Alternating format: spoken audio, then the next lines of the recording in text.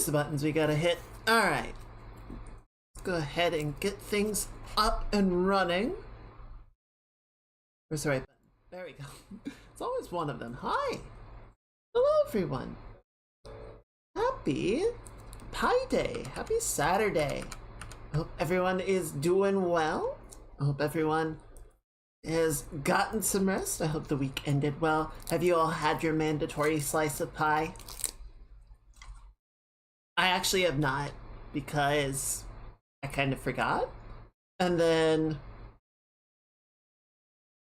yeah, I haven't been to the store yet. So, plan. I'm probably gonna go to the store tomorrow. I'll pick up a little bit of pie then. Let me say hi to everybody. Hello, Jack. It is stream time. It is good to have you with us for the stream time. Hello, Gally. That is indeed a fine pie. Hello, Standing. Yes, it is. It is nice here today. We definitely got a lot of snow yesterday, and it kind of continued into last night.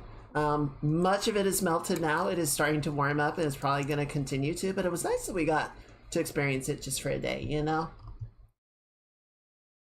Hello, Lakota. Thank you for the 45. I need to make sure the stream badges are up to date, because I'm pretty sure you guys are going to get new ones soon, but thank you for the support. I really appreciate it. It's good to see you. I hope you're doing well. Currently making a bananas Foster. Ooh, that sounds pretty good.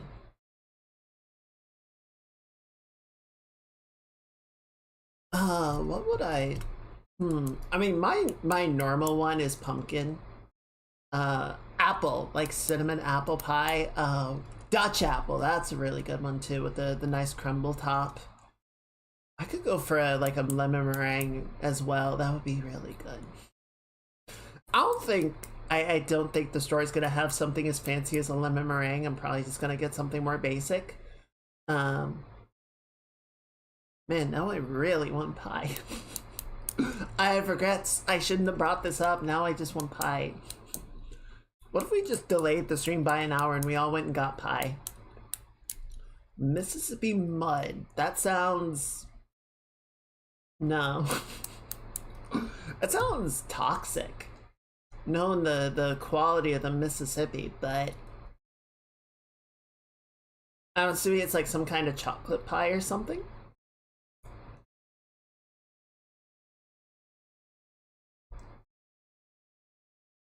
Yeah, I'm gonna have to wait till tomorrow. It's okay. It's okay. I will earn my pie. Chocolate and Oreo. Okay, that does sound good. I do like a good pudding pie, especially when it's like chilled and the pudding sort of solidifies a little bit. So it's like, it's still, you know, chewable, but it's like, it's not just pudding that like falls apart as soon as you cut it. Yeah, that's good. That's good. I like that.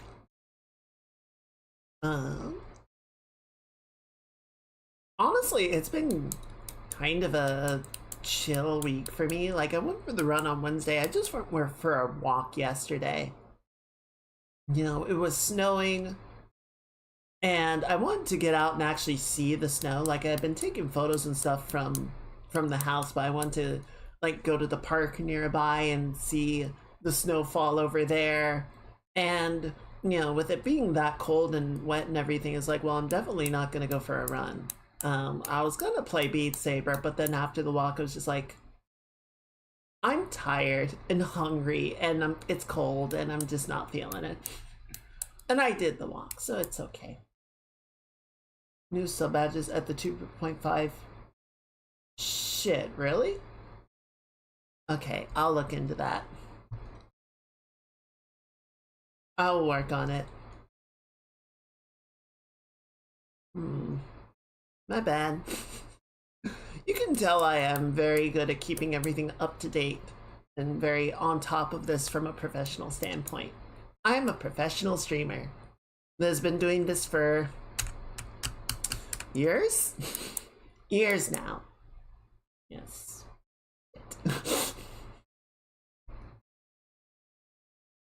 Okay, I'll work on it. Um,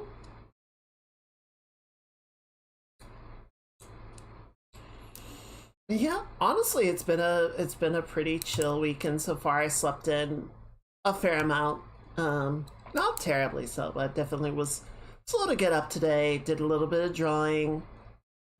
Went and got lunch. I got the wrong lunch. It's still good, but it just wasn't the lunch I was expecting. I just clicked the menu too quickly and I didn't notice that I had grabbed the wrong thing. And I was like, this tastes funny. Oh well.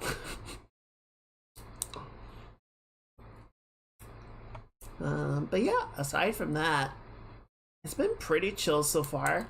Um, I'm just checking it a little bit on like the Star Citizen news, seeing where the patch is at.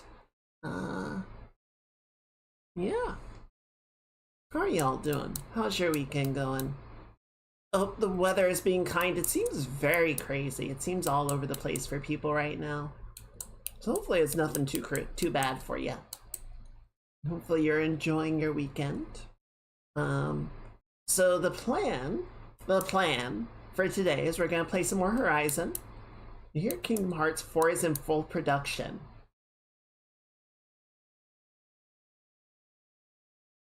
I'll believe it when it's out. Trying to remember, I think I played Kingdom Hearts 2. I don't think I've finished a single Kingdom Hearts. I'm trying to remember if I even played 2 or just watched someone play 2. I don't know. That series got so far up its own butt about everything. Like, it was such a simple, beautiful concept at the beginning, and then somewhere along the way, it's like, what if we just had, like, the most convoluted lore?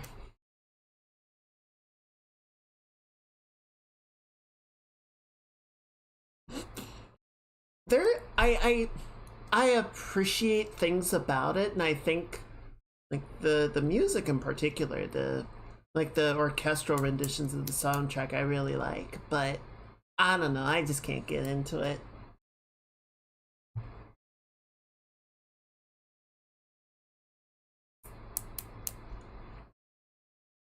What'd you think of 3? I heard a lot of mixed stuff about that.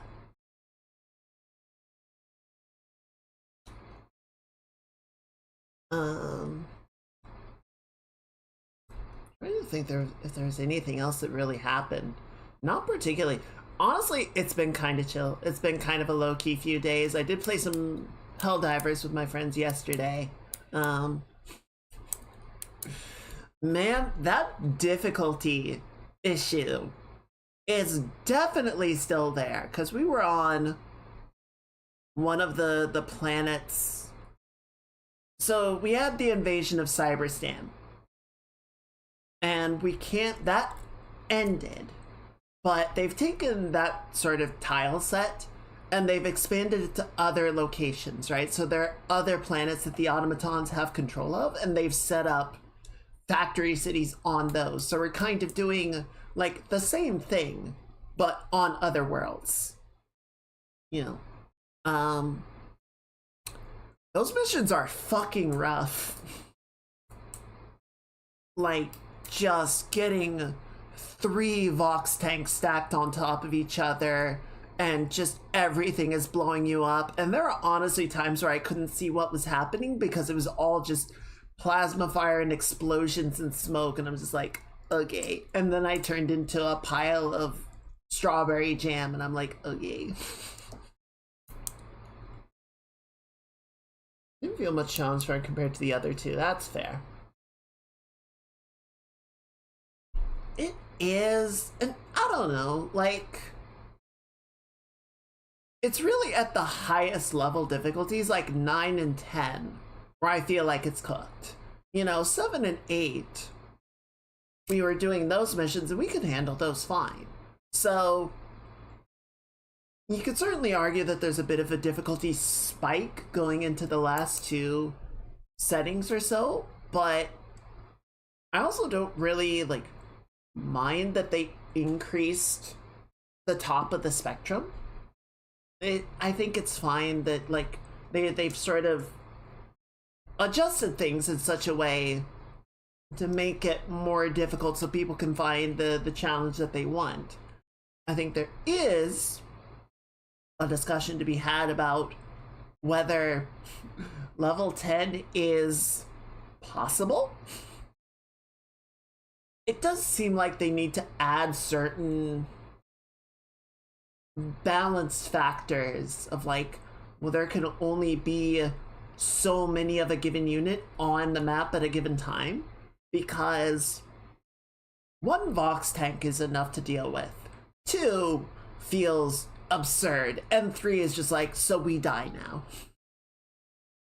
We just need to like completely reposition and take them out as they come at us, because trying to fight in the middle of them is impossible. Which, I don't know, maybe that's the point, but I was sort of talking about on Thursday. I didn't get too into it just because, you know, whenever we do game dev stuff, that's taking up most of my brain power. But I was talking with my roommate about the idea of friction in game design, right? That I would sort of attribute this as part of the issue that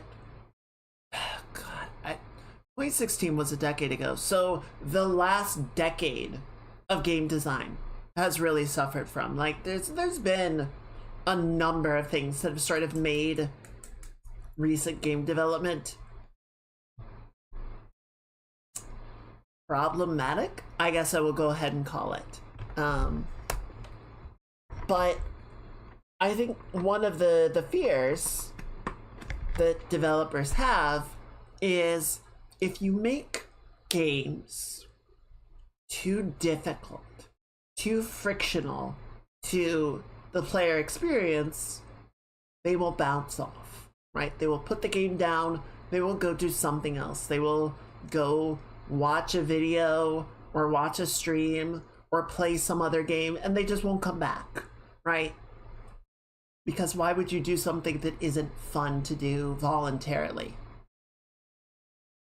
I mean, I say that, and then I think about all the games that people just get like so fucking pissed at and don't even really enjoy playing, but they play them on a daily basis. And it's like,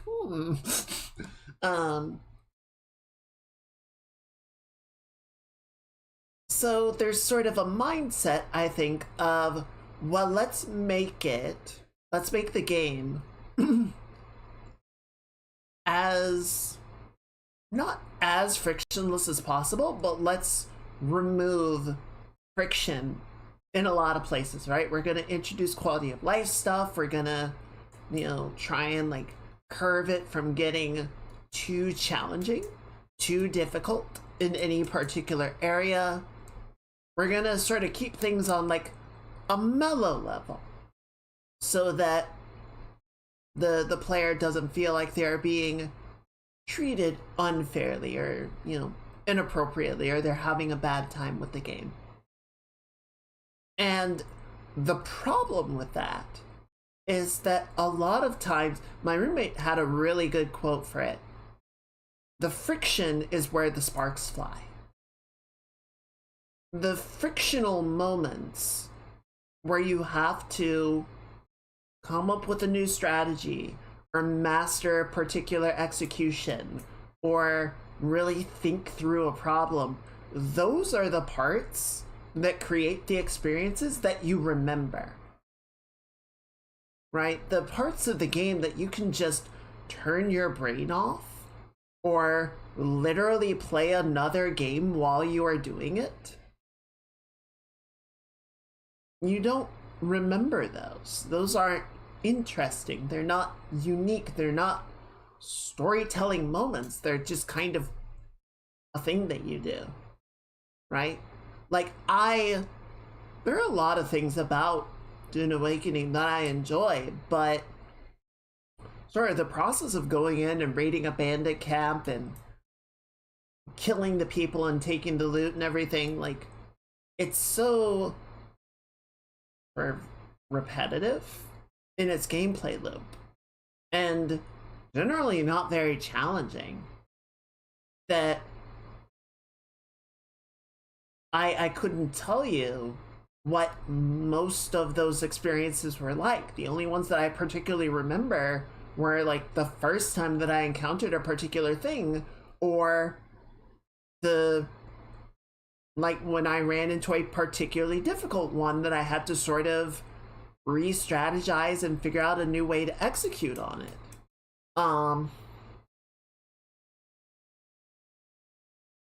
I remember the first time the sandworm breached like right next to me and I shat myself.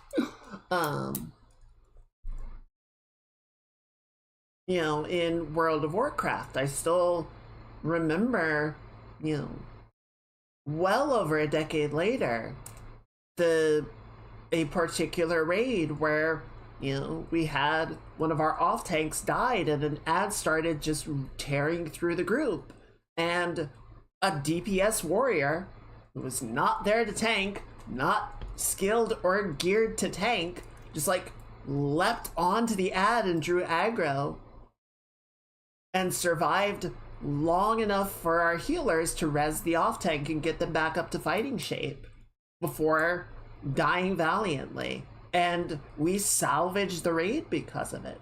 We salvaged the run.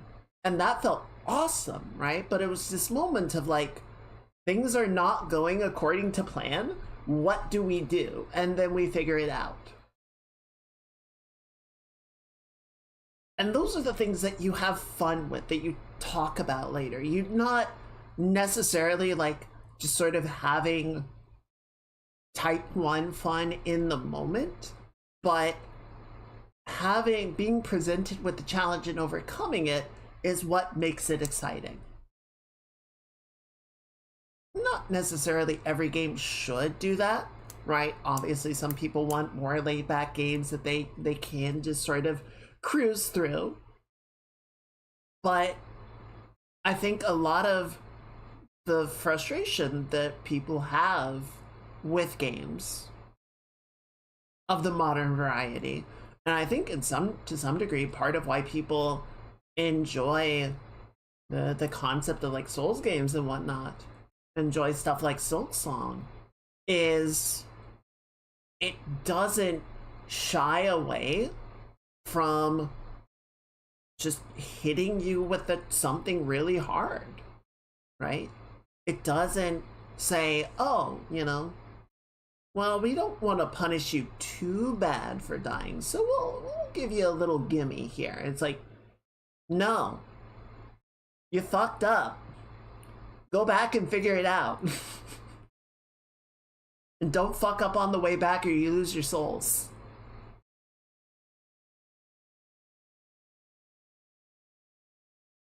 You know, I've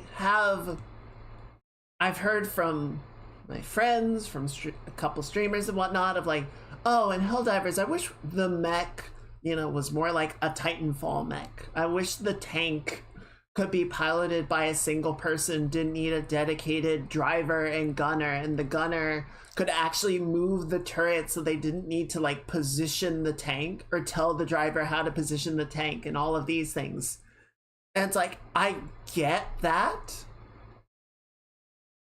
but the jank is part of the charm and the experience of Helldivers, right? This idea that Super Earth is just shitting out the most basic equipment that they can mass produce because they need to make millions of these and they need them now. So it's like, no, we made you a tank. We put a lot of armor on it. We did not put a motor to turn the gun. So you just need to tell the driver where you want to point. And that creates a gameplay friction of you have to actually communicate with your party on how you want the tank to be operated.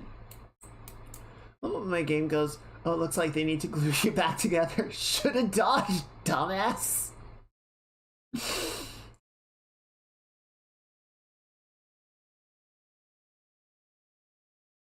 And like, you know, I don't like the game berating me for failing, right? But I think part of why people enjoy stuff like Dark Souls and Hollow Knight and all those is, you are presented with something that feels incredibly difficult, and over time, like, you start to figure out, oh, okay, excuse me, here are the things that I need to do, here are things that will help, here are things that I should be aware of.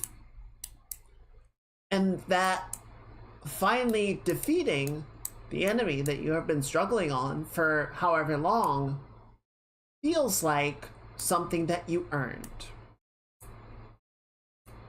It feels like something that you accomplished, not something that was given to you.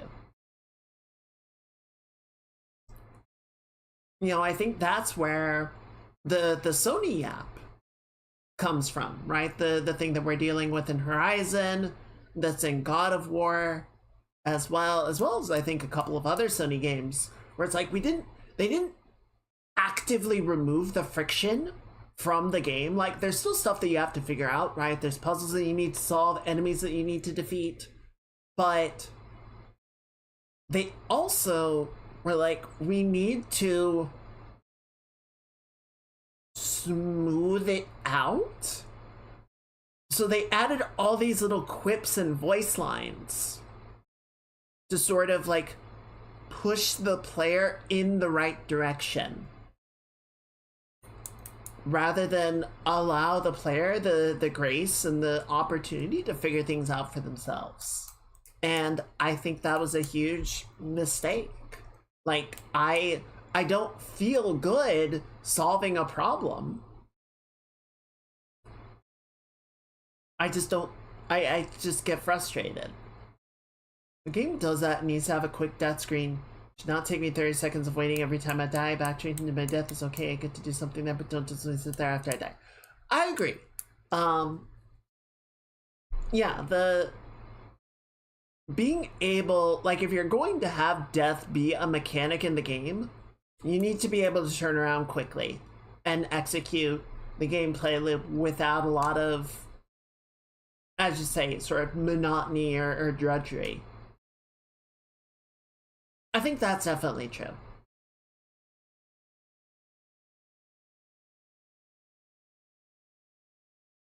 I mean, I think there are examples like Armored Core, right? Armored Core 6, when you die, the expectation is not, well, I'm just going to go back in and bash my head against this until it dies. Some people absolutely do that, right? Dark Souls players are used to that mentality, so they will just do it. They will just go back in with exactly the same loadout and go next, go next, go next. And they will figure it out or they will die.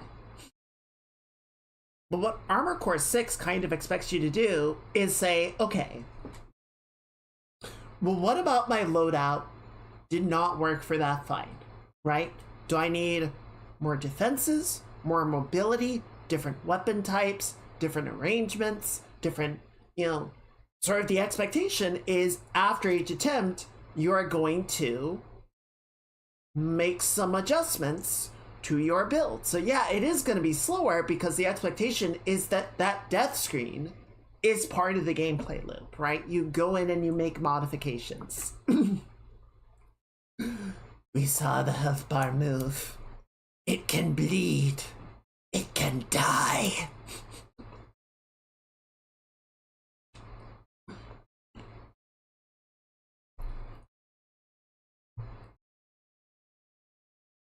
So yeah, there are absolutely games where death is a mechanic. It is part of the gameplay loop. And there are games where spending time after you die to analyze and consider how you want to go again is part of the gameplay loop. And there are some where it's like, no, just put me back and we gotta go.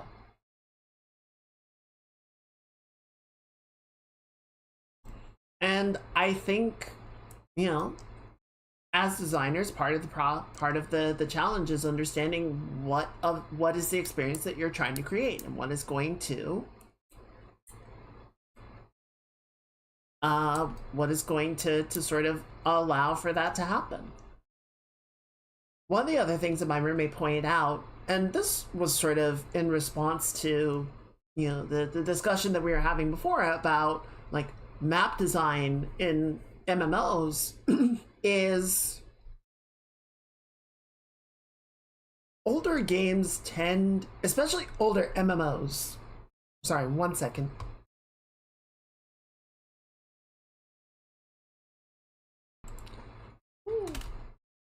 Sorry. I'm very gross today, I guess. I'm gross every day. What am I saying? Older game design in general does not respect your time, right? It says, okay, you're going to commit to this leveling party. You're going to run this dungeon. You are going to play this game. You are going to be here for at minimum 3 hours. Right?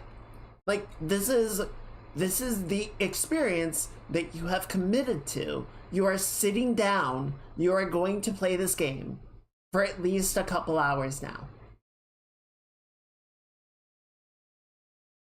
And I did that. I would be in groups for just hours and hours on end, right? Especially if the group was doing really well and we were getting a lot of farm in. It's like, yeah, let's just keep going.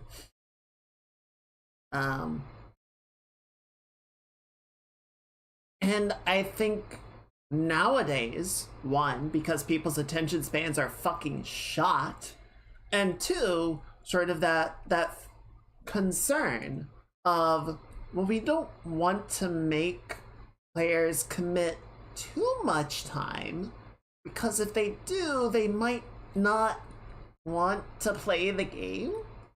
And this does happen, right? Like, I will think about loading up Star Citizen, or the greatest offender, not offender, but the greatest victim of this, the opposite of the offender, is Baldur's Gate 3. Right? You boot up Baldur's Gate 3, especially if you haven't played it in a while. You boot up Baldur's Gate 3, you need to remember where you were, what you were doing, what your party composition is, what everyone had equipped, how you were using your party. Maybe make some adjustments based on how you're feeling and what you think you want to do right now. And before you know it, like, you've already spent over an hour just catching up to where you left off. And now you can actually play the game. And a single encounter can be like 20 minutes or more. And that doesn't even progress the story. That's just an encounter that you saw on the way to progressing the story. So actually, like, playing the game can be another 2 or 3 hours. Like, it's easy to do a 4 to 6 hour gameplay session and feel like, shit, I accomplished so little.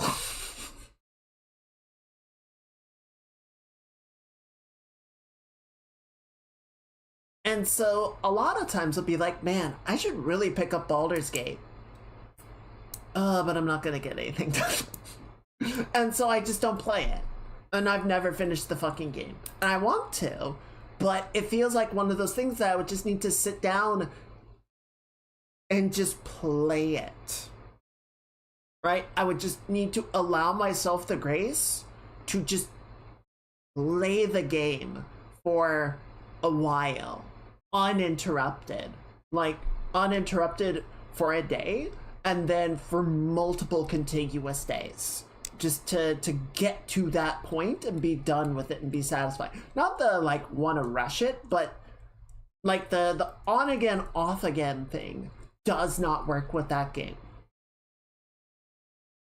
It often strikes me that very time demanding games like means we won't be buying other games. We only have time for the one. Somewhat. I think that's somewhat true, and I think that is certainly exasperated by live service games, obviously, where they sort of instill that habit of daily play.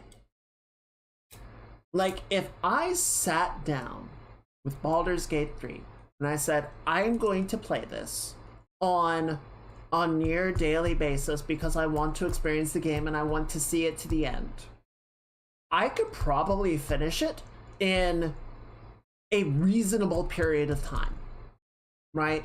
Final Fantasy IX, not being a completionist, I remember it took me about 42 hours to beat, which is not that bad, right? If you sit down and play that for like, I don't know, 3-4 hours a day, it's like 10 to 15 days, right? So like you can finish a game in a week or two, even long form games. You know, you might sort of savor it a little bit more, do more side questing, do more this, do more that, and then, you know, yeah, I can sort of spread out to a couple weeks, but it's still not like, yeah, I'm gonna play this one game for 6 months. That's live service issues. Where it's like, yeah, you have dailies, you have weeklies, you gotta keep coming back, you gotta keep on the grindstone, keep on the treadmill.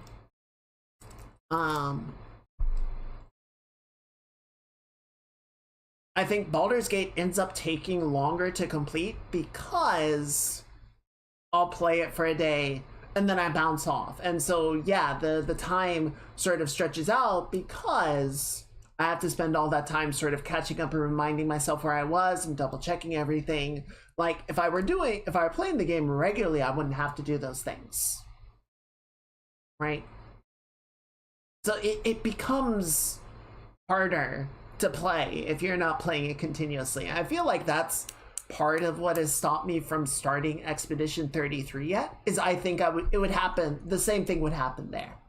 I would start playing Expedition 33 and I would play it for maybe a couple of days, and then I would put it down because I have stream and I have art and I have other games I want to play, and then it would be like 2 months before I pick it back up again. I'm like, fuck, where was I? So, like, there is a bit of a real danger of players looking at a long game and saying, or, you know, a game that demands a lot of time from you, and saying, well, I don't know if I want to get in on that because I feel like I would just kind of struggle to keep up with it and all this, that, and the other. But like, at the same time, you know, an example that I have brought up before is when I started playing Elite Dangerous, I was looking at all the various ships that were available at the time. And I was like, okay, which of these do I really like? Which one is going to be like my objective? And I saw the Alliance Chieftain. I was like, that's a pretty ship. I like that. That is going to be my ship. I'm going to put in the work and I'm going to unlock the Chieftain, and that will be my baby. That would be my daily driver. And I figured that this was going to be a long-term goal, right? That I was going to have to like play the game for a while. It took me maybe a couple weeks of playing the game. And then I had the Chieftain. I'm like, well, what do I do now? Because a lot of the gameplay progression loop in Elite is getting enough money to buy a ship and outfit it. Once you have the ship, you're sort of restarting the gameplay loop with the intention of doing it again, but it's like, but I have the ship that I want. So what's next?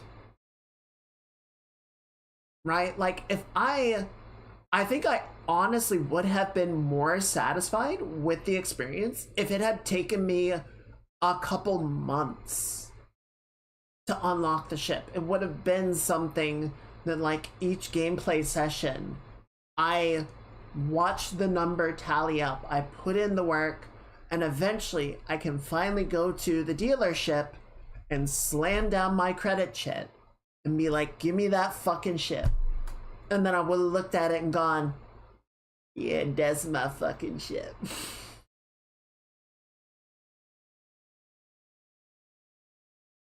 And my roommate made a good point that my roommate is very smart. My roommate is smarter than I am.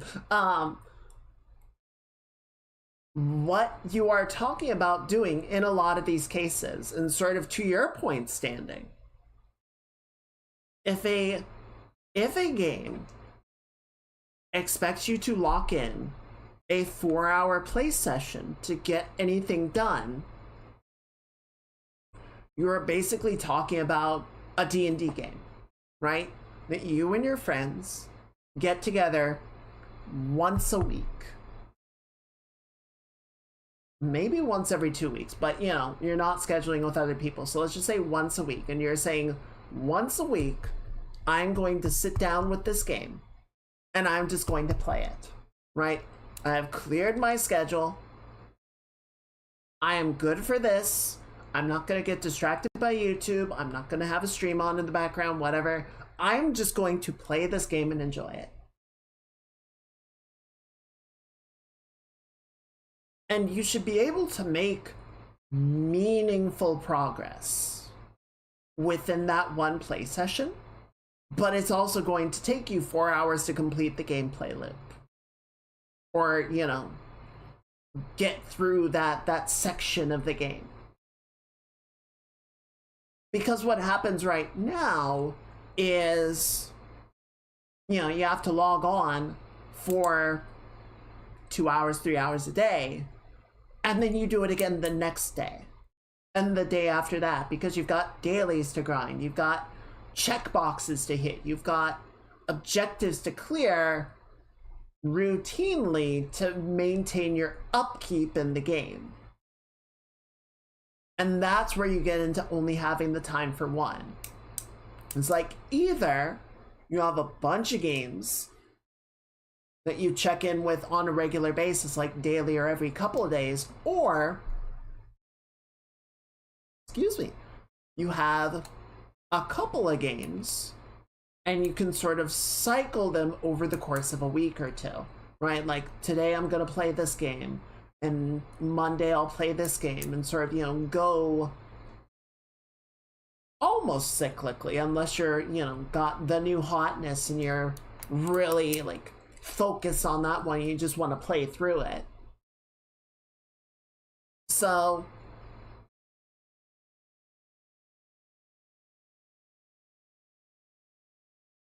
like, I don't, I think that is a different form of respecting your time, right? Of saying, well, we're not going to give you instant gratification. We're not going to say, oh, you played the game for 15 minutes, here's a thing, here is a reward for it, right? Because, oh god, fucking Destiny runs into that so much, right? Of like, oh, you know, you completed a single strike, here's a bunch of guns. And you just look at all of these guns and you're like, well, none of these mean anything or have any value to me. It feels to me that any new live service game has to be able to pull players away from other games in order to survive. I think that's definitely a challenge, yes. And especially these days, like the problem Marathon is running into is everyone is immediately comparing it to all the other extraction shooters that are out there, which is understandable because it presents itself as being an extraction shooter, and it is. So people are sort of looking at it going, is this a better experience than the other games in the genre that I can play? Which is understandable, but also kind of a weird mentality, because it could be like, well, maybe today I want to play this particular version of this experience and I'll play Marathon, and then tomorrow I'll play Arc Raiders with my friends. I like Zenless for that. I get my dailies done in around 5 minutes.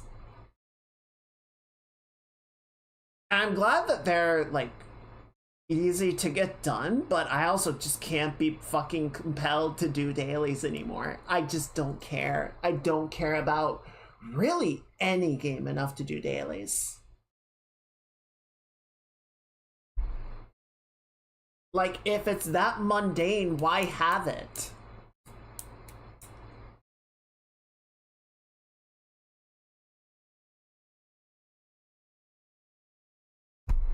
Yeah, and grind is definitely, it's a related topic. Like, having to do stuff just to like check the box off or get something completed is not fun. Like, ideally, every part of the game loop should be engaging in some way. But I think there is also the case of like overly gamifying stuff, right? Like, someone was complaining about, I remember a comment complaining about the crafting system in Star Citizen, or the way that it was shaping up to be, that you take the materials that you've collected and you put it in the fabricator and you hit the button and it makes the item, right? And someone was like, there's no gameplay in this. I'm like, no, dude, it's a fucking fabricator. You're not going in there with a hammer and a screwdriver making the thing yourself. I don't sit there at my 3D printer, like, poking it the entire time it's making a miniature. I tell it the job and I let it go. Like, maybe you put the stuff into the fabricator and then you go do other things. You play other aspects of the game while this is doing its thing. I would argue one of the sort of shortcomings or mistakes that Dune Awakening made was the fabricators are too fast. Right? Because they're slow enough that you have to sit there and wait for the fabricators to complete. But they're not so slow that you can walk away from them and go play other parts of the game.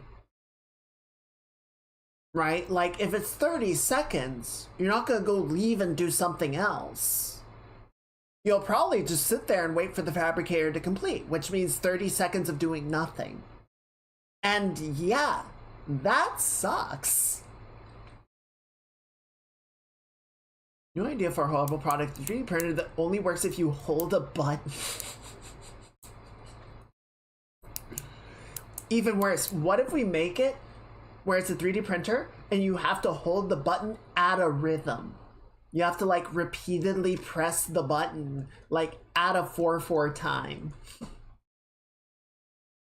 I saw posts saying people can play WoW effectively for free. You have to play enough to earn tokens to cover the monthly fees. Eve does a similar thing, that you can buy game time with ISK. Is that can be done by focusing on 2 weeks out of every month? That doesn't sound fun unless WoW is the only thing I'm playing. Yeah, like if it's a sort of, I don't know, if it's a sort of thing that you can just sort of accomplish in the process of playing the game, then yeah, maybe? But no, in general. And sort of on that daily topic, I agree, Jack, because when I played WoW, dailies were a thing that I had to log in and commit a fair amount of time to accomplish, and it wasn't to progress, it was just kind of to upkeep. It was just to maintain. And I definitely would rather see that be simplified, but I would also kind of rather just see it be taken out of the game. Open new suspension completely was farming stuff in game. That's wild. And, Eve does a similar thing where you can use ISK to buy, I think you can use ISK to buy the premium currency, and then you can use the premium currency to buy game time.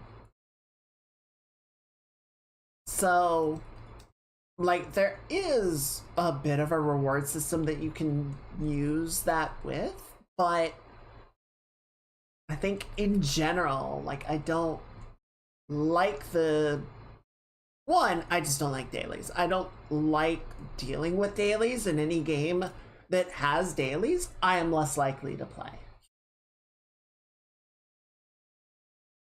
You know, I like the daily system in Helldivers because the rewards are completely negligible, and it's more just like, here's your challenge mode for the day. Try killing X number of enemies with flame damage. Try killing X number of enemies with rocket launchers or grenades. Right? It's just sort of a daily challenge mode. It's not a it's not something that I'm like dedicatedly going in just to get the rewards for it. And if I just choose to ignore it, then there's not really any consequence for ignoring it either.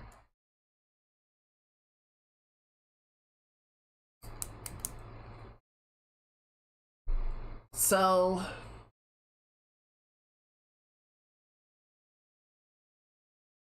yeah, I guess what I would sort of say to that is I think I would rather see the game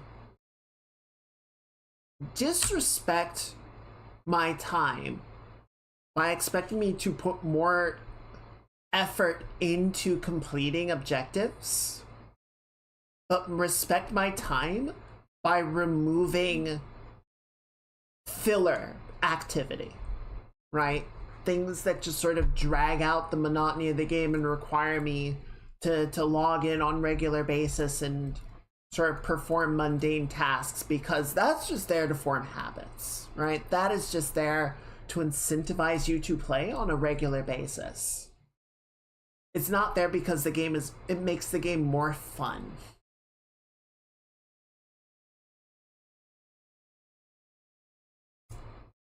And we were talking about this with Final Fantasy 14, because 14, motherfucking Final Fantasy 14, I still love that game, but God, it also pisses me off sometimes. The roulette system is probably the greatest shot in the foot that game suffers from.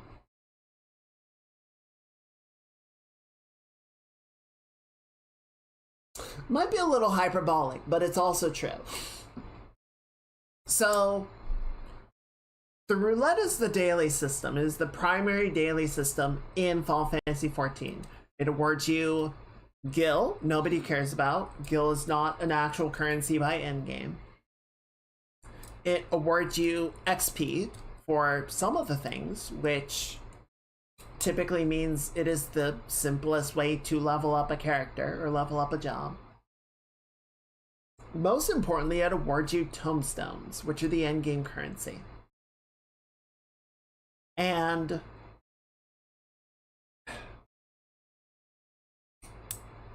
I've complained before about the sort of general issue of, you know, when you're just in there to do your dailies with other people, the other people you just treat as NPCs that are there to complete the job, right? They're not other people that you're going on this adventure with. It's just a mundane requirement to see the daily done. So you get really frustrated with that. Point being, there are genuinely fun dungeons in Final Fantasy XIV, fun encounters, game content that I have not thought about in years, because they almost never come up in roulettes. And the roulette is the main game mode that you play on a daily basis. So if there is a dungeon or a raid that is statistically nearly impossible to get in the roulette, then you just don't see it. Thank you, I'm getting heated.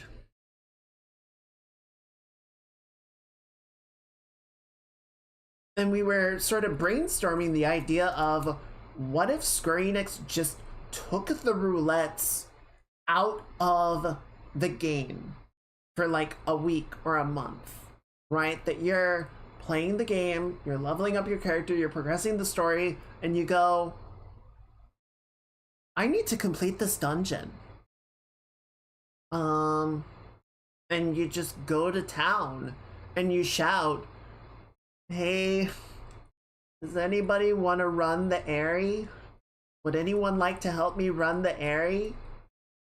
and someone goes, shit, yeah, actually that sounds kind of fun. And they'll raise their hand and go, yo, invite me. I've got like 2 people from my FC, my company. I'll ask if they want to join. Right? And now you have a group that has organically and voluntarily formed to complete this. And you understand that you have a new player that you might have to explain some stuff to, right? Walk them through the mechanics, help them accomplish it. And then when you get to the end, you all get to sort of celebrate that you helped make this happen for this person. As opposed to the way that it works right now is somebody needs to complete a dungeon, they queue up the dungeon, and it auto-fills the party with 3 people from Leveling Roulette, and those 3 people go, fucking fine, all right, let's get this done. And then they just bull rush it, right? They just sprint for the end, wall-to-wall pull. The new player goes down because they don't know what the fuck is happening and no one's explaining anything. And the rest of the party goes, God, this fucking guy. This fucking guy. Of course this fucking guy, he's never seen the dungeon before.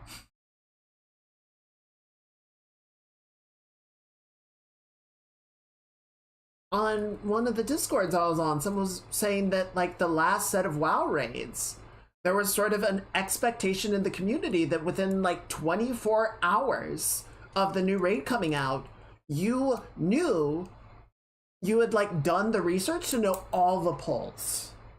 It's like, brother, at best, there's a couple tutorial videos on YouTube. But I haven't seen it, I haven't done it, how am I supposed to fucking know? Yeah, just Leroy Jenkins, the whole fucking thing.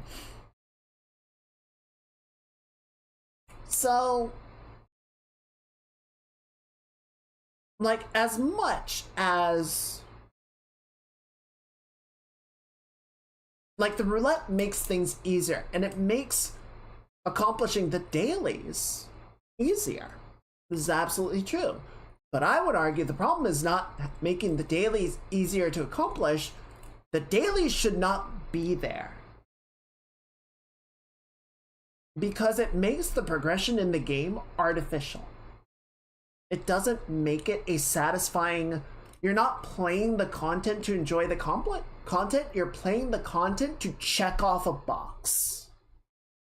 You're not enjoying it anymore. And that was the thing for me. That was what I ultimately quit 14 and WoW and pretty much every other MMO over, was the point where I wasn't enjoying the playing of the game itself. I was just accomplishing objectives. I was just accomplishing the same objectives that I had accomplished last week, just to maintain my upkeep. And it wasn't fun anymore. There are absolutely things that I would play again in 14 voluntarily. Just if somebody said, does anybody want to run this? I need help. And I go, yeah, that sounds cool. Let's do it. We should look at playing a game soon. Actually playing a game, not just yapping about games. But one more example of that. So in 14, there are 2 dungeons at the end of A Realm Reborn's main storyline. Castrum Meridianum and the Praetorium.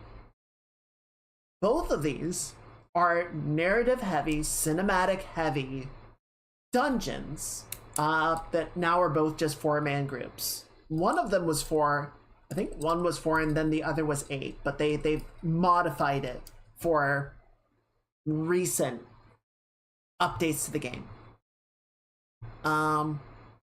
And sorry, I'm just queuing something up.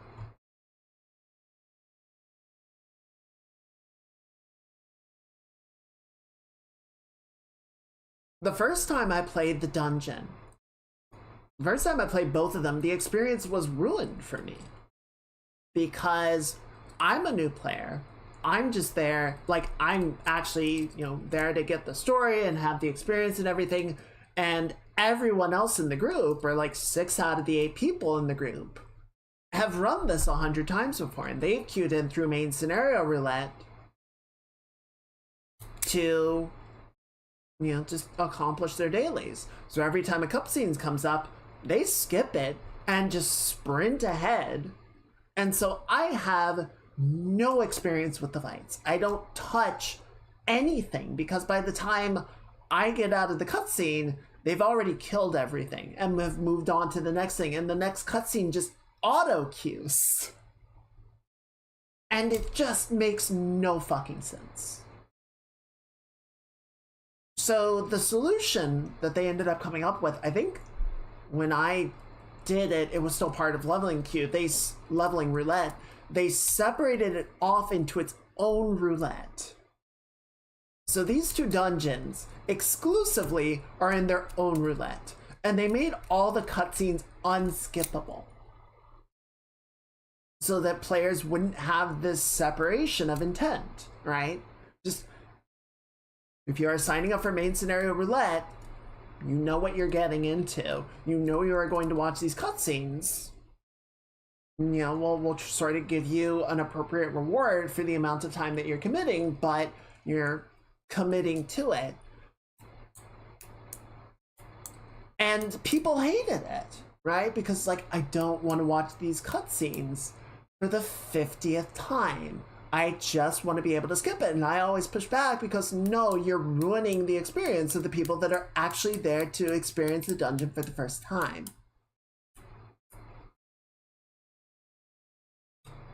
And if they just got rid of the roulettes entirely, so that someone says in shout chat or whatever, I need to run Castrum Meridian or whatever it's called for the first time, can anybody help? Then the people that join into the group know we're gonna kind of pace around this guy's experience. I can skip the cutscenes, but we're not gonna sprint wall to wall and Leroy Jenkins the entire thing. We're gonna wait for this guy so that he can have his proper experience and see the fights and go through the mechanics. Problem solved.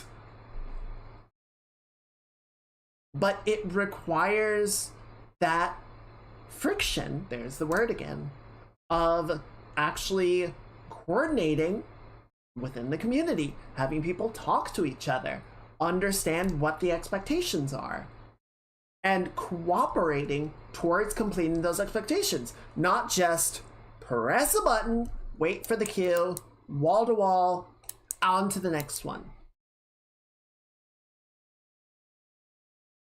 Games need friction. Mechanically, socially, time commitment, because the overcoming of the friction, the overcoming of the problem, is where the satisfaction comes from. If everything is just given to you, then you become a Nepo baby. You become a Nepo gamer. And the moment that anything is remotely difficult, you go whine about it on Reddit.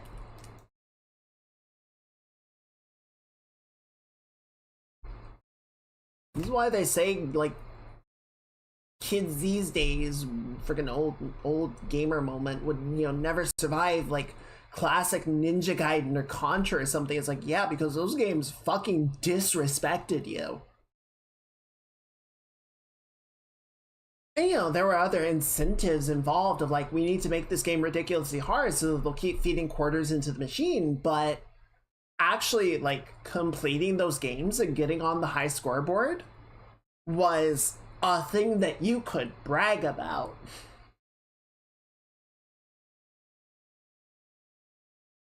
The actual, like, overcoming of absurdly difficult challenges was a thing that you could be proud of and you could show off to your friends. And, no one is impressed that you beat the dungeon that just told you how to do everything and then clapped and gave you a gold star. you know?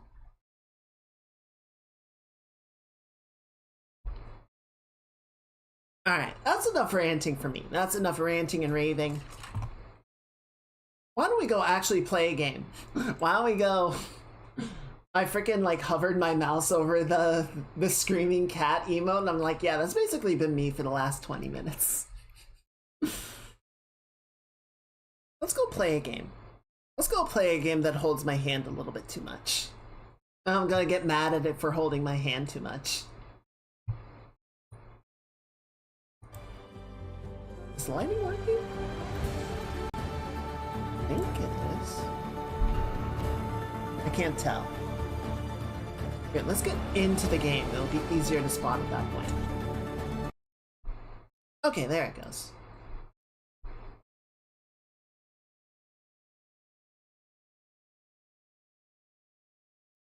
So yes, last time we helped some folks at the Deluge with the mudslide. Unfortunately, we did not rescue Kintalk in time. Then we proceeded to Vegas and uncovered the ancient ruins of the old city, semi-preserved under a dome, and rescued Poseidon.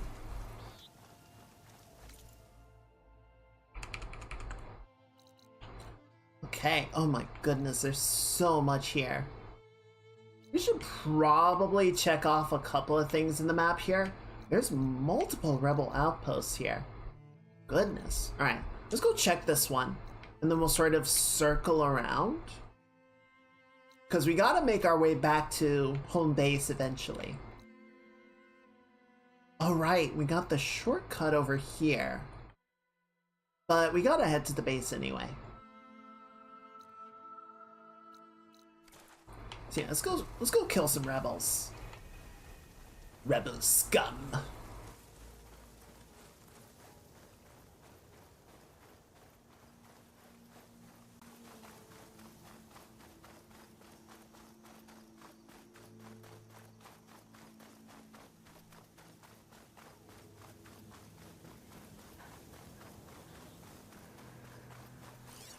One thing I'm a little disappointed by is I feel like there's less...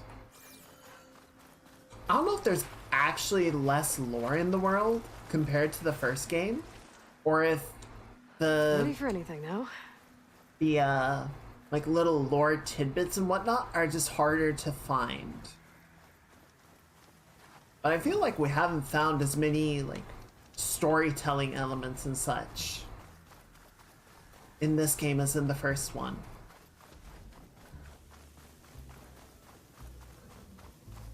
What the fuck was that?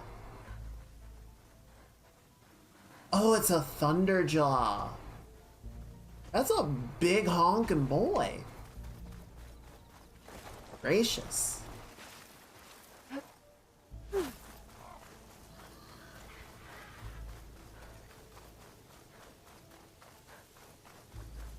Yeah, I tried, man, I still need to uninstall it, but I tried Arknights for a day. And I was just like, yeah, this ain't for me. And I hadn't even gotten to like the dailies or anything.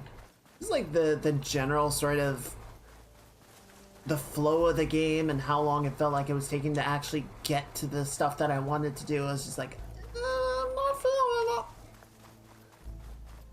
I don't think this is my game, Chief. The Devil's Grasp.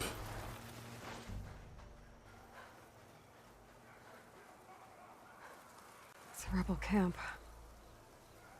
Built under a Horus? What are they doing here?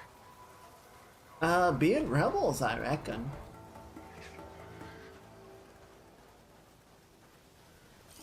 Anyone nearby?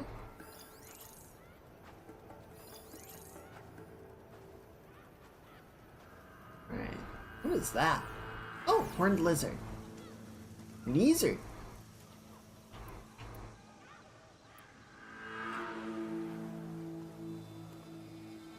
Alright, you got a helmet on? Looks like they both do. Unfortunate.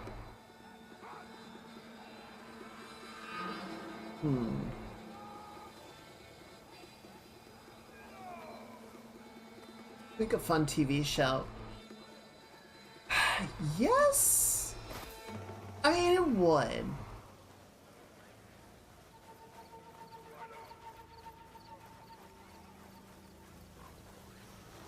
I guess the question that I would kind of have would be, you know, would it be a direct adaptation? You have a helmet on? You do. Why do all of you have helmets?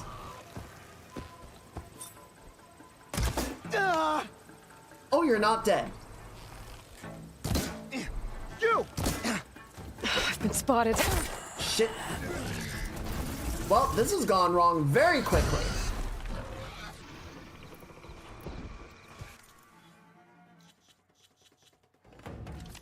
Where's my fire bell? Not you, not you, not you, you.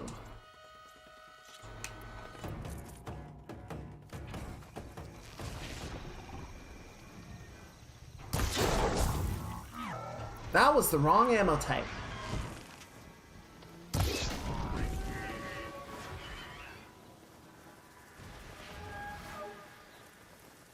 Is he not following me? Oh, I totally agree that I think the adaptation would be a ton of fun. Riders. Better watch my step. Champion. I totally agree that the adaptation would be, or like the world is super interesting to explore. I would really want to see more of that. And that was kind of where the idea of like, maybe not a full-on MMO, but you know, like an open world sandbox type of game could definitely be exciting.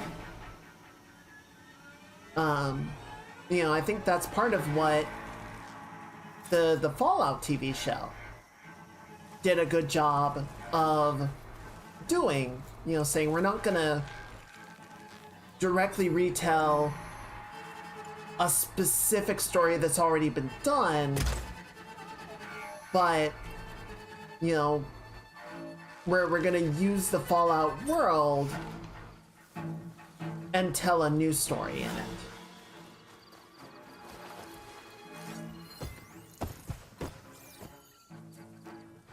You have armor over those? You do. Shit.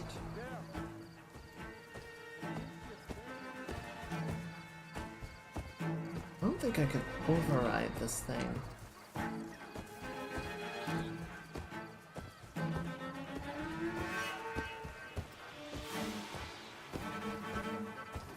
We've got trouble!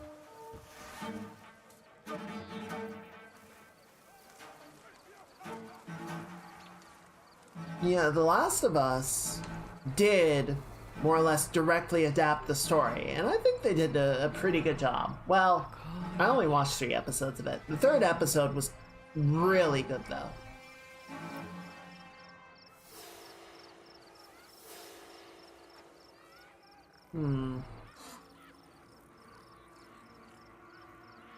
Need these guys to scatter. All good. Sorry. Here we At go. ease. There can't have been anyone here. There can't have been anyone here. This guy just died on his own, I guess. You know, it happens. Corruptors. Built the override module in my sphere from one of them. I guess the rebels are using them too. Another watch with nothing to report. Nothing to report. Brother, your friend is dead.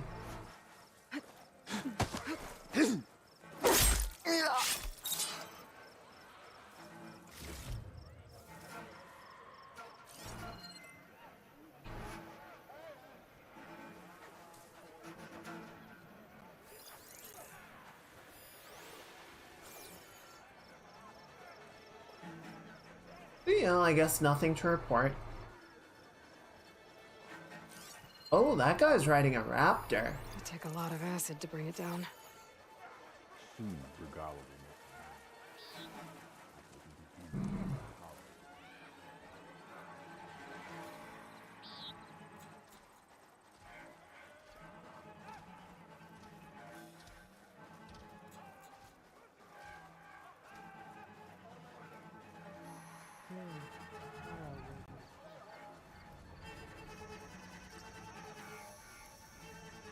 Made it in.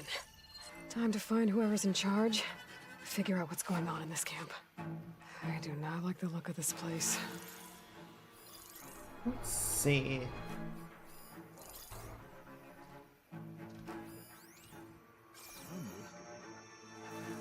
What's that patrol? Right there. He's got a helmet on too. False alarm. Call it off. Stay alert in case there was Gotta someone. find the right cauldron to learn how to override that machine. Yeah, I know, Aloy. It's a shame Kara wasn't cut down. Ooh. That's the big boy. If I fight him directly, probably gonna cause a lot of trouble. Oh, someone got alerted.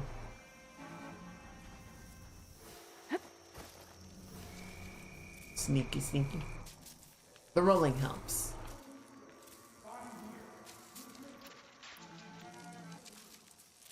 Is that a helmet? Yeah.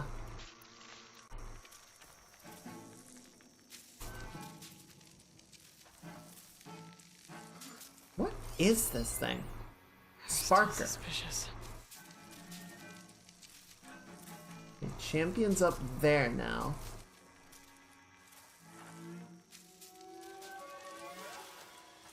Kinda. Not exactly stuck up here, but it's not a super... Okay, I guess I can get over there, maybe. This is not good. Shit! They held machines down with this. And that hammer. It has an override module like mine, but different. I think this is what the rebels use to override machines. Is that the champion? No. So, if I get rid of it, the rebels will have fewer of them.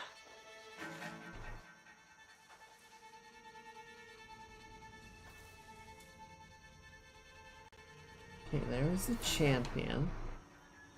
I think these guys will work in a nice way that I can... I forget, can I pick up the bodies? I feel like I can. Or have some option to be more stealthy about them, because that is definitely a thing. They keep finding the bodies. And then that pisses them all off, and then I gotta hide for a bit. And it just becomes a whole thing, you know?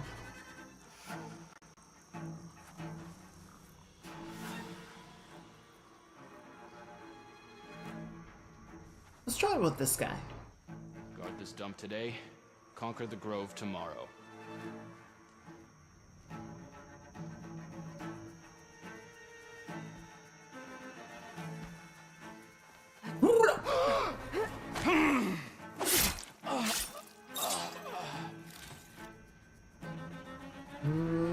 No luck there. I thought I had some option for moving bodies. Well, we shouldn't stick around then, if that's the case.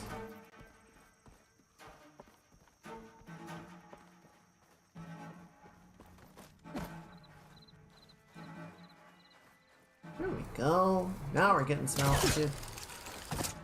I'm seeing things now.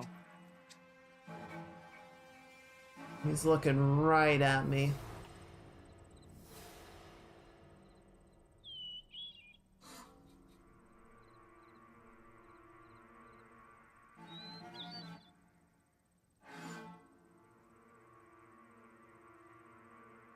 Come on, buddy, look away.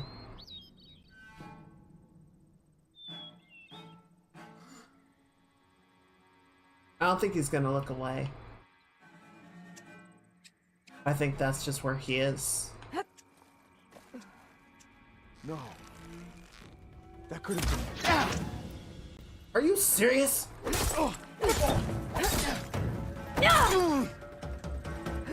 There we go. Ooh, that looked like it hurt.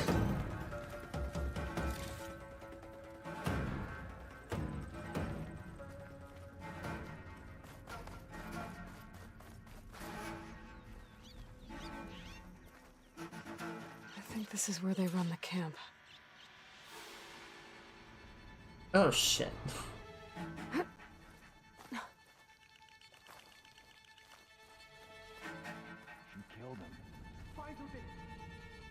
They're way up there.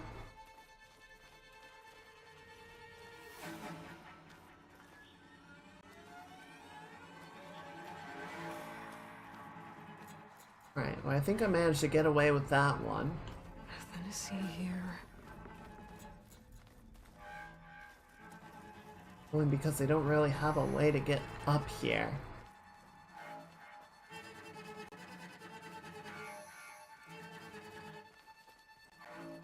Regala will make her move. Found all within a farm. That will be the end of Hekara.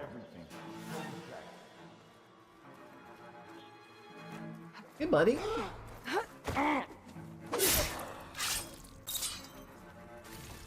Nice.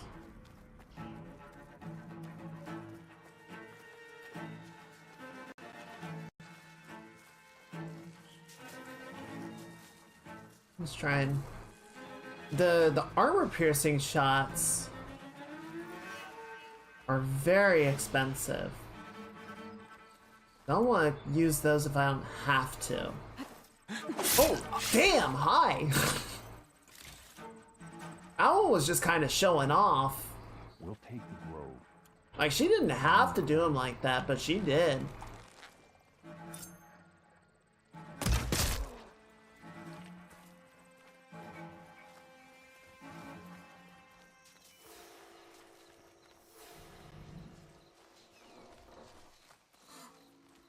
Oh.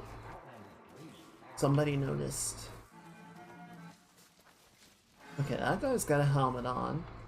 That's a champion. Are there two champions?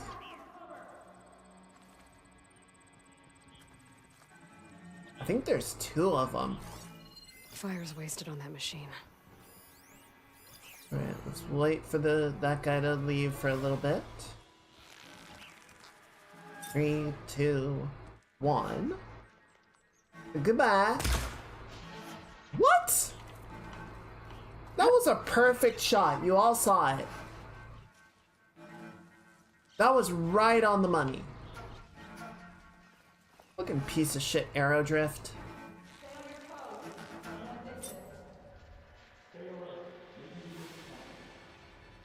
A little high. There we go.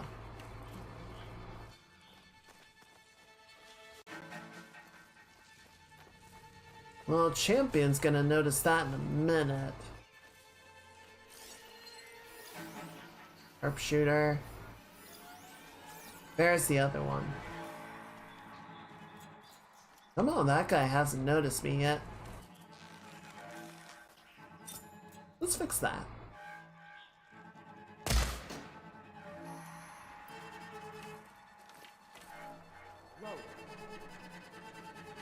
Yeah, fuck that, dude.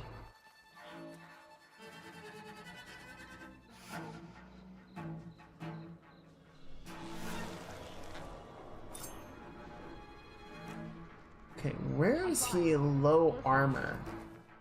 Is the real question. False alarm.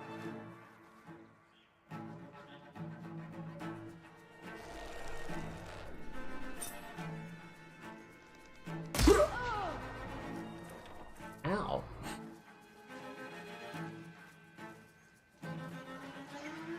Alright, that looked good.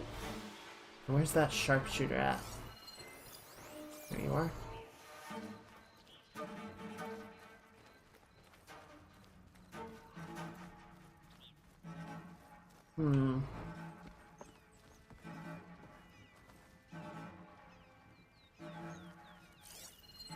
Is that the champion over there? No, that's soldier, that's champion.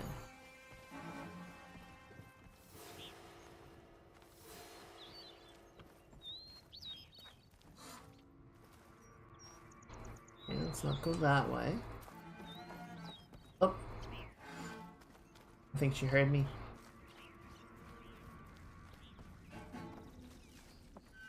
False alarm. Call it off. Uh-oh. I'm not.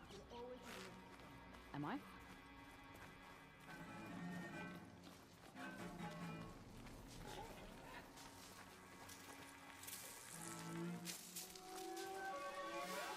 Almost got him. Does it overlap here? It does, so I gotta be careful here. Keep your eyes peeled. Man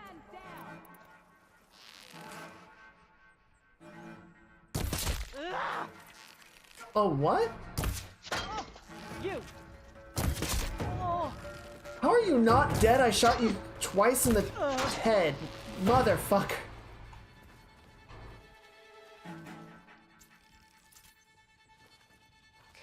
Okay, but see, now the champion's gonna notice that, which might actually work in my favor. Probably not gonna... I don't think I'm gonna be able to kill him in a single silent strike, but we can definitely hurt him.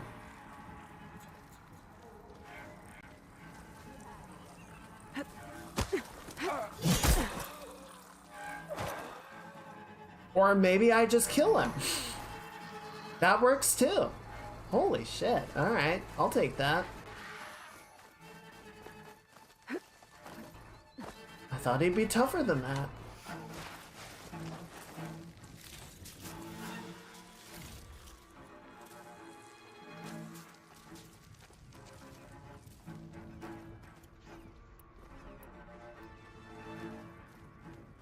Yeah, I'm not saying the game, like, it would definitely make the game more difficult, but I feel like at this point, everyone still alive should be on high alert, you know?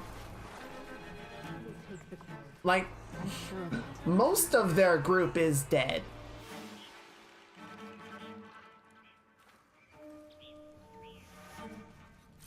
You have a patrol path? No, you're just kind of looking around.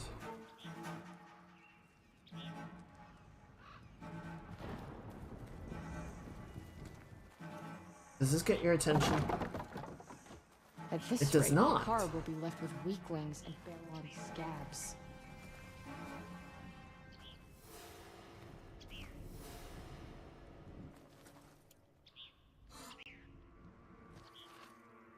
I guess this is a higher level camp, is the thing. Got a taste of battle at the embassy. Which is kind of annoying, just because it's like, there's nothing that actually makes these guys stronger or better. They just have a higher armor rating, I guess. And then the clans will fall in line. It just feels artificial, you know? Must have just... Shit! I was out of range. Down. Danger! Oh, shit, hide. There. Oh, goddamn.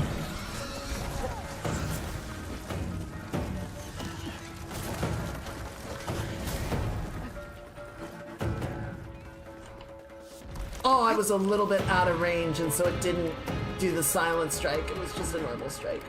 I fucked up. I fleeked it. Cover fire!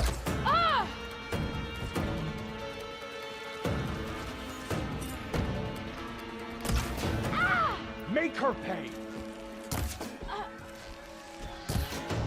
That'll cost you! We There we do go. not forgive! Oh, shit, hi.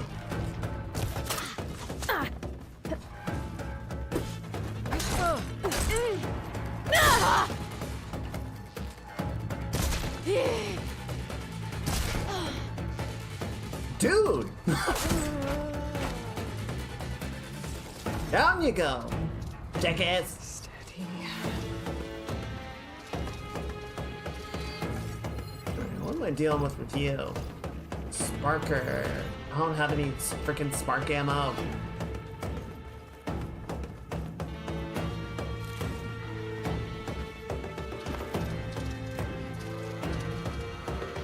Over there! You heard them! Hello. Out here!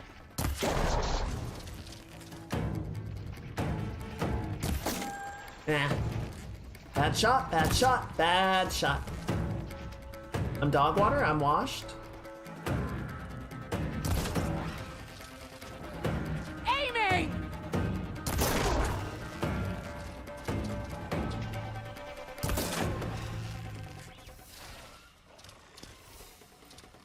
Man, you are so confused by all this. You don't know what to do. This is all your fault. Oh shit.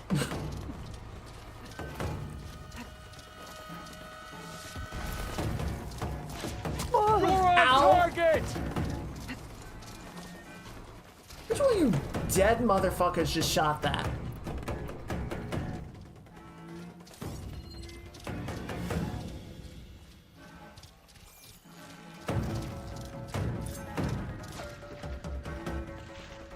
I bet it was you.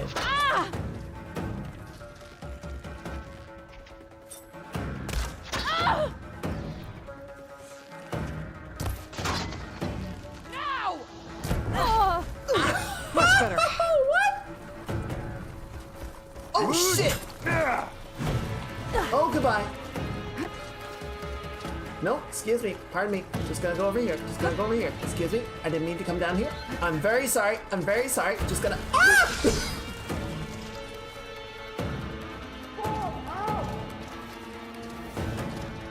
Oh, she got up. She got back up. Ow. This one's for the rebellion! Yeah? I'm sorry, could you like hold still for a second? You're being very rude about this whole thing.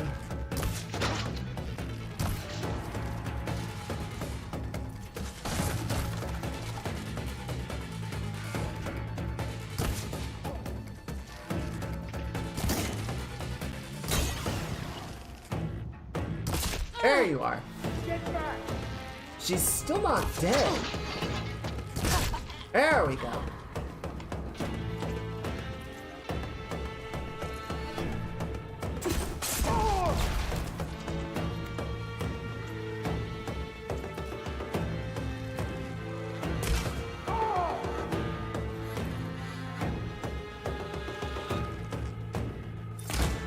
Oh, boo. Where'd that raptor go? There he is.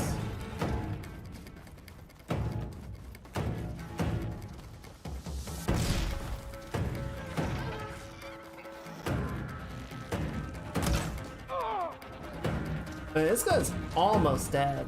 It's just kind of a war of attrition, really.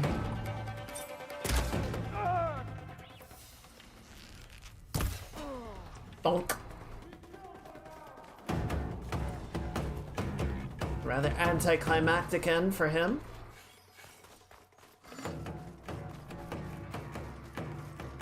Let's find that coward!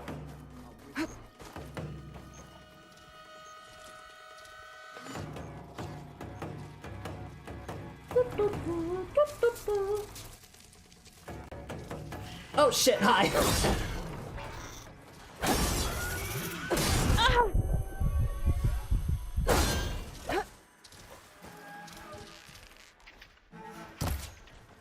Oh shit, hi.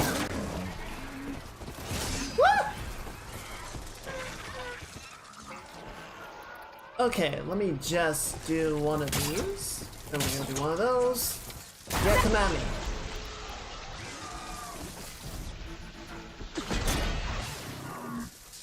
Come on out! Or are you a coward? I'm not a coward, I'm just not stupid.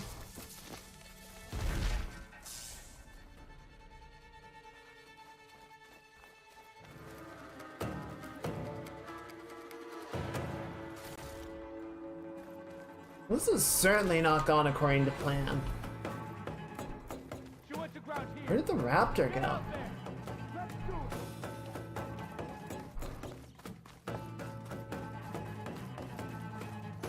it. She's not a ghost. Find her. You can see. What if I I'm am? still searching. Maybe I'm a spirit of vengeance. You ever think of that?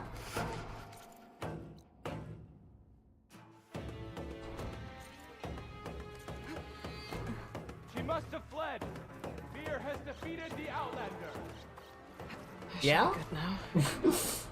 Is that what happened? Sure about that?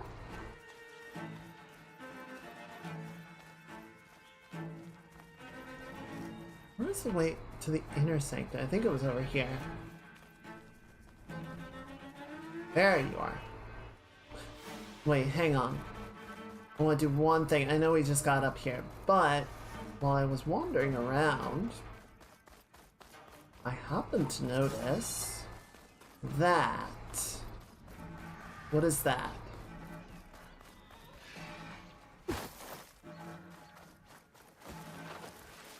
Ooh, look at all these goodies in here. Thank you. Thank you. Thank you. And a Ravager cannon for me? Well, I mean, if you're offering, it'd be very rude on my part to say no.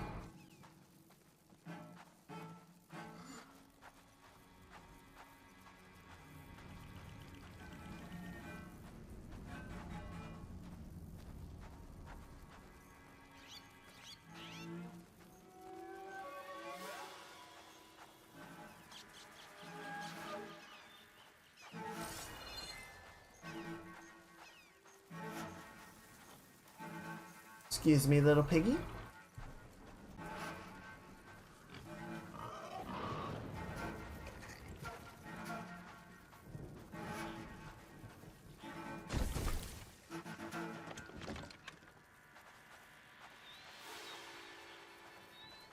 Okay, now we get into a little bit of a fun thing.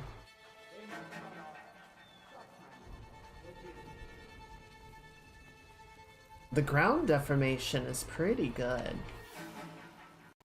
Okay, I think we gotta go this way. The problem is I can't like run and climb with this thing.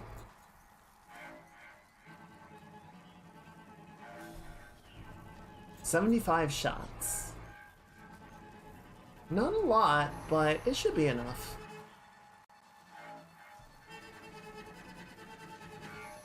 Here we go.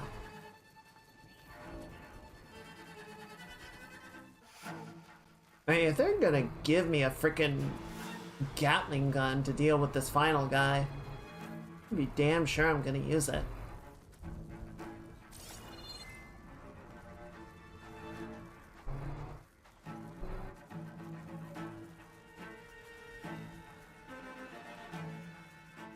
There he is. Wait for him to come back around. Actually, got the clearance.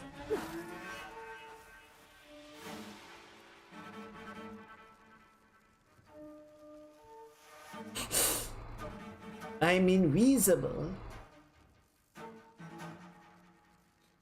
Where is he? Where'd he go? Oh, there's a few of them. A gunner. A sniper. An operative.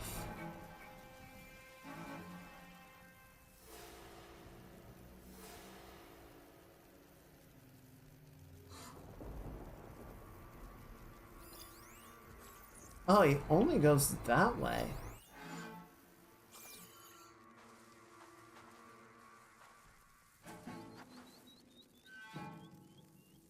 Okay, let's wait for him to go back the other way.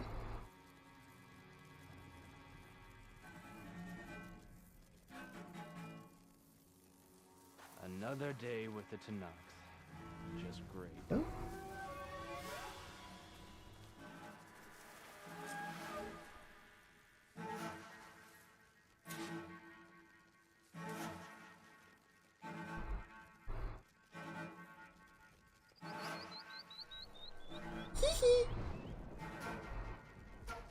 I don't trust those Tanakh, but at least they follow orders well enough. Oh, these aren't Tanakh. Interesting. Certainly adds a little wrinkle of complication to things. Hey, buddy! Surprise! Help them out! Prometheus. Damn, I didn't even use half the magazine. I want to get this guy first so I could grab his Those are the gun. override machines.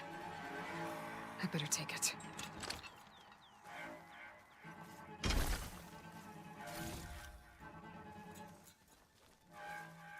There we go.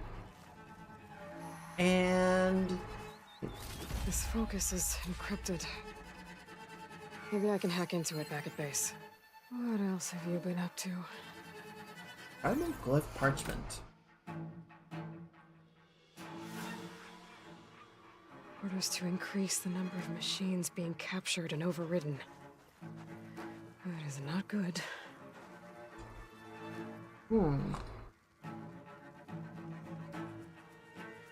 It's an override module, like mine. It's been altered. Looks like it needs to be inside a machine to work. Well, that's weird. That's what the equipment outside is for.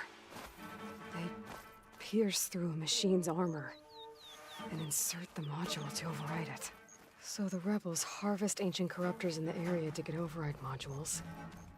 And I'm guessing the Sons of Prometheus modify them to be shoved into machines permanently.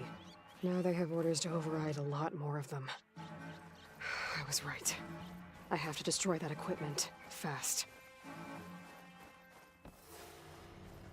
Well, that doesn't sound good.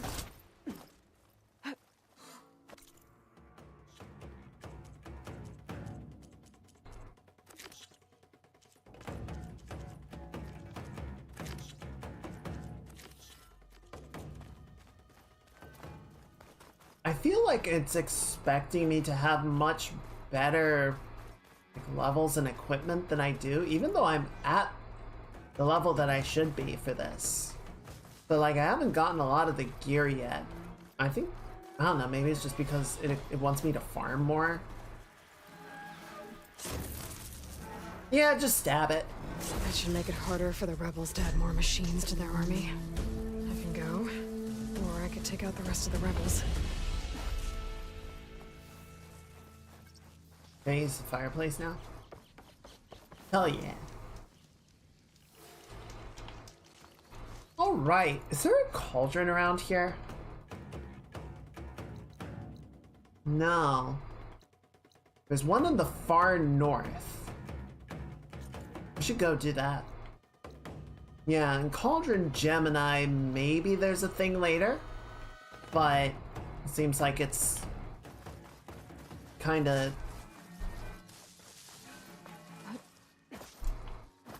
Let's I hope don't the know. focus I found can tell me something useful about the Sons of Prometheus.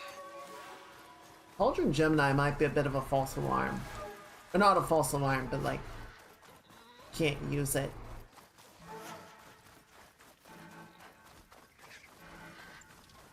Let's see if I can put the kibosh on this guy. Oh, shit! I'm turning back now.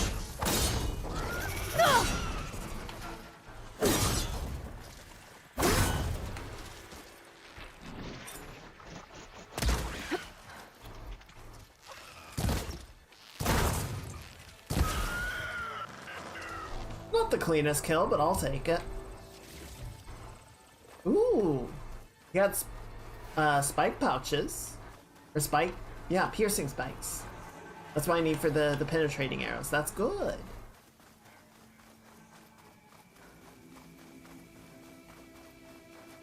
So yeah, let's get the ruins and the cauldron, and then we'll head back to base. Actually, we could probably head back to base and just loop north after that, because we're gonna have to head out farther west anyway.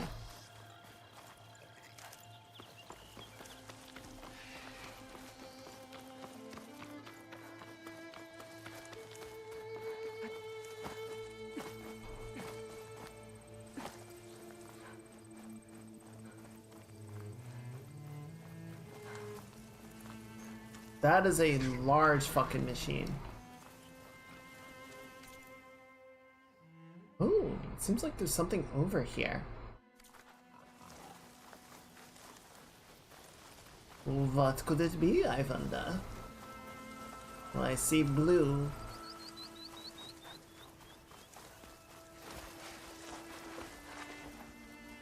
And some more of the anteaters.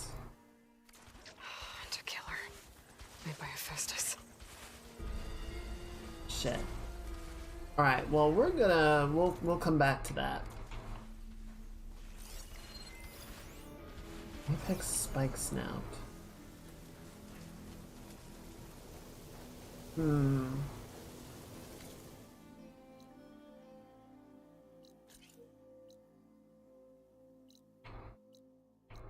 Another rebel outpost.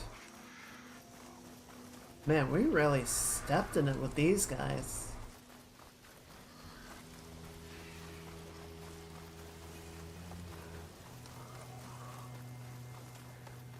Another rebel outpost. I need to take out the leader.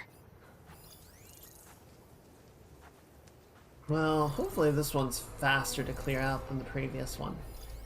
Because that was like a full base. This is just an outpost. Storm's bad. I'm getting worse. You know what would really help you deal with the storm? A helmet.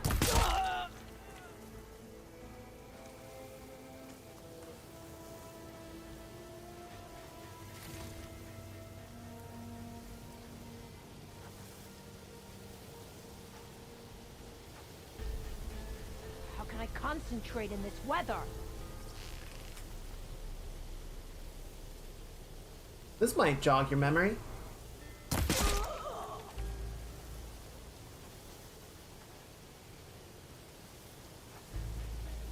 Oh. Spotted my handiwork.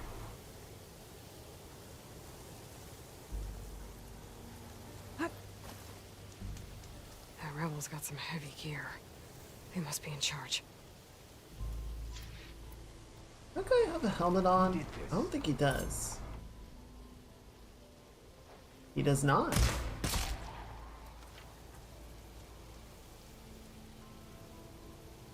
I think this is the place.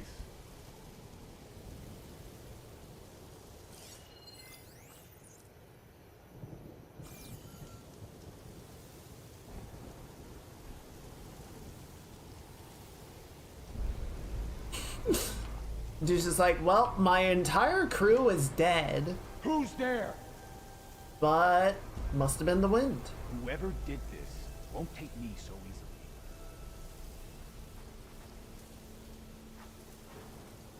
Day's winding down. But that doesn't mean I am.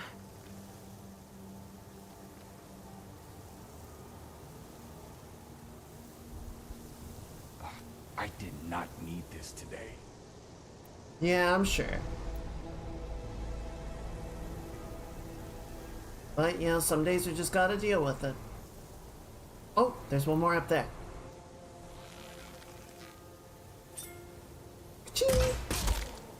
Whoa!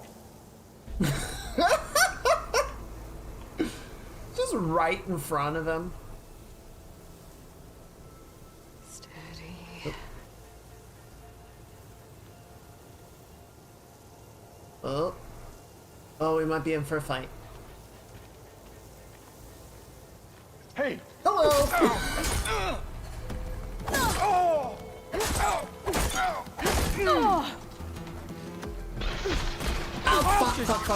Fuck. Yeah, that's fair.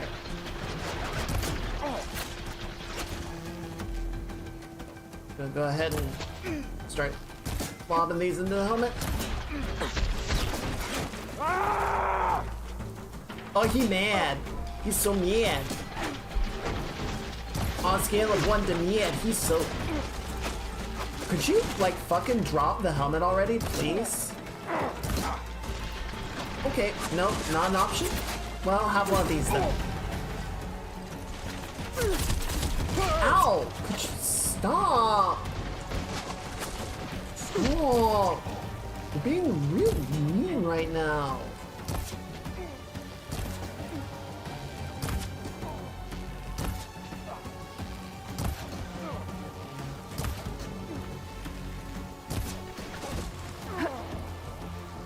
I don't really... I feel like there should be a way to be smart about this, and it's not... I'm not getting the sense of that, you know? Oh, did his helmet finally come off? It did. Let's see if this one's got tags on Right it, before too. he died. So that's cool.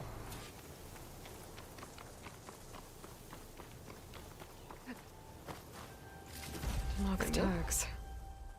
I'll have to figure out what to do with them later.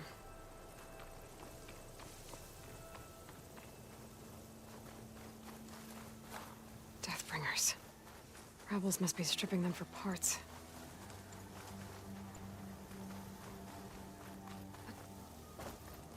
I don't know, maybe I could have been smarter about it, but feels like at a certain point you kind of just have to fill them with arrows until they stop twitching.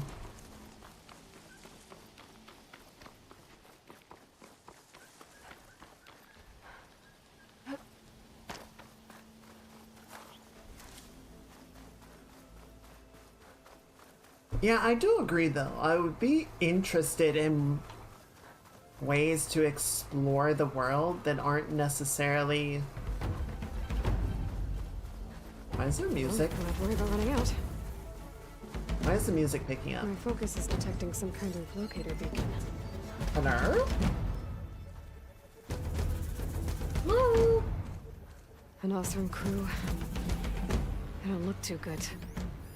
I should see if they're okay.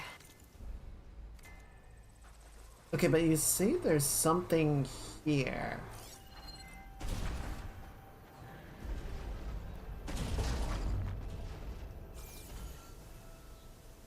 Okay, I think that noise is just the Thunderjaw.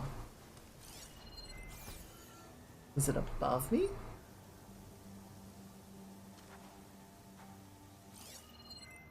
Oh! Better leave it alone for now. Why are you like this?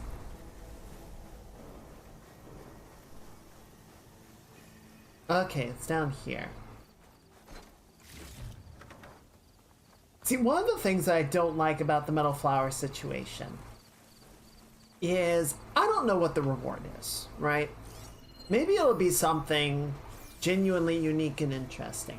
But right now, or just based off of the previous game, it's probably going to be a lot of looks a little more intact than resources some of the others out and here. such, right? I wonder if I can find anything interesting inside. And while the resource game in this one definitely feels a little bit different than the first game, by the end of the first game, I really did not want for resources. I wasn't bothering to pick a lot of stuff up because I just had enough of everything. Going down! A lot of water in here. Might be part of the same water system as Moreland's ruins.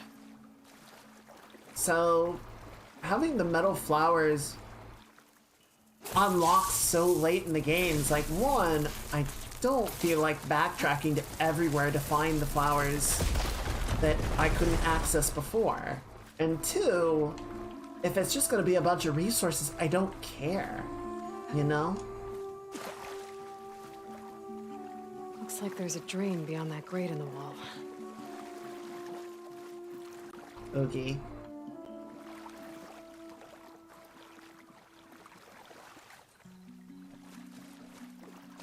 Game, let me figure it out, please.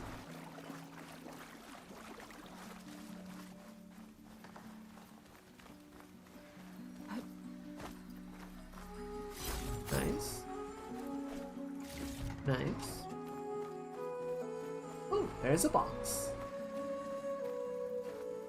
This crate could come in handy.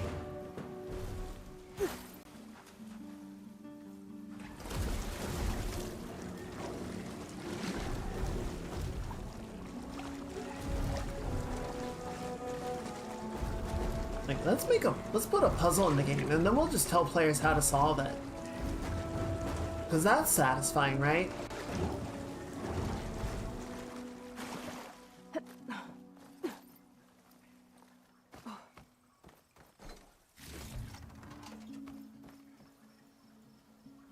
There. Water's pouring out of that busted pipe.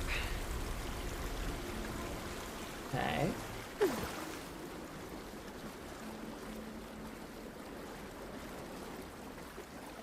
What does that accomplish?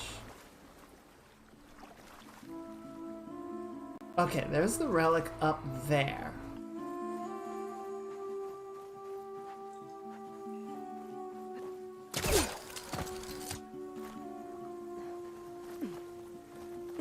Pardon me?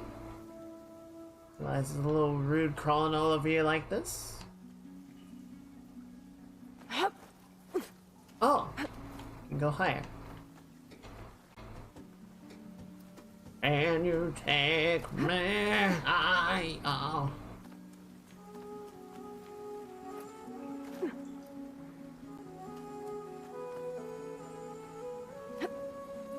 There you go. Okay, so this just lets me back out, it looks like.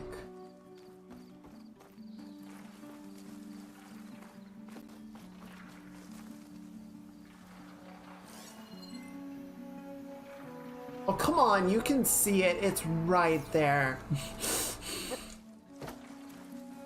That's stupid. A relic. Wonder how I can get in there to get it. Gee, I wonder. I wonder.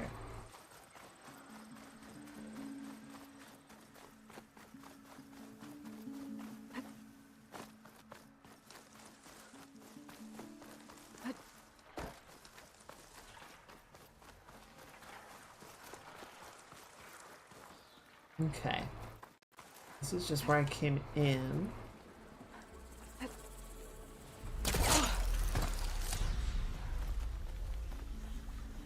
Seems like more or less just the way to get out. There's a door over there that I need the passcode to override, which I'm guessing is going to be in this data pad. But for some reason I couldn't see. I guess I have to be right next to it.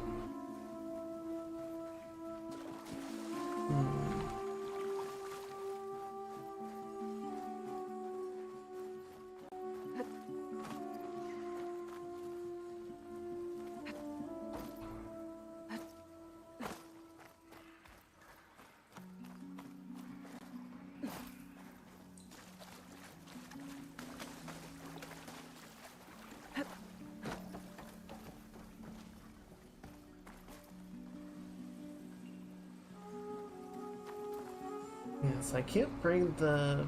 Well, maybe I can slide... No, I don't think I can slide the box that way. So... Where can I go? I can't go that way. Oh, I really hope the answer isn't just to use the glider. It might just be to use the glider. I don't know why, I don't like the gliders like a problem-solving mechanic. I know it's kind of weird, it feels cheap somehow. Come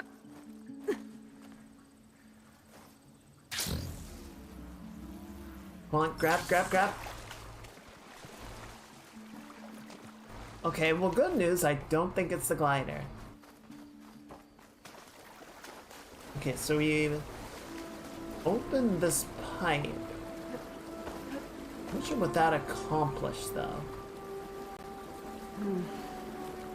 Water's flowing towards the drain in the wall. Right.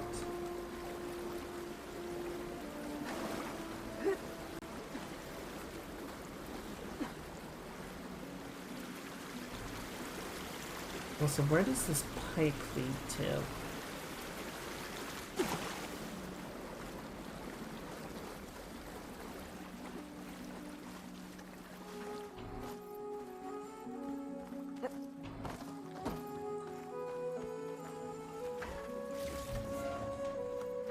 Door's locked. Looks like it needs a key module. I'm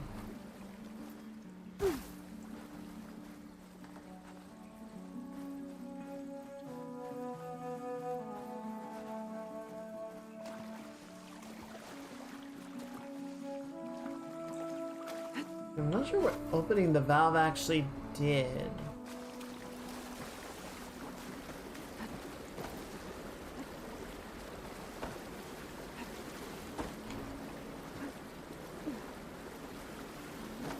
Could you grab the fucking thing, please? Thank you.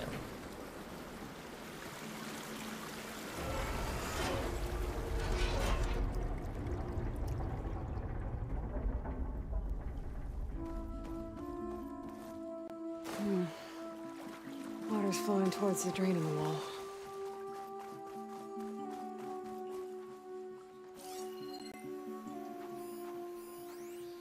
We got the bunker door, got the valve, got the drainage gate. Grapple point.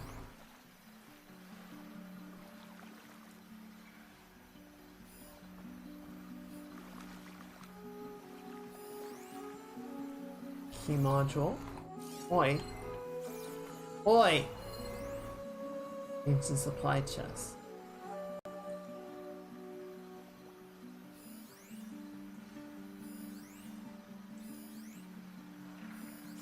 So it seems to me what we effectively would want to do. Oh, wait. Wait. Okay, I see.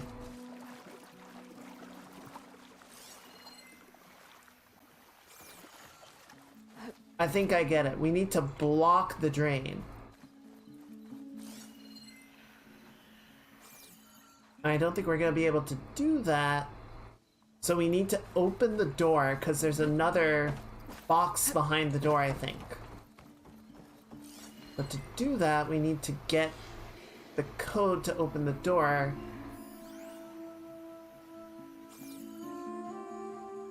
Which needs that key module. So how do we get over there? Can I move the box over there? This is worth a shot.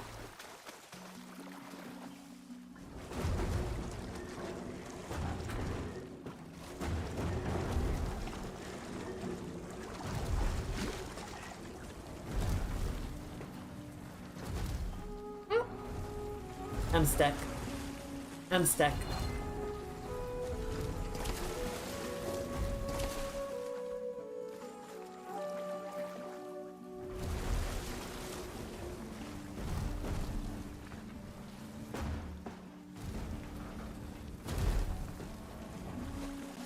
Okay, so I don't think it's that.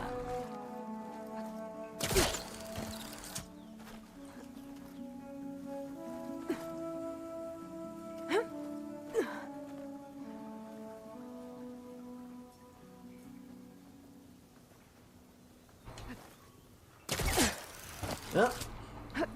Wrong button, but it saves me a second.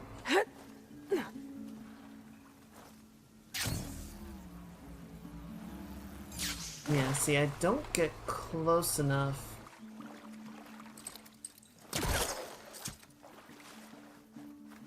I need to find a way up there.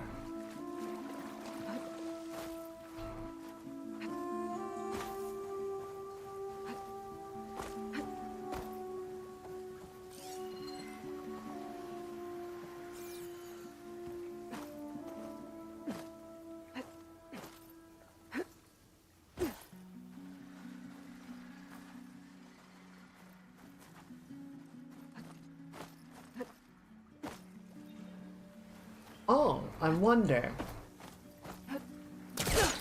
Maybe instead of trying to get all the way over there, I can probably get to that ledge much easier. Yeah. Assuming I don't fucking fall off. Okay, so I did that. Now what? Are there any climbable ledges from here? See, I don't think I can make that jump.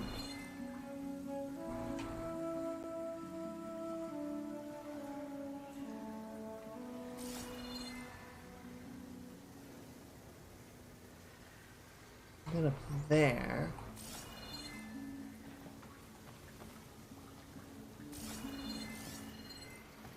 Can I read it yet? It's right there!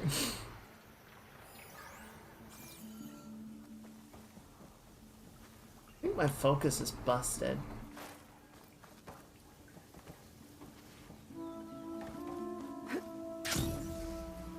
Come on, come on, come on. Fuck you! I was on that ledge and you saw it. You all saw it.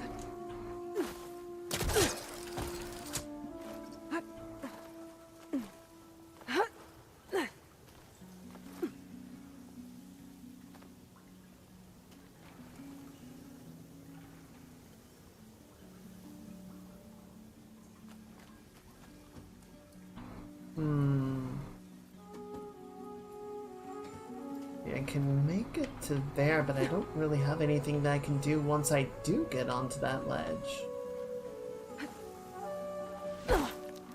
Really? I can't get the block over here to climb off of.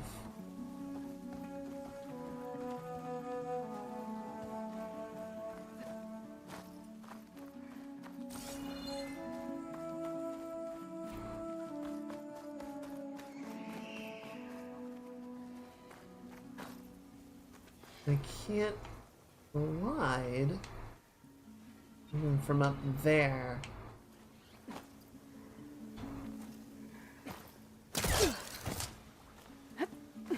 I guess the other question would be, what do the grapple points on that side serve? Let's find out. Maybe there's a purpose to them.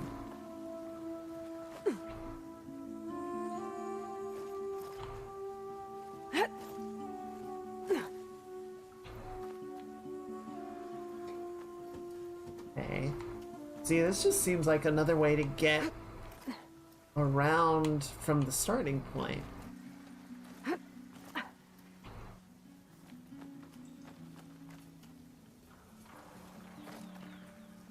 Okay, so that gets me up here. I can grab that, which is good. Had some yummies in there. Brother, please. Yeah, see, I'm not going to be able to glide the rest of that distance either.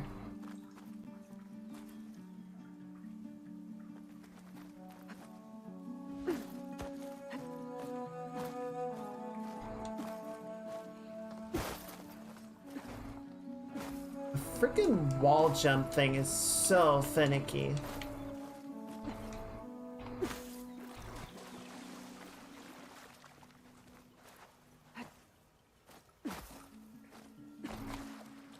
Like, I swear sometimes it works and sometimes it doesn't. And it's really hard to know which one it's gonna be.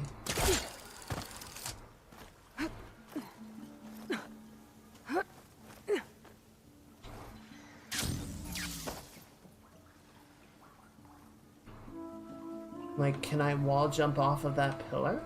Probably not. Unless I can. No. See, I feel like that almost worked. That might not be the thing I'm supposed to do, but it feels like it could work. Gliding in. No, no, no.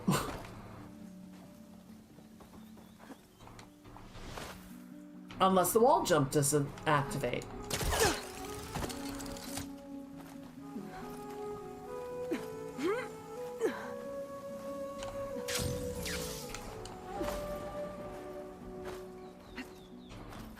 This game feels very twitchy sometimes.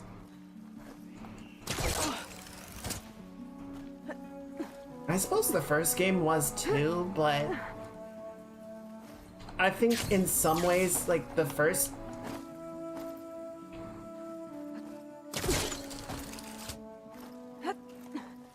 So you know how I was saying for our game, like, you gotta sort of strike a balance between having the animations control the movement and having it be responsive to the player?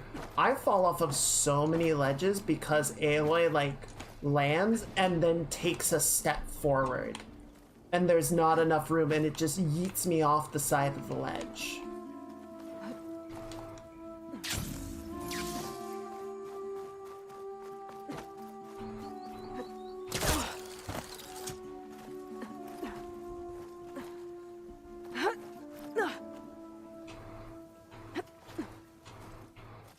Wait, what? What was that?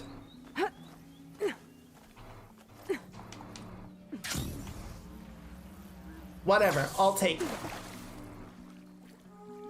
Apparently I won't, because there's a fucking invisible wall or some shit. Do not do this to me.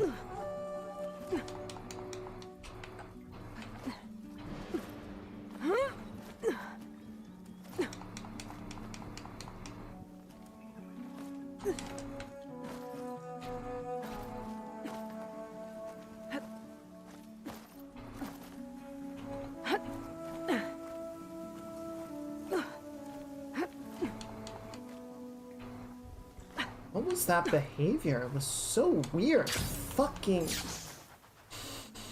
I'm getting a little tilted, fellas. I'm gonna be honest, this is not...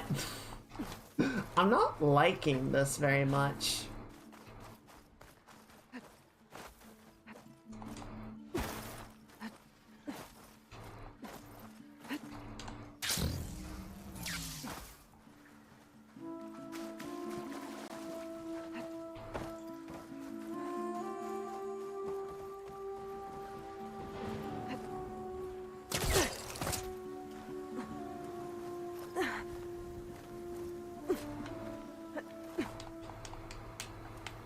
I don't know how I got it to do that launch before. See, it just deactivates the glider. It should let me onto that ledge, but it's like, we don't want you to.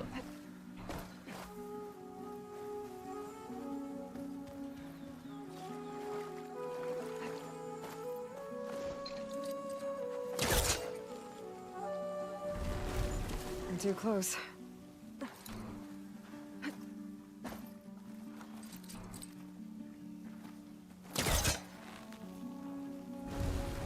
Yeah, see, it's stuck. That's not getting through that way.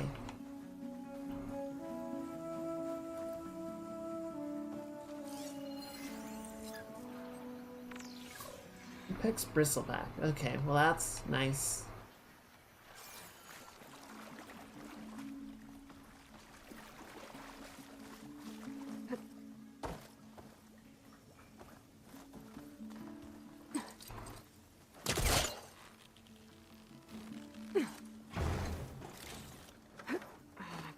Full.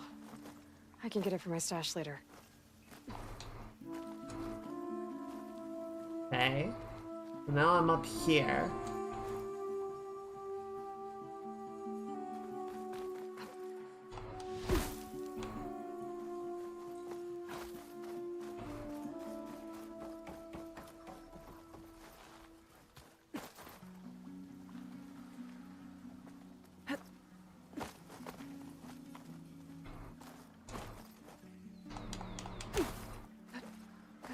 These these controls are not nearly precise enough to do precision jumping. Like, if that's what they want me to do here, the game is not nearly responsive enough. And see, like, that's not a jumpable wall.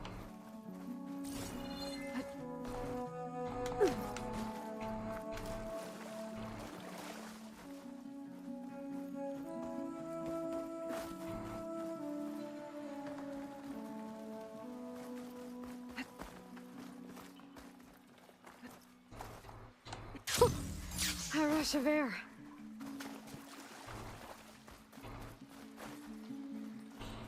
I don't get it.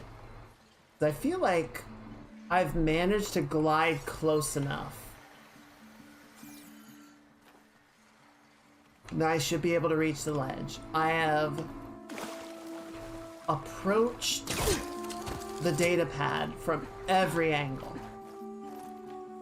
So I should have been able to read it by now, if that were an option. And nothing has worked.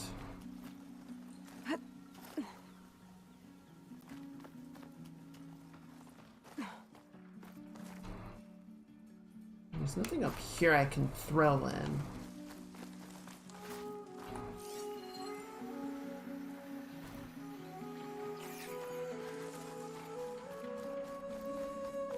See, it's right here. It's right here. Let me read it. Let me see it.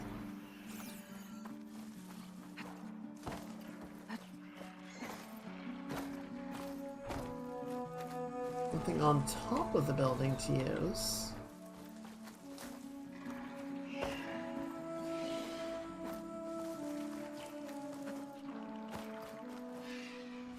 Nothing on this side of the building to use.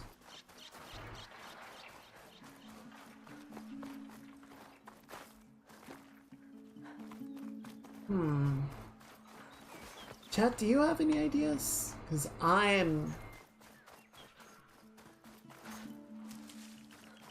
feeling a little stumped.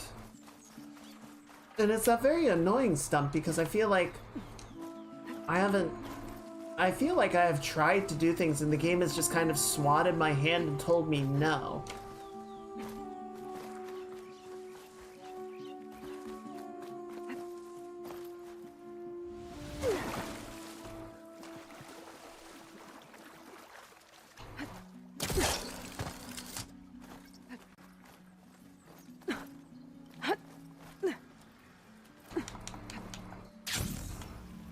There we go, there we go, there we go, there we go.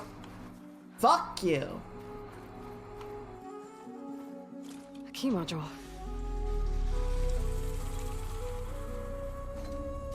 Stupid thing.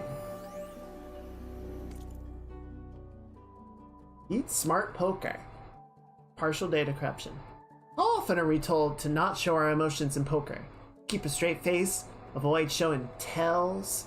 Macau gaming mogul Kendrick Uston shows us how old tactics are all wrong in his groundbreaking new strategy guide, Beat Smart Poker AI by playing dumb.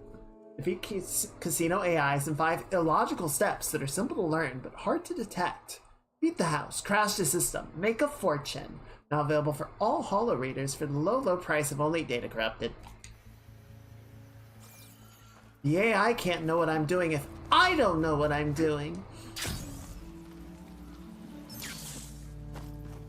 And then see, I can climb up on that. The rules feel made up. Okay, I'm in.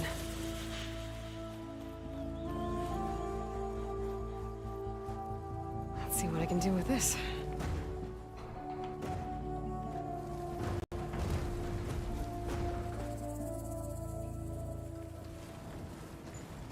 It feels like, I don't know, it just continues that trend of we've added stuff to the game. Aloy, grab the goddamn box. I'm hitting the wrong button.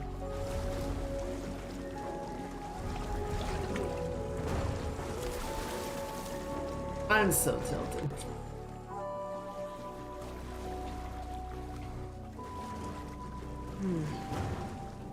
This crate looks like it can block the drain. Yeah, I got that part.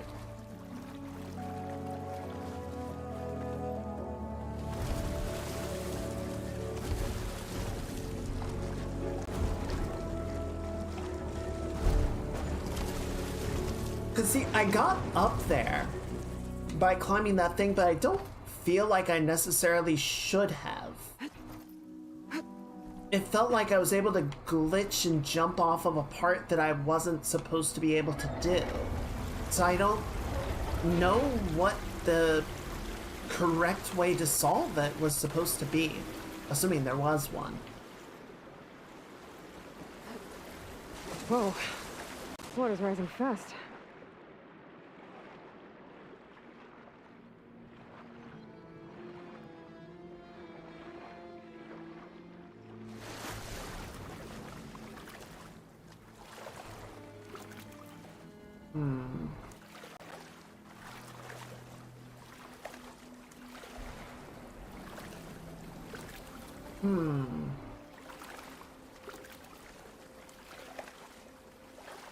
Okay, crates. I wonder if they can float. I mean, they can.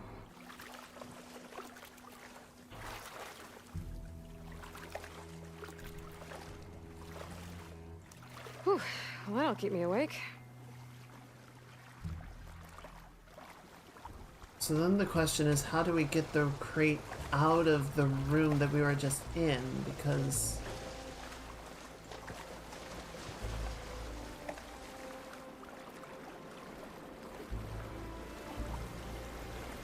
Right, so it's in that room now. As far as I can tell, there's no way to get it out of that room.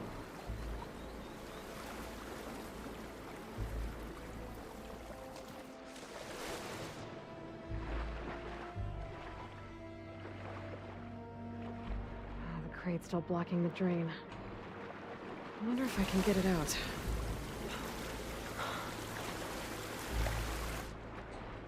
Can I use my hook underwater? No.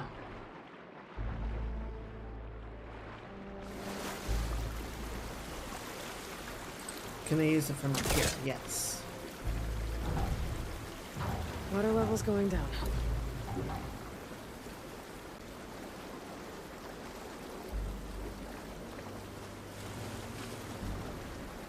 Okay. So what I would then need to do is get one of the boxes out here, but where do I want to put it? Because it only goes up to about the second level. Doesn't get me very high.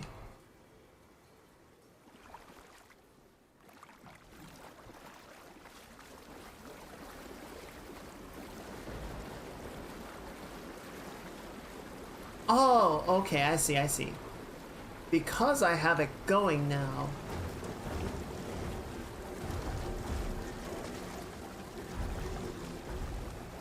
Oh, okay. I didn't need the other box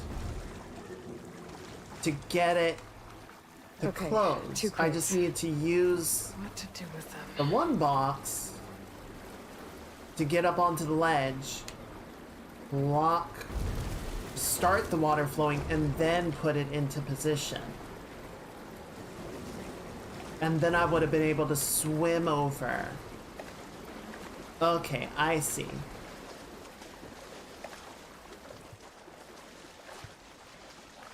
So yeah, I did break it in an unconventional way.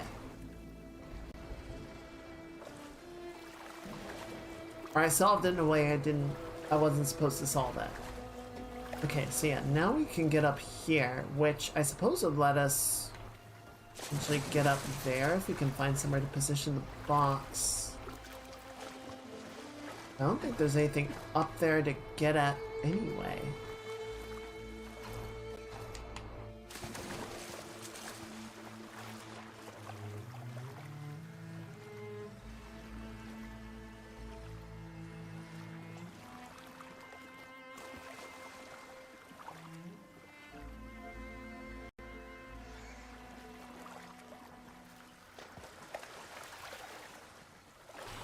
Okay.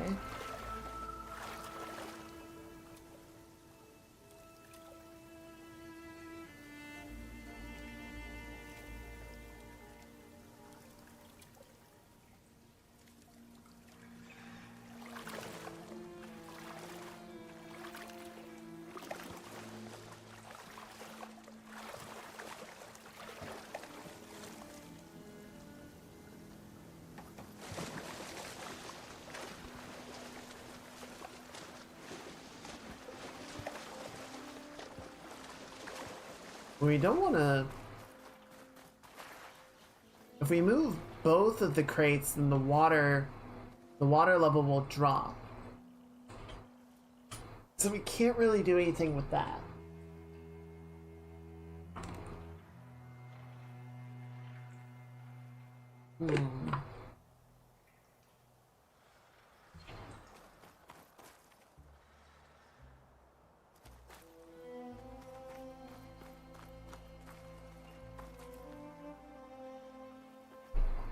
But where is somewhere that we weren't able to access before?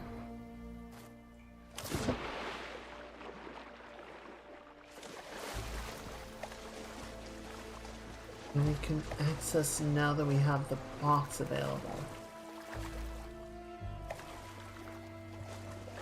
Maybe Okay, I can guess we- reach something higher up if I stand on the crate while it's floating. Yeah? Yeah, that is generally how it works.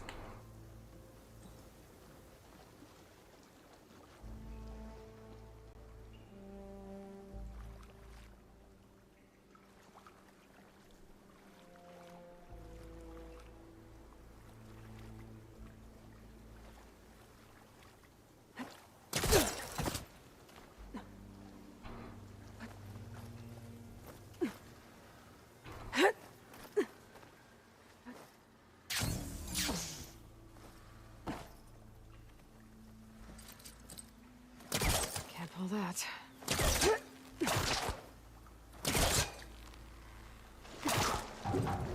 Question is, where do I want the box to be now?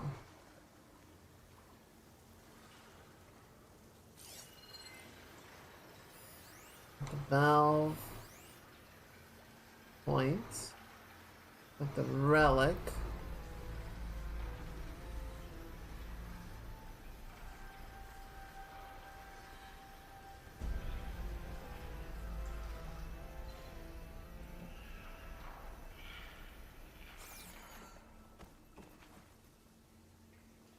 Oh, wait.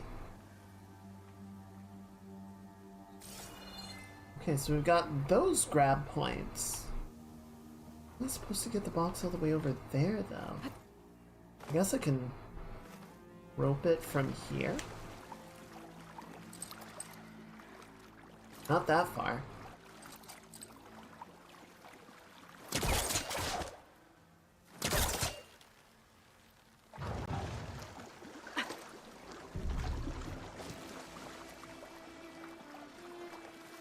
I don't know if I can even reach those from this distance, though. If I lower Really? the water level, I could reposition the crates. Shut up!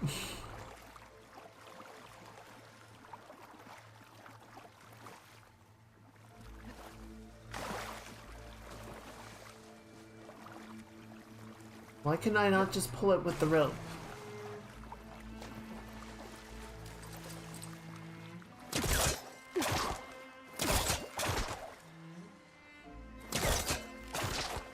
You're making this arbitrarily difficult.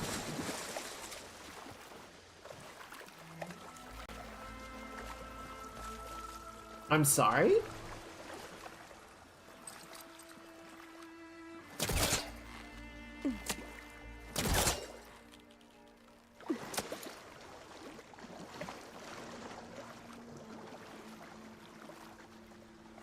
Honestly, the fact that I just can't push the crate even though it's floating is absurd. Okay, I guess I can reach it if I can just get enough momentum. Or if I can get it close enough.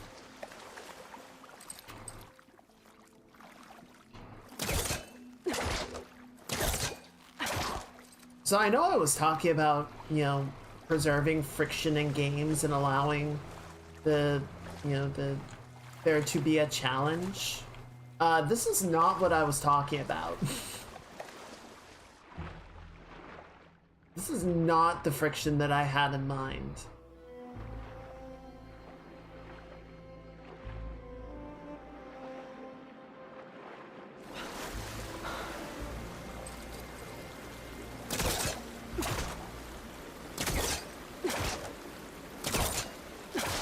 Is my fucking rope caster broken?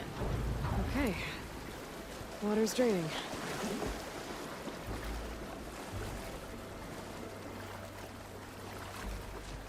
Watch them throw an enemy encounter in here at the last minute just to make it more difficult.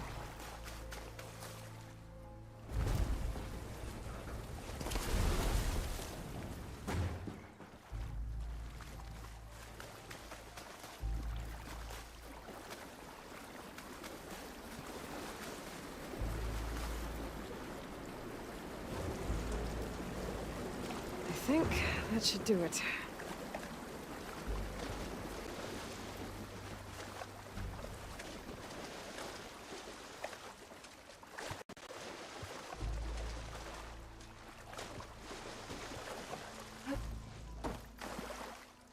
Game. Game. Now I'm getting somewhere. It's a frickin' pulling teeth, Here we this are. puzzle. Got another relic. Guess I'll hold on to it for now. Might find a use for it later. That's the other really annoying thing, is I'm finishing these puzzles. I don't know what they're for. Like, I've collected 3 or 4 relics at this point. I have no idea what they're about. I have no idea what the reward for collecting them is. I'm just doing it.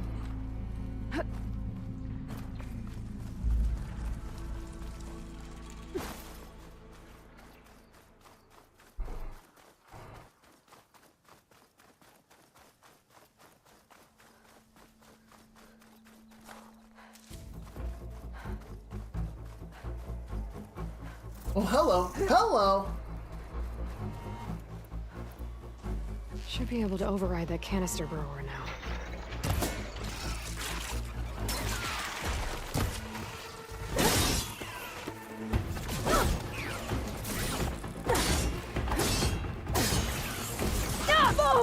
Ow!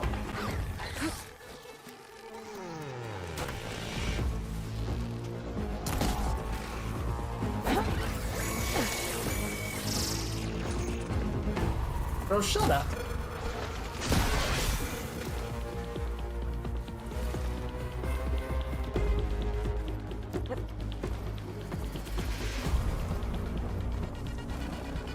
I've got a lot of skill points. I should probably spend some of them.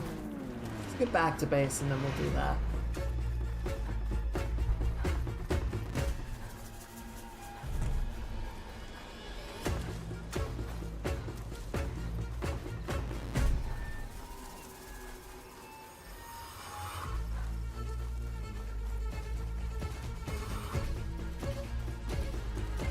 Is that a level? Well, it's certainly not friendly.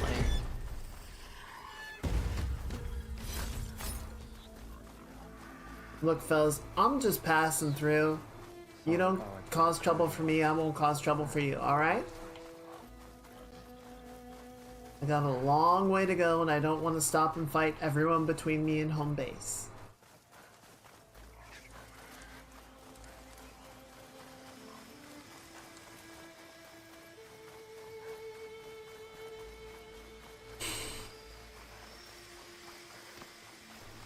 I feel like mechanically I'm just not enjoying this game as much as the first one. It feels like a lot of the stuff that they added is not enriching the experience, it's just making it more complicated. Where is everyone? My focus might show me more. I'm not doing this right now, okay? Oh, right! We actually can do this right now. Now that I finally have a breather. Maybe I can trade this green shine.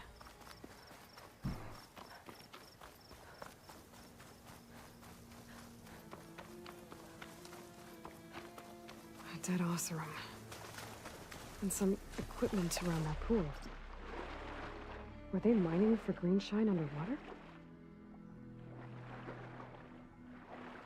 Okay, so it's just green shine down here. Another Oseram. Looks like he got caught under some debris. And couldn't get back to the surface. A hell of a way to die. Oh.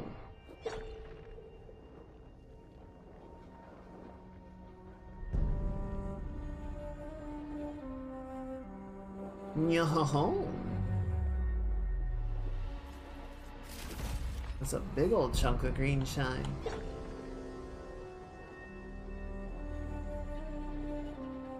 Okay, this keeps pinging. What is it?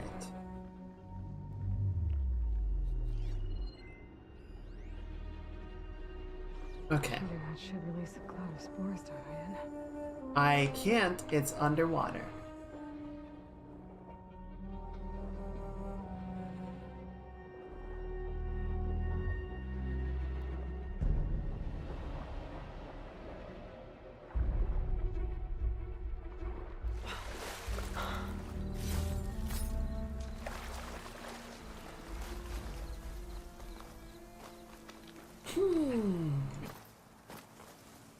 Feeling a little queasy. I think it was all the scrambling around and throwing the camera around and such might made me a little motion sick.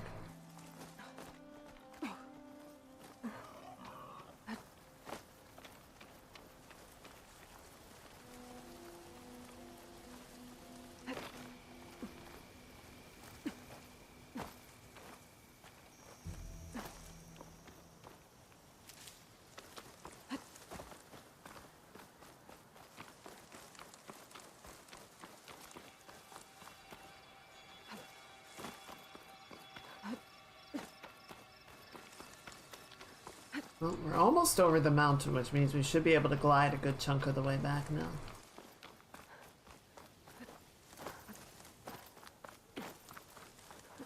This'll break my fall.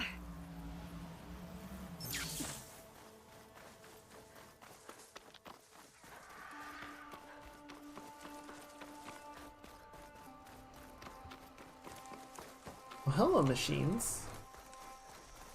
Didn't expect y'all to be here.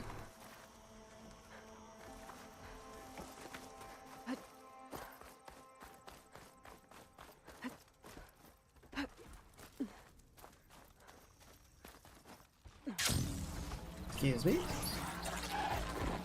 No, no. No need to get upset. No need to get upset. No need to get upset.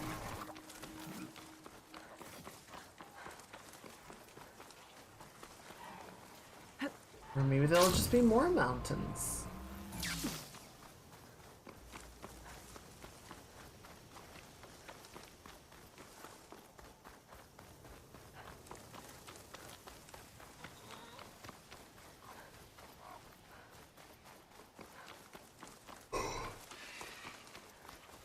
I could see them doing like an adaptation of the Red Raids.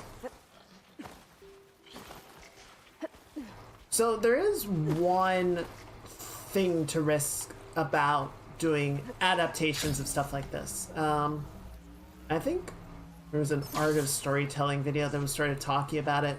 So I don't know if any of you guys have watched The Rings of Power, the Amazon Lord of the Rings series.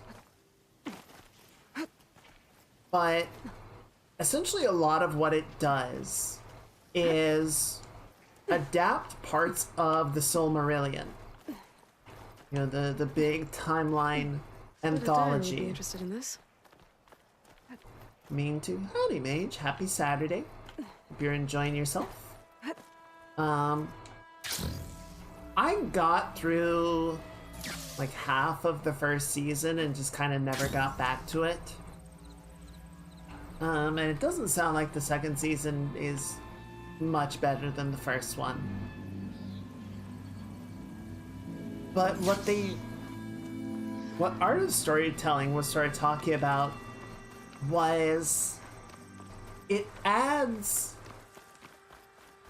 visualizes a lot of stuff, right?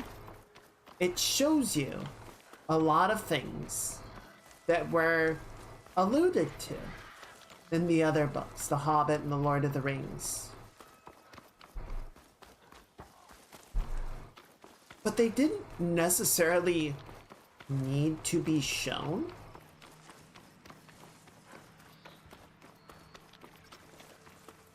Like, there was a certain grandeur in the mythology, right? The ambiguity of like these places and ages long past that are only spoken of in myth and story and whisper.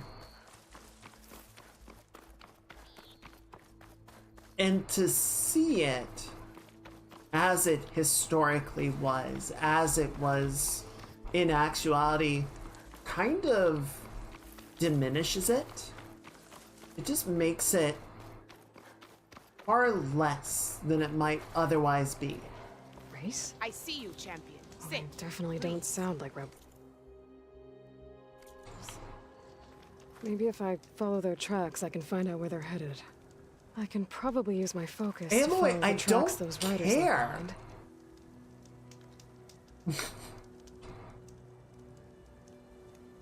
Choosing the right rations can be just as important to your chance of survival as choosing the right weapons. If you want food that'll save your life out in the wilds, go northwest to Saltbite. The cook there, Pentala, she'll whip up a meal for anyone who needs it, to Nox or not. I'll make sure to pay her a visit if I'm out that way. Okay, thanks. You should So, miss this chance to trade. like, we have a bunch of lore in the game about the Red Raids and where people were and what they were doing and all of those things. And it's like, do we need to have an adaptation that shows us what it actually was, where things happened, what people did, so on and so forth. I'm actually gonna take just like a 1-minute break, chat. I want to get a little medicine to help settle my guts. I'll be right back. I'm just gonna run a quick ad break just to keep the pre-rolls suppressed for a little bit. So, pardon. We'll be back very shortly.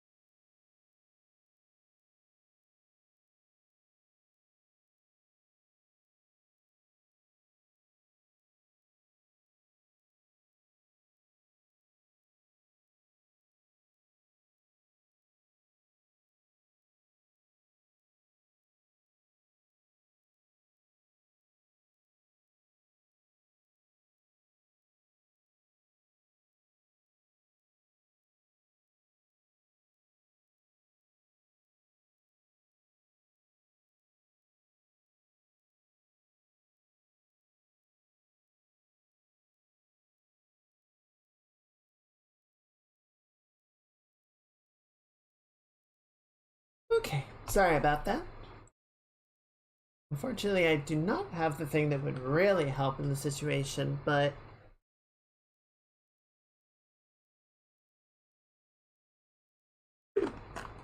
I took something.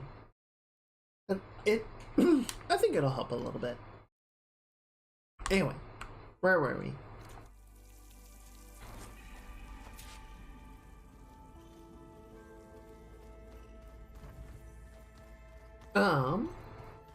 But like, if you look at, oh, hang on, cutscene. Yeah, like this? Oh, You're not waving a hammer around, Erend. Try a gentler touch. and my big sausage fingers don't really do gentle, okay? Bring it back. Trace the line. To your right.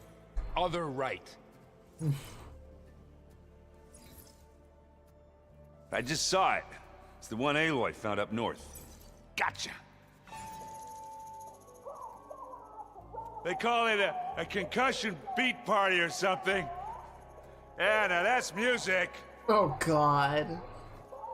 Aloy! Erend, you're all better. And you're here. Well, the world only goes on if you can do your thing. We learn fast enough, we help make that happen. You want all the backup you can get, right? We still have much training to do, of course.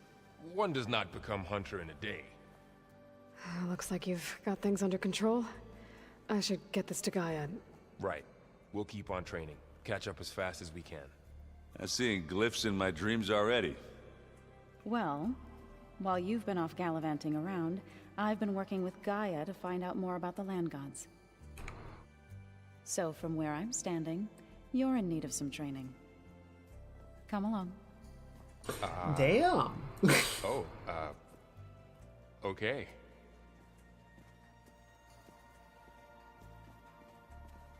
I believe the correct answer there is yes, ma'am.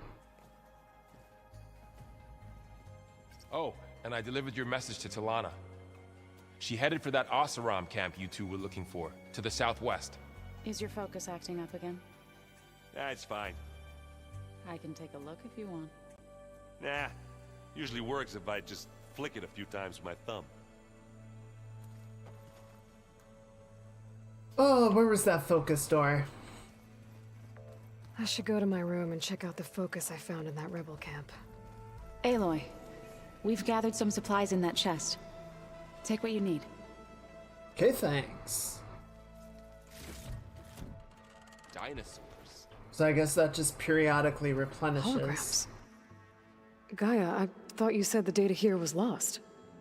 I was able to repurpose the equipment to store the data you have acquired in your travels. Okay.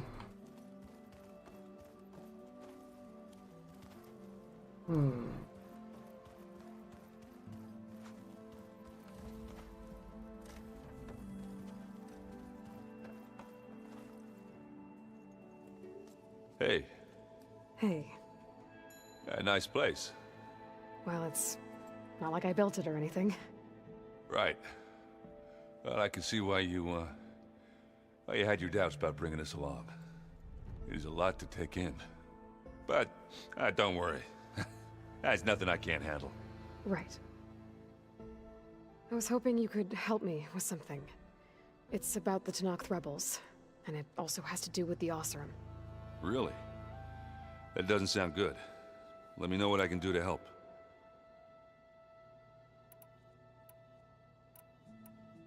The heck? I discovered an Oseram militant group. They call themselves the Sons of Prometheus. It looks like they're the ones overriding machines for the Tenakth rebels.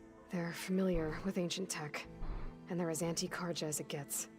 So, last year we stopped Dervahl and his cronies from blowing up Meridian in retribution for the Red Raids. And now you're sure telling did. me we have another group of Oseram trying to wipe out the Carja with an army of machines and bloodthirsty Tenakth? Pretty much.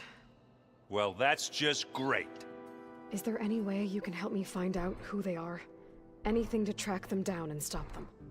Well, I could have the Vanguard check Chain Scrape and Barren Light in case they're moving any supplies through there. But if they are, I'll bet they're being careful about it. Yeah. And they have focuses too. Makes it easier for them to evade guards and Would it be patrols. focuses or foci? Hold on. Way back when we first met, you came looking for me in Meridian because you detected Olin's focus with yours, right? So does that mean that if I go back to the Daunt with this, You could scan for other focuses. and if an Oseram is wearing one of these, they'd have to be a part of that Prometheus group? That's not a bad idea.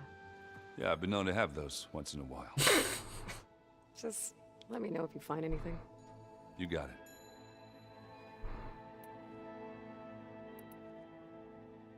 How are you settling in? Varl's been helping me get the lay of the land, when he's not getting all tongue-tied. I don't know who makes him more nervous, that Gaia lady or our new Utaru friend. Well, what about the Vanguard? Aren't you supposed to be back east, ordering them around? I sent some of them back to Meridian with a message. I doubt Avad will mind me sticking around to help the savior of Meridian.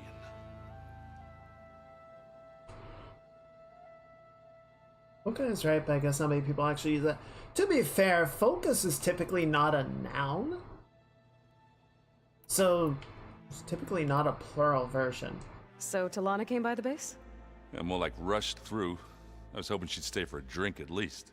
Only Carja I've ever met who's any fun. but it seemed like she had more pressing matters to attend to.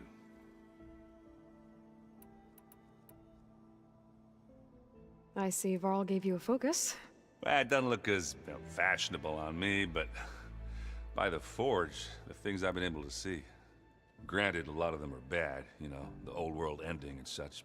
I'm still trying to wrap my head around most of it, but I never really understood how you were ever able to find my sister back in the Sundom.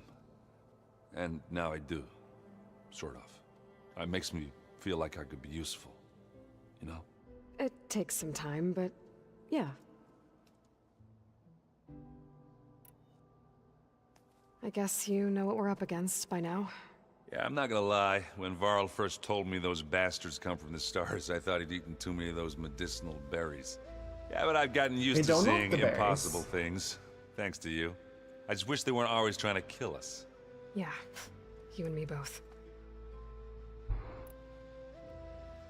Let me know if you find any Sons of Prometheus in the Daunt. I'll keep scouting those rebel camps. Be careful. What? Nothing. You just look good, that's all. Get back to studying. Down, boy. Wow, this place is starting to come alive. Yeah, and Gaia placed all the data she got from your focus into that archive room. With the focuses you gave us, we'll be able to access it at our own pace. You know, learn and train. And if you need us, we'll be there to fight at your side. Got it.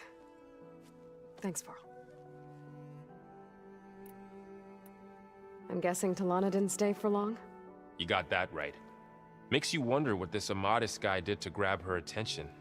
Whatever it was, she didn't tell me. Must be quite a story. I guess she'll tell us when she's ready. How's everyone handling their focus? And we all have our difficult moments. Erend definitely curses the most. But I'm hoping Oseram's stubbornness prevails. How's everyone doing? Just taking it all in. No one snapped their bowstrings yet. That's good. How's, training with Zoe? You know we really are training. Mostly. Look, she reads glyphs faster than I can already. I'd be a fool to refuse her help. Of course. You guys reading something over there? We just finished going through all the logs you collected back in Nora territory, and All Mother Mountain. It's hard to imagine that my ancestors were trapped inside, without the knowledge from Apollo to guide them. Thanks to Ted Faro. Yeah. I wonder how it must have felt when they were finally free. The world must have seemed so beautiful. Not to mention terrifying. They weren't much more than kids. And they became an entire tribe. Looks like I was wrong about the Zeniths. Their ship didn't explode on its way to Sirius like everyone thought. And we saw how they lied about creating a better future at their launch facility. Guess they lied about what happened to their ship, too. But still, the tribe settling amongst the stars. I couldn't put a single dent in their shields, Varl. That one Zenith almost killed me. That didn't stop you from resurrecting Gaia. Won't stop us from using Hephaestus against them. Let's hope that's enough. We do have a 1,000-year hold head the start fort while on I'm us. If Aaron stops listening to the same music over and over again, maybe. We'll be fine. 1,000 years later, and they finally found a fan. You know, sometimes it just takes the right person, I guess. Hey, Zoe. Varl looks happy about his training partner. Learning is best done together. Have you gone back to Plainsong at all? I thought about it, but I wouldn't know what to tell them. The chorus already thinks me a thorn in the thicket.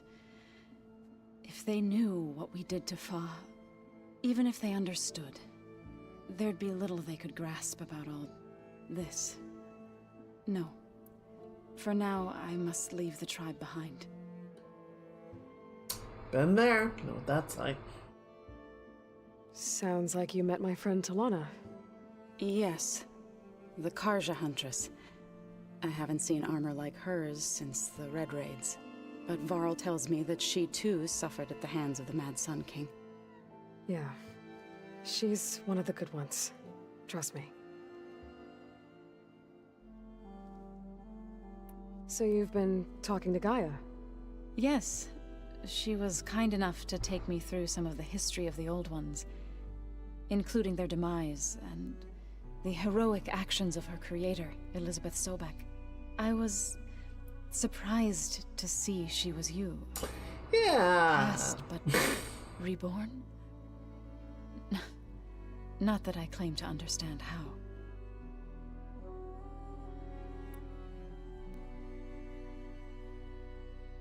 How would you explain that to somebody that has no concept of genetics? You've been getting to know Erend, I assume? Of course. Any friend of Varl's is a friend of mine. In this case, a very loud friend. What are you up to? Gaia was kind enough to put together a list of glyphs used by the Old Ones. She helped me decipher some of the data you've collected, and showed me how to use the focus to help the process. It's not easy, but it's been working so far. That's good to hear. I wonder what a translation tool for this would even look like. What is their writing system? I see you've settled in. Gaia did say this place was built for us, so we could regain control of our lands with her terraforming system. Nurture them like the land gods do Plainsong's fields. It does strike me as odd that a place of life should have so much metal. Did Gaia tell you anything about the Zeniths? She did, though it wasn't exactly easy to believe. To think that there are places among the stars where life can bloom as it does here. It is humbling, to say the least, and heartbreaking that such life should be bent on destroying ours.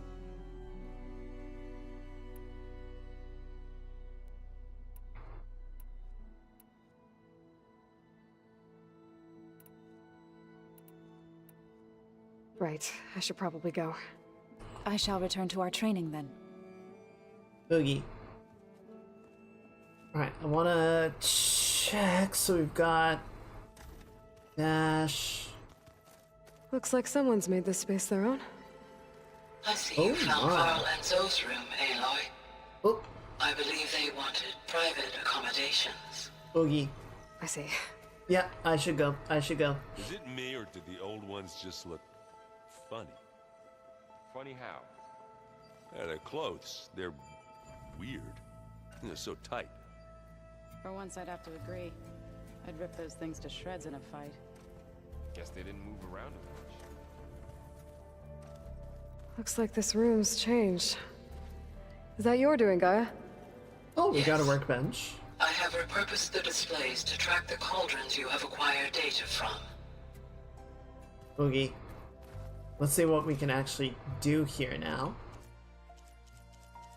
Are you serious? I still don't have the parts I need.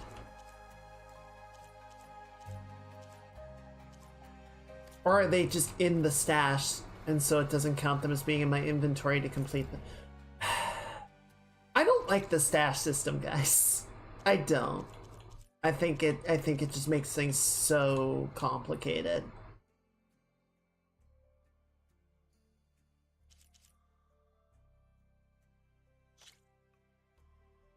Roller back, okay.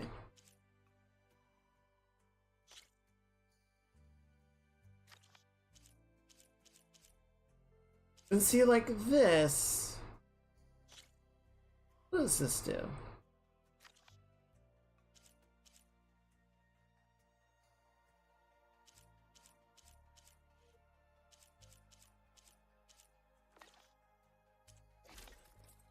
Okay, so that's fully upgraded. I guess you can go ahead and make some of these.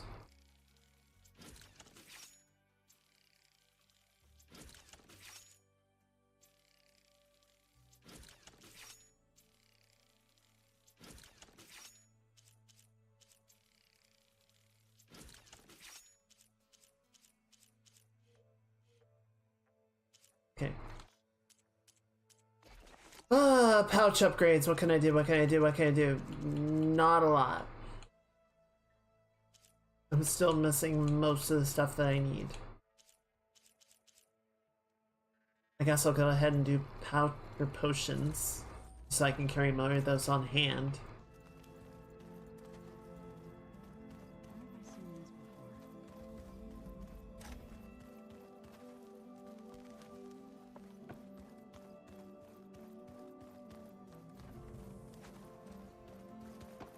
And then where was the thing for...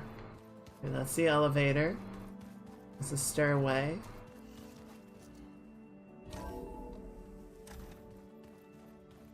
Okay, and that's the other exit. So where am I supposed to take the focus information? Here we go.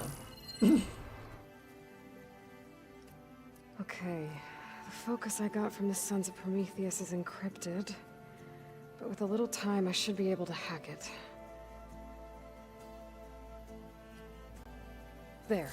Got it. Aloy, it seems you've recovered some property that doesn't belong to you. You're not surprised to see me? You know, after you tried to sell me out to the Zeniths at the Hades Proving Lab? Hardly. When I realized the lone hunters had been raiding Regalla's camps, I knew you had escaped. Subtlety is not your strong suit. From now on, I suggest you stay away from rebel operations. You're meddling with something you don't understand. What I understand, Silence, is that you've doled out machine overrides to dangerous people, and stoked up a tribal civil war. Again. I'm gonna put a stop to it. Fine. Stubbornly blunder ahead as usual. Your efforts will only slow the inevitable. A warning, though. The Sons of Prometheus are very tenacious, and they want your head. There's nothing I can do about that now. Oh, I'm scared. What will I do without your protection? You should be scared, Aloy. More than you realize. But I have better things to do than educate you. Best of luck flailing about in the fog of ignorance. Ow! One of these days, I'm gonna shut that arrogant mouth of his. Permanently. But first I have to figure out why he's doing what he's doing. Huh.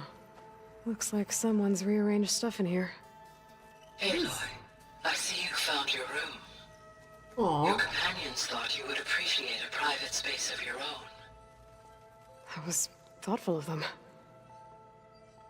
I've been carrying Elizabeth's pendant with me for months. But since we're gonna stay a while, I think I'll keep it here, where it'll be safe.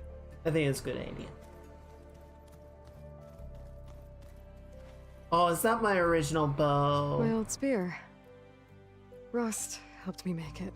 Aww. When I finished my training. Feels like so long ago now. I miss Rust. This is the rite of passage that Vashav gave me at the embassy. I liked him. He seemed like a good man. I think he was really looking forward to going home. Training dummy. And a stash.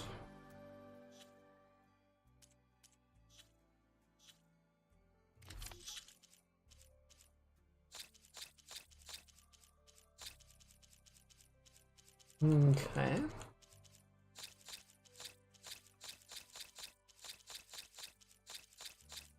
See, I don't think there's really a reason to put these in the stash, but I will anyway.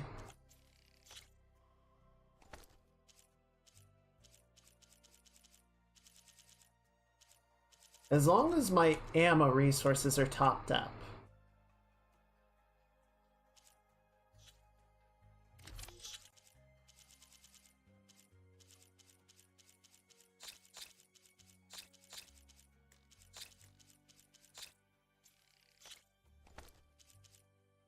Okay, and then tools, we can put a couple of those in.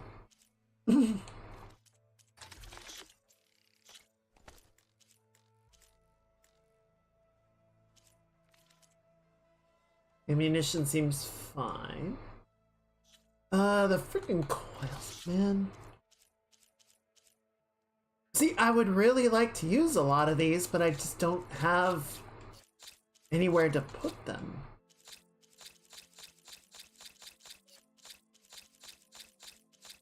So they just go in the stash until hopefully at some point I actually have weapons that I can apply them to.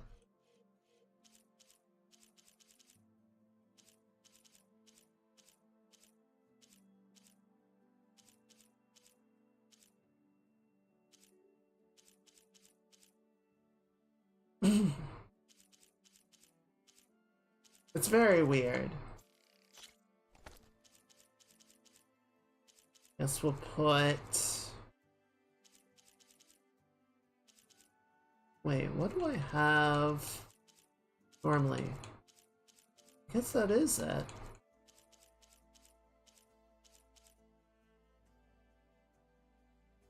Yeah. Okay. Can I not upgrade this?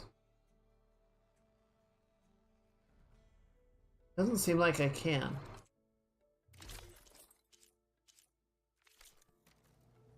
Figure out...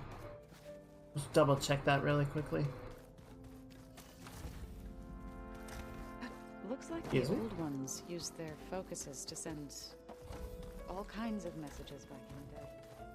All over the world, too. Sorry, I'm just confused. Okay, so I need a... Oh, this is what I need the wide maw tusk for. Fucking wide maws. Yeah, I don't know if I'd like that. I wouldn't want my Aunt Alga knowing she could just talk to me every second of the day. My ears would pop off.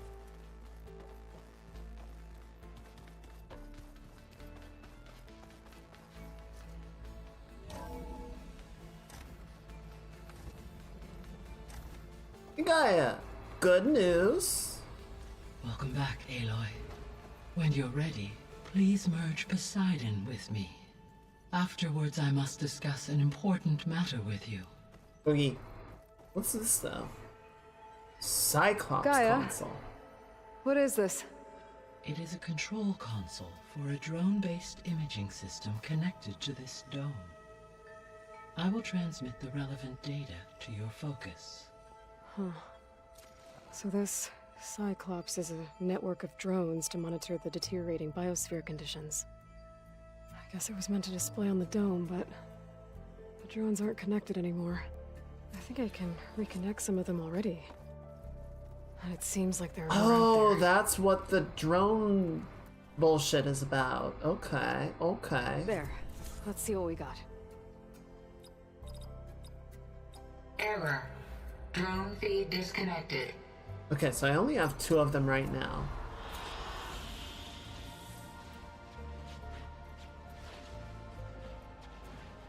What is it doing?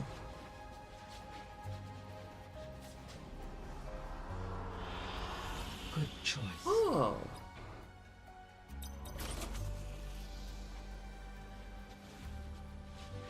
Weird. So, like... I don't know if it's just taking a while, or what.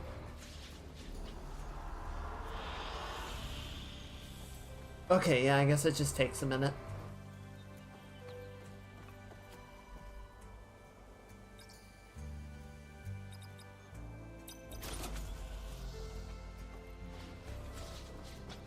Okay, well that's a fun little cosmetic thing at least.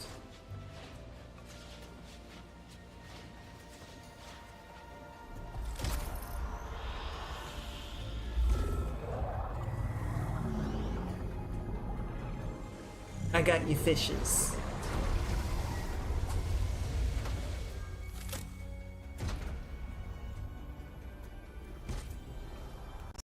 So, what did you want to discuss? While you were away, I received an unusual transmission on my dedicated Eleuthia frequency. Eleuthia.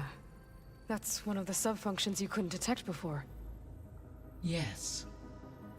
The transmission occurred so slowly that at first it seemed like an accidental blip of data amongst background static.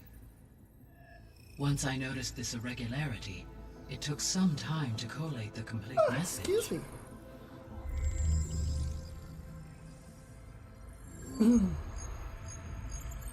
SOS coordinates, beware. Where does it lead? To a mountain to the northwest of this facility. A word of caution, Aloy. It is possible this transmission is genuine. It is also possible it is being broadcast by someone or something else. You don't think it's actually Eleuthia? I am uncertain. What's SOS? It is an old world code. A distress signal. A desperate plea for help.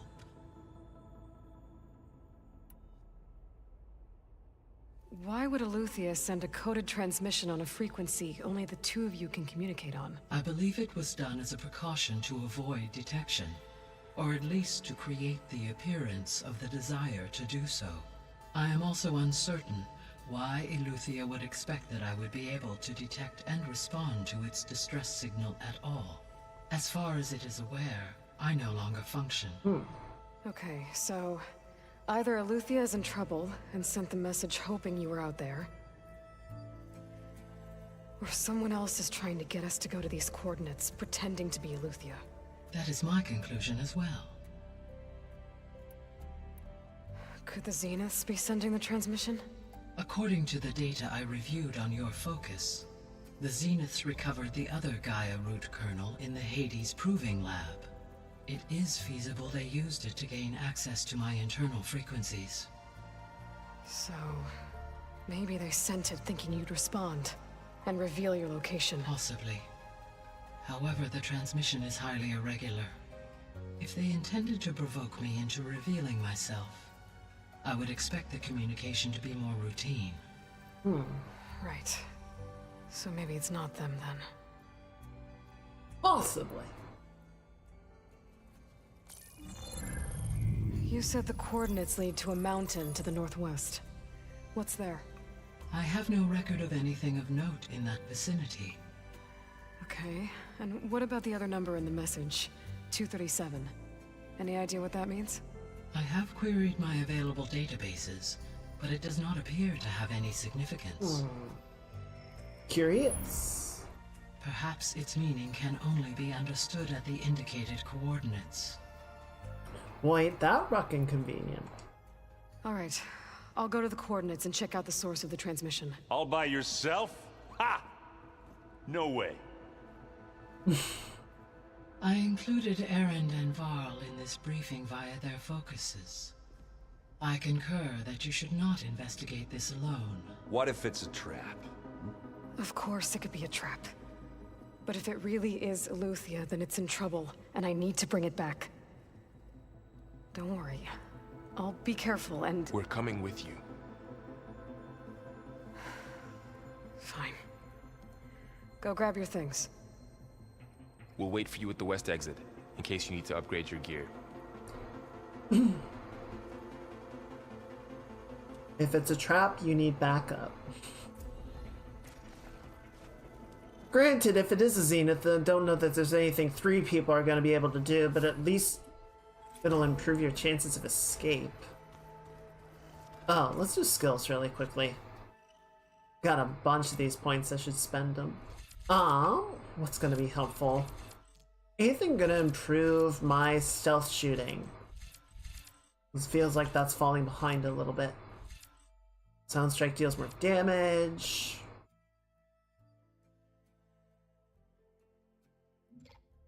Second arrow.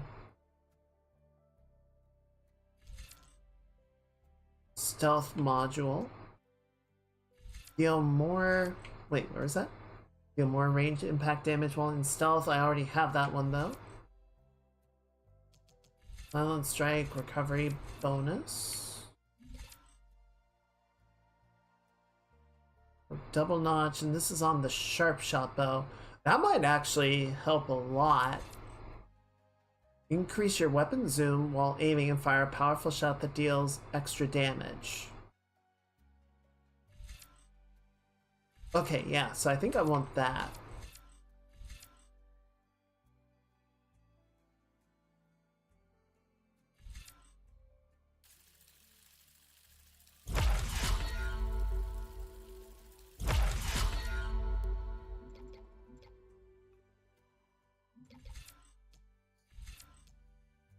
Weapon technique for the sharp shot bow.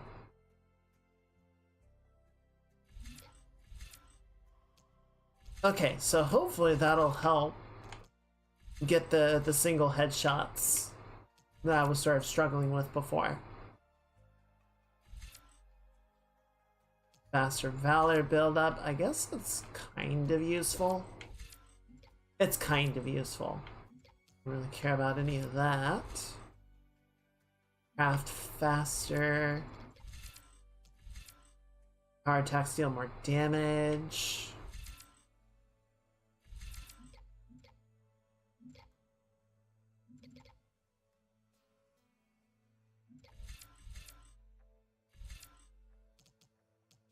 Sure, you know what? Give me this.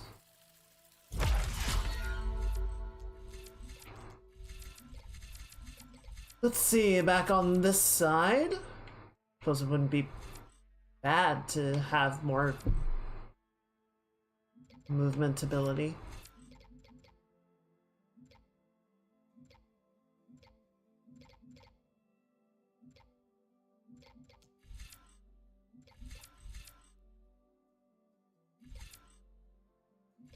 I don't want to toggle my health. I don't want to ride that line. I just want to be in good health.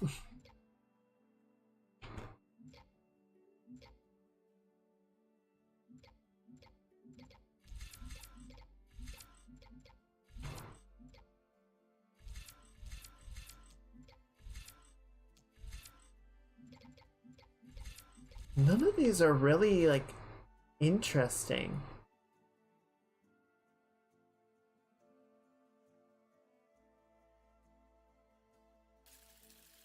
Sure.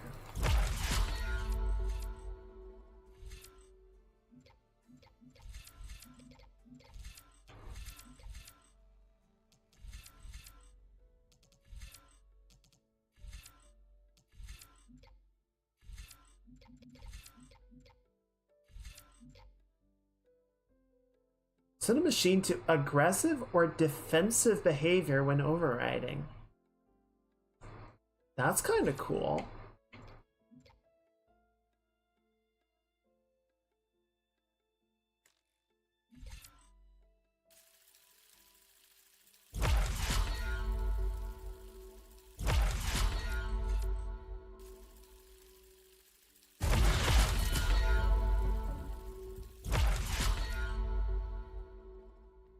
Powered by a special mode and focus deal more damage to machine components and weak spots. I think I actually do want to use that. Like, I'm not using the stealth module at all, but being able to maximize damage on weak components sounds very helpful.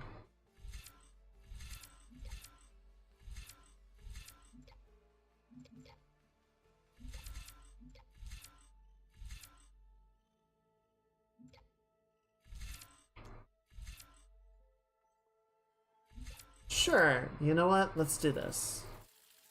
Just give us a little bit more utility in there, I guess. Can increase our silent strike damage just to sort of keep up with the curve.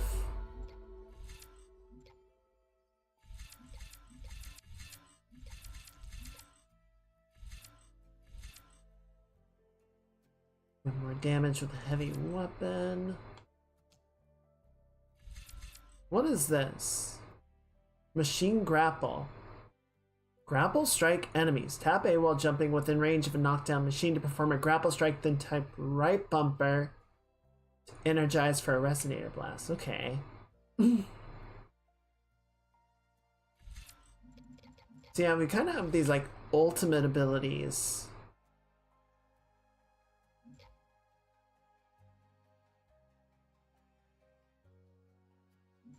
At the end of the skill tree.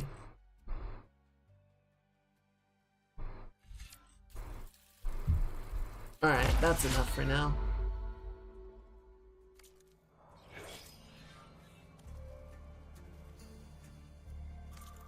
Okay, where's Cradle of Echoes? So that's send us up to the northwest somewhere. Probably gonna be up around here, but I want to hit the cauldron. That's gonna be priority one.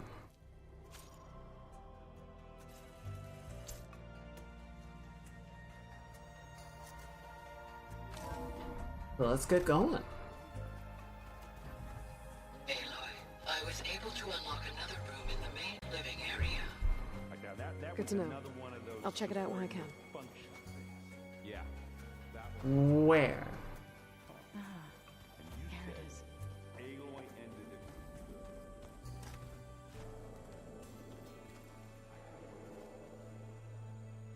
it. Is it Huh. this? The door's unlocked now. Gaia, what was this room for? This was intended to be a recreational room for Control Center operatives. It's got VR games. Unfortunately, the entertainment modules were lost with the Apollo database. Oh, that's too bad. So what is it for now? Where does this lead?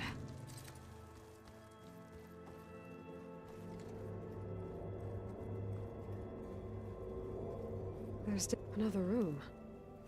What for?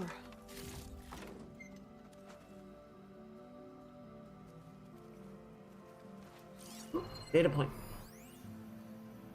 A little flourish. Switch to a private log?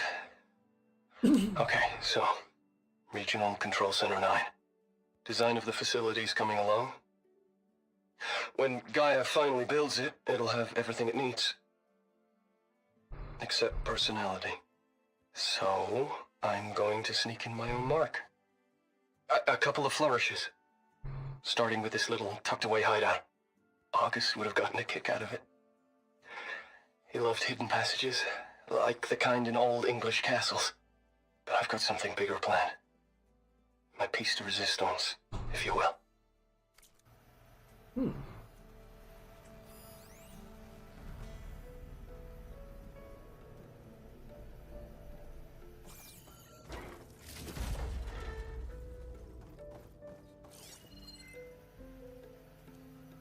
Seems like that's it for now. What the hiffle?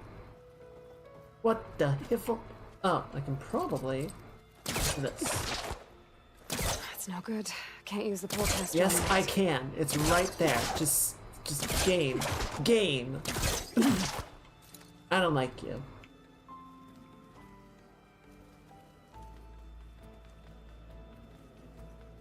That's annoying.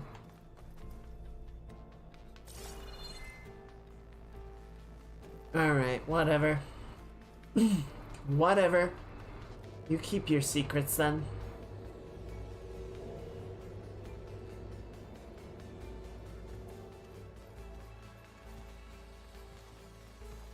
Alright, let's get going.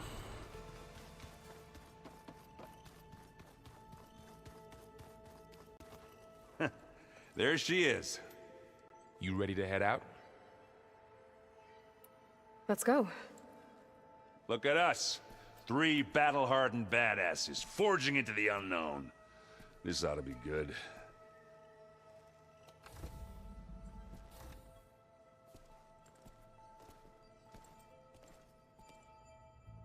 Are we gonna fast travel? We might. Yep.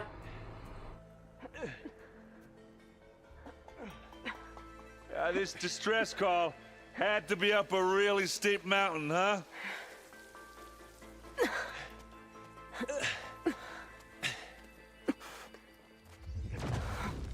Oh boy.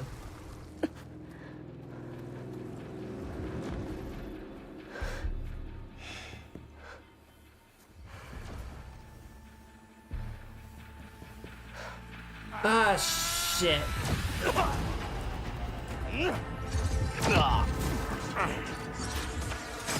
Vermin.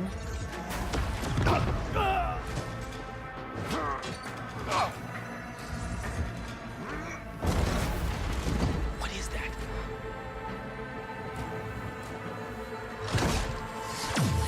What the hell? Uh-oh. Oh!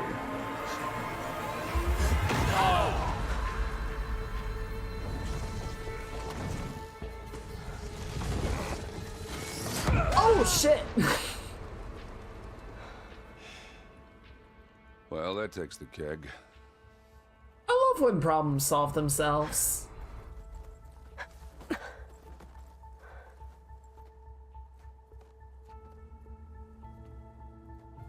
Burrow, see if there's anything over there. On it. We'll check out the battlefield. Let's start with that Zenith. Aw, look at that little guy. Than we know about. I'm actually gonna start with this Can't believe chest. you fought one of them. Almost didn't make it.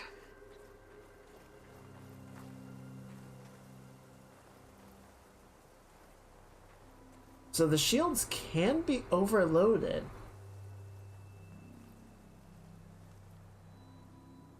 Whatever the rebels did, it took down her shield. But why was she here? I can access her last communication file, but I'll use my focus to scan the battlefield too. Yeah. What about that crazy weapon the Zenith had? It looked like she can make it come and go at will. But it's gone now. Oh, well, that would have been too convenient, right? Well, go do your thing.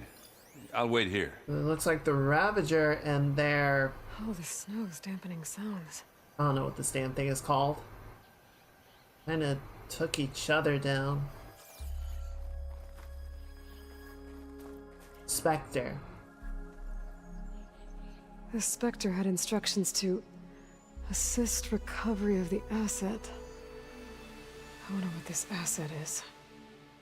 Forge's bread. What a mess. Spectre Unit X9K416M3 orders received. Prime Directive assist recovery of the asset.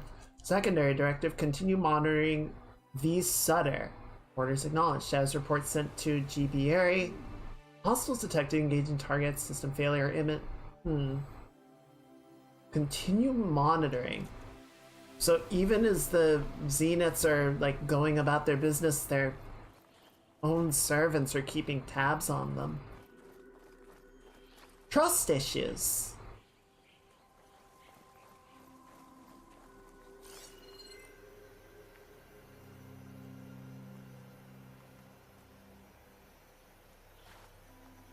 Ooh. Yeah, it's kind of chilly up here.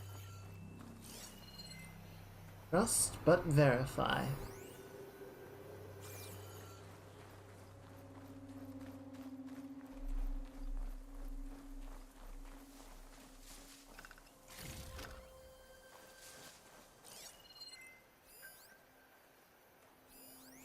They say keep your friends close and your enemies closer. Ronald Reagan said, yeah, so they say. I believe the Americans believe Reagan Pack's came full, up but with my that. stash has room. What you got, Varl? Have a look around. I'll wait here. You're standing in front of a conspicuously interesting cave.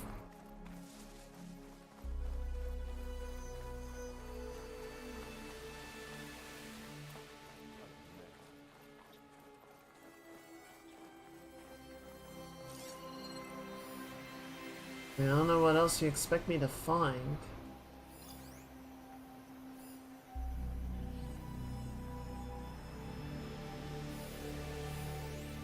Supply cache.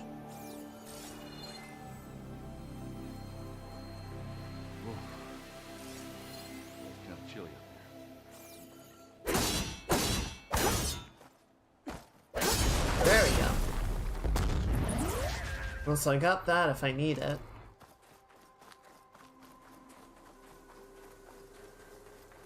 Oh, right, the ballista.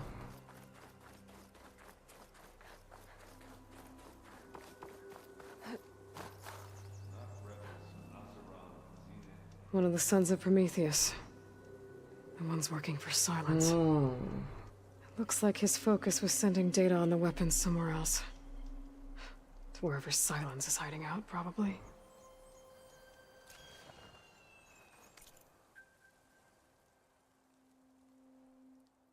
J coordinates redacted. Malfunction detection. Self-destruct initiated. This might not have been accidental. Ah! Ah, weapon's still hot. I need to know how it worked. But I'll have to check on it once it's cooled off.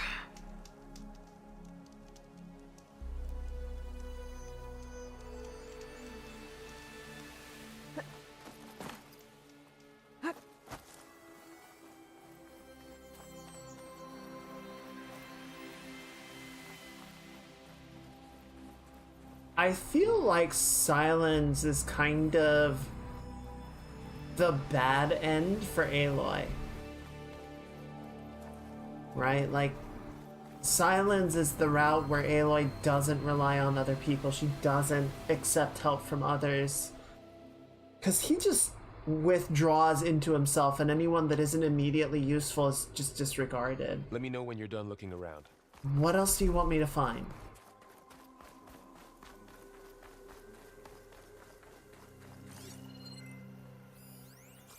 I talk to Erend? You done looking around? Yeah, kinda. Almost. Is there someone I missed?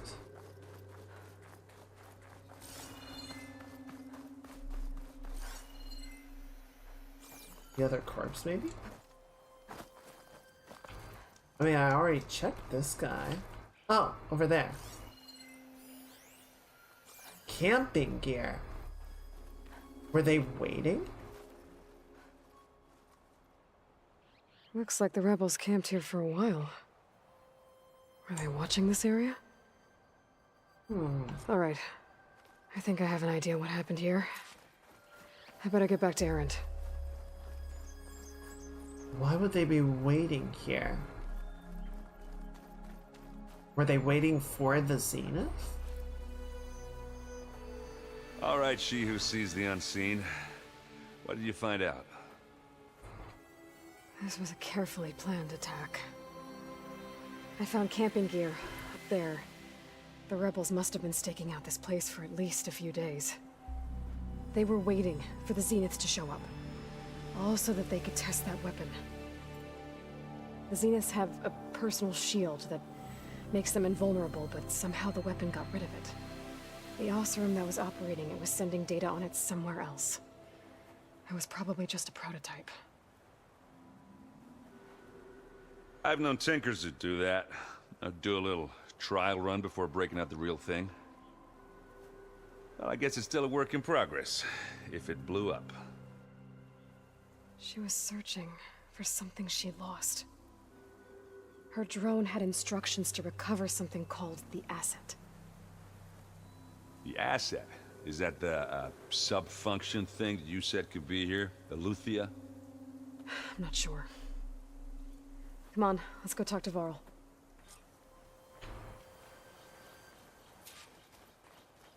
You know, it is funny watching Valve play the first game and be like, man, they really did improve the visual fidelity. Like, I thought the first game looked good, and then comparing, like, seeing them side by side, I was like, oh no, this is much better.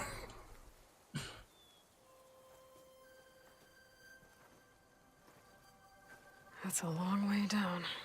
Something tunneled straight down into the mountain. Looks recent. Whatever it was, it must have been powerful. That Zenith the rebels killed was looking for something called the Asset.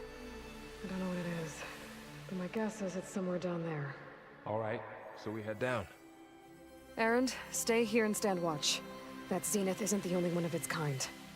I don't want to be caught by surprise if the others show up. Contact us by focus if you see anything.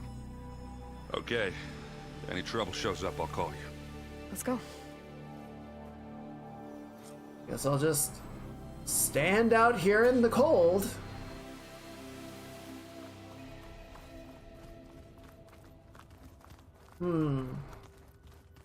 Okay, so there was a There's facility. some kind of old world ruin down here. You said the Zeniths have their own backup of Gaia, right? Yeah, from the Proving Lab. So maybe they were after Eleuthia. Found its hiding spot, so it sent the distress signal. Maybe.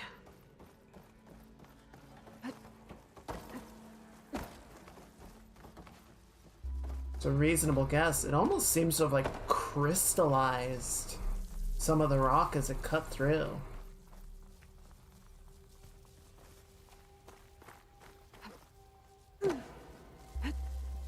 No. Doesn't seem like there's anything particularly useful over here.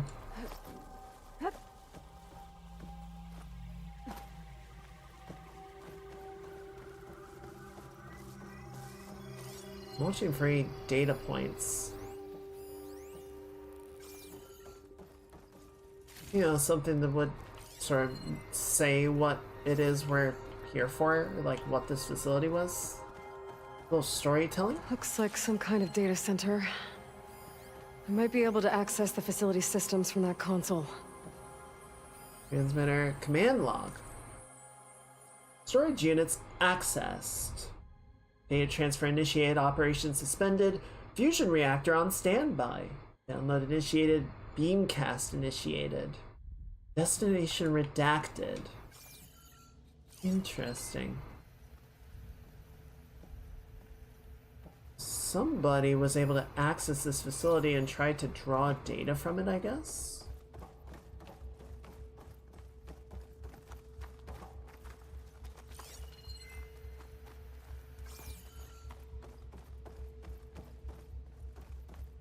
That looks like Zenith Tech.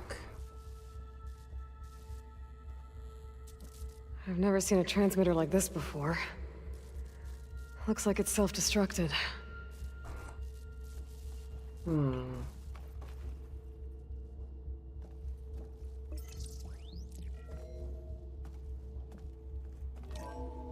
This was a Far Zenith research lab. Oh. It looks like a lot of data was beamcast from here recently. From that device nearby. So Eleuthea's gone? If it was ever here, then probably.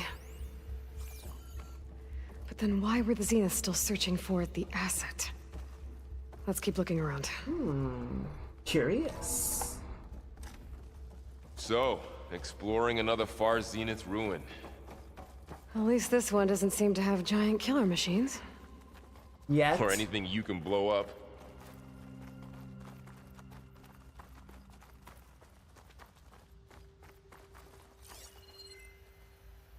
The killer machines can always show up later.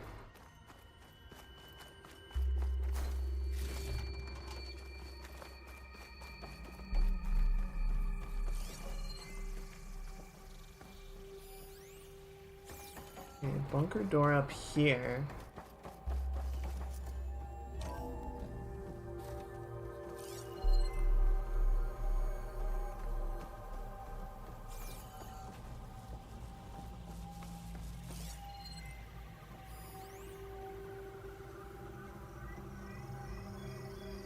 All this stuff. Wonder what they were doing here. Well, knowing Far Zenith, probably discovering amazing things. For their own benefit. Yeah. That sounds about right. Alright. That's it for up here, so let's head down. Oh, wait. Ectogenic chambers. Like the ones I saw inside a Zero Dawn cradle facility. Ooh, interesting. What were they for? Remember when I told you I was made, not born? This is how. A machine that makes a person. We That's better check in that incredible. room. Yeah. Okay, first thing. Spoon fed. From Daniel Miguel, data corruption minimal, to Claire Nguyen. January 18th, 2065. Claire. Wish you'd been on the call with me with Zero Dawn. Whoever negotiated this deal with themselves was ingenious. Bunch of our old tech collecting dust and storage in exchange for a copy of all human knowledge? Talk about a bargain. And the guy heading up the Eleuthia subfunction, Patrick Brokered Klein? You could practically see sparkles in his eyes when he was bombarding us with follow-up questions on the ectogenic chamber's design. It's like we were waving catnip in front of him. Anyway, they're requesting additional material on nutrition delivery.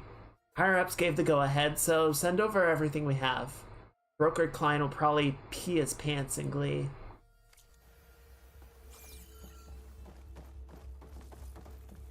Okay, and then we got a locked door there.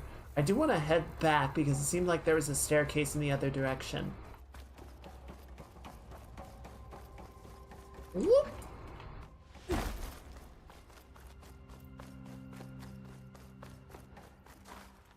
It's down here. The door. And the staircase. Another door.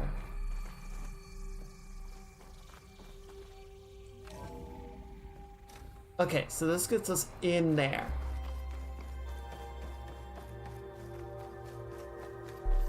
So what's in here?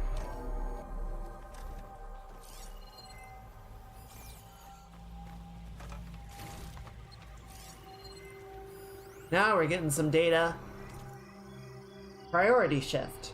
From Song Zhao to FZ research staff. All. As you will undoubtedly have heard by now, we have lost the brightest star among us.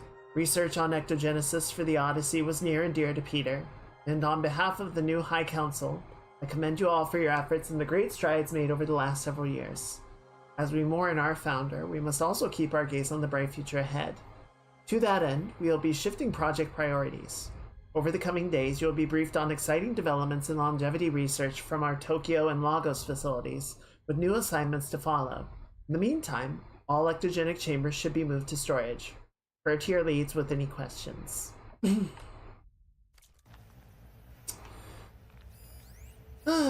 Find anything that might tell us what the asset is? I don't think so. Progress report. August 19, 2064. Data corrupted. Has seen a significant improvement, decreasing the time between touch-ups that commercially make available treatments like Osmanthus Rejuvigene require. As for Malik's team, the latest results from their neurophysiology experiments seem promising, and with the supplementary data provided by our Tokyo facility, we seem to be closing in on functional first-generation implants. Interesting. Meanwhile, our friends in Zurich have sent over their findings on WBE. Mixed results. A couple of promising avenues, but anything bordering on real digital transcendence looks to be decades away, if not data corrupted. Oh, good. They want to achieve the singularity. They want to become digital beings.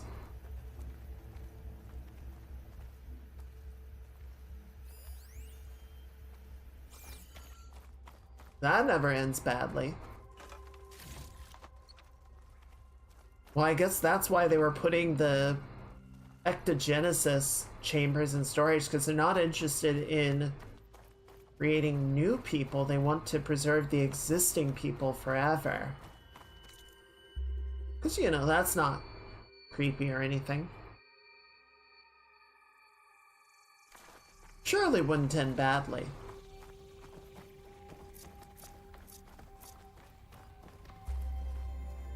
This place is huge. Some kind of storage room, maybe. Maybe the asset is in here somewhere. If it is, somehow the Zenith couldn't find it. Let's look around. So, how is Erend taking all of this? Really? Well, Gaia, the Zeniths, the Focus, it's a lot. But when I caught up to him in the Daunt and said you needed our help, he dropped everything and turned around. Well, he's loyal. That's for sure. Erend's a good boy.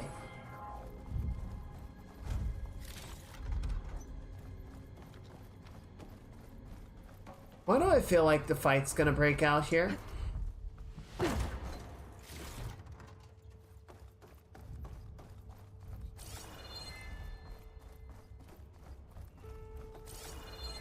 looks so fucking ominous, dude.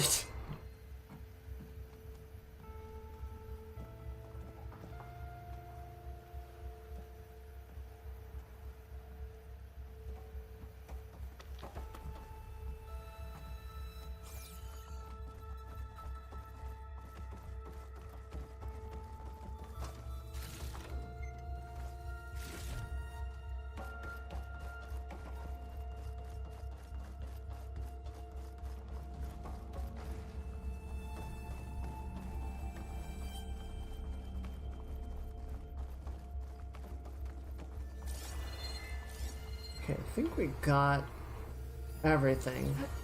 A control console to access the storage units. Can it tell us if the asset is in one of them? Well, let's find out.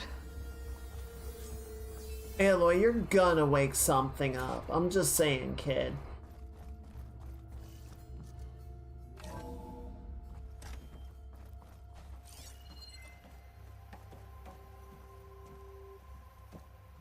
I'm just saying, there's definitely gonna be some kind of fight in here. We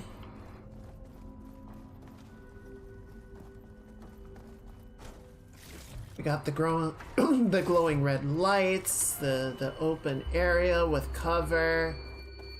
It's definitely I'm not gonna say it's a trap, but it's definitely a fight. 236 containers in storage. Please enter the container number you'd like to retrieve. 236? Oh! Wasn't there a number in the distress signal? You're right. I should check the log. Well, so the one that stuck out to me was like W33, but...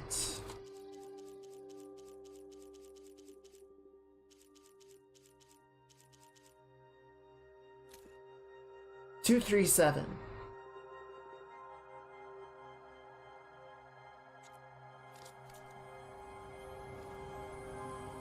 $236 containers in storage. Please enter the container number you'd like to retrieve. It's not in the log. It's an unmarked unit.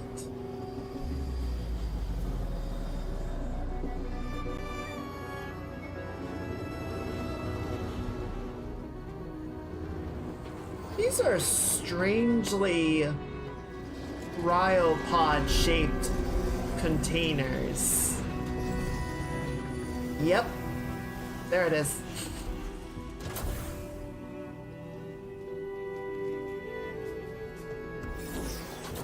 They're not. Oh boy. Oh boy.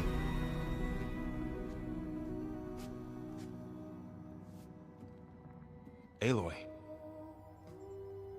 It's you. It's you. Ba-da-ba-ba-da-boy. Skin's like ice.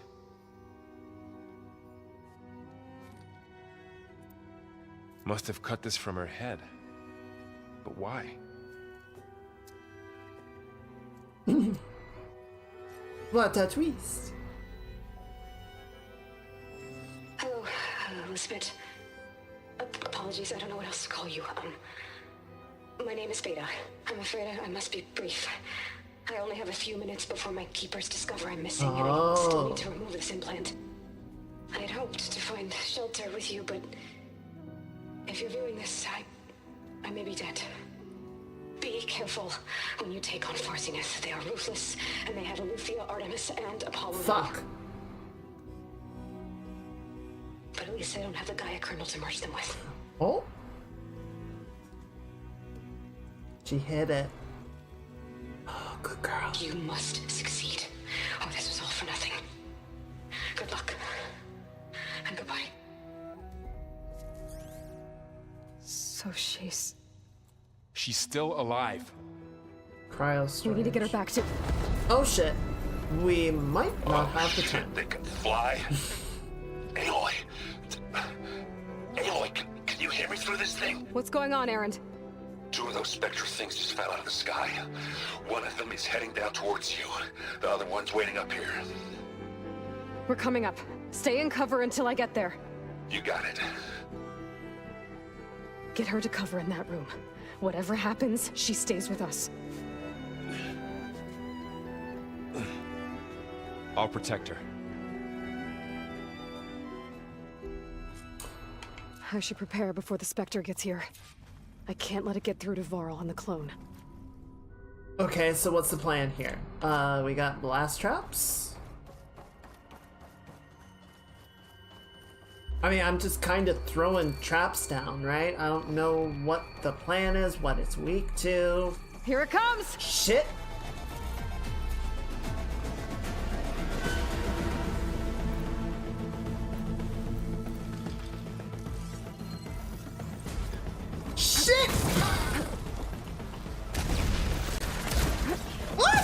fuck me!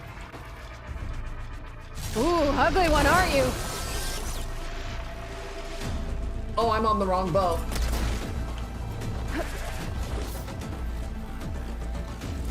I'm running now. I'm running now because... I should scan that thing. See if it has any weak spots.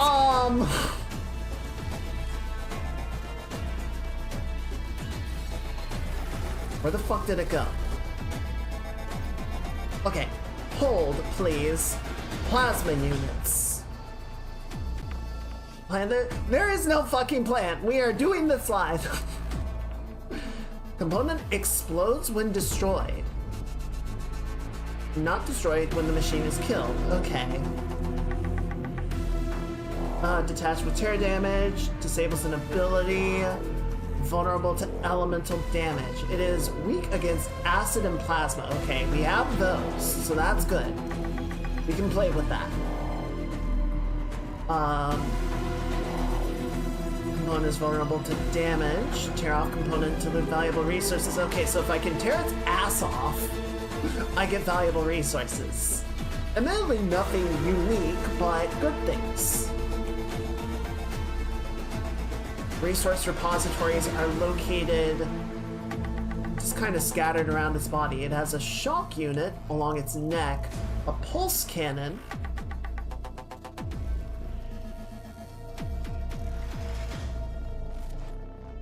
just kind of mounted on top. Okay, so I think the plan is to stack up acid damage to try and melt it. And if we can get the cannon destroyed, then that's good. Oh, it is coming through. It is coming through. Time to go. What gear? Okay, so I have my acid bow. I've got a war bow. I could probably stand to use. Yeah, unfortunately the sharp shot is not really going to help because I just don't have the time.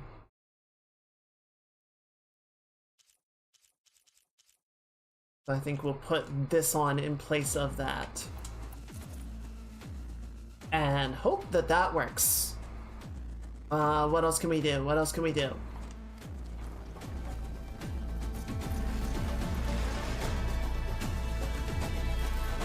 That thing's quick. Yeah, it is.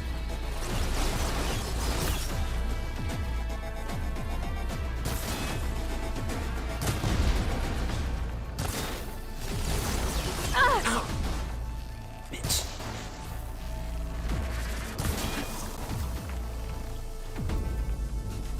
Where's your plasma cannon?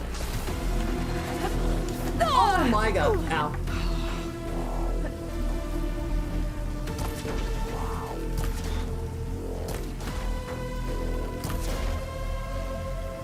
Okay. What's the next plan?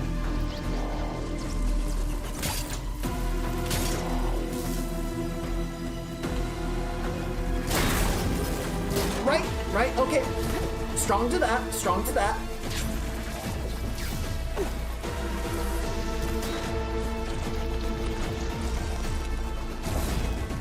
Not that, please.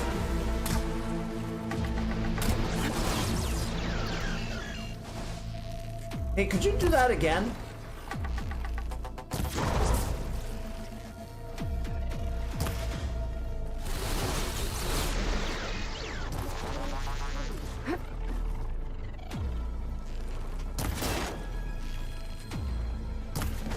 Would really like... Oh.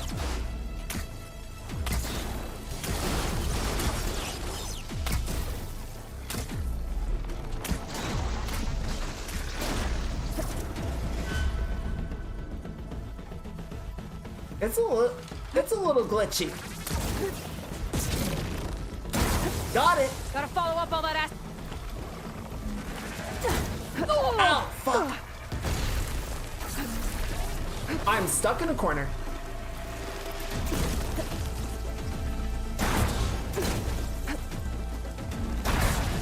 Ow. Almost got it. Almost got it.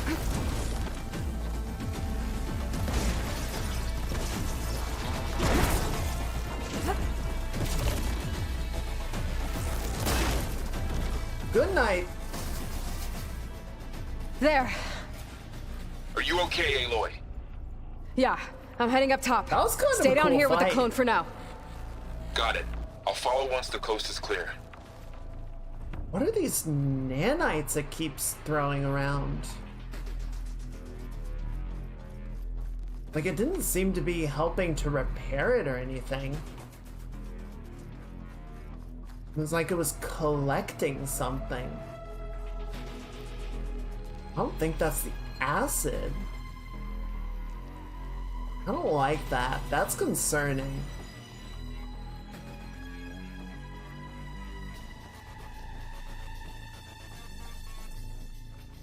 Alright, where are we going? Go on, Aloy. Aaron needs you. Oh, okay. Wait, so how do I get out of here? I guess we just head back out? I gotta admit, the Warbow, I was kind of underrating it. It's really good in a fight. Particularly for stacking up elemental damage. Which I think does play a bigger role in this game than the previous one. Gotta get back up top and deal with that other Spectre. I just hope Aaron stays in cover. Okay, so how do we get up that quickly?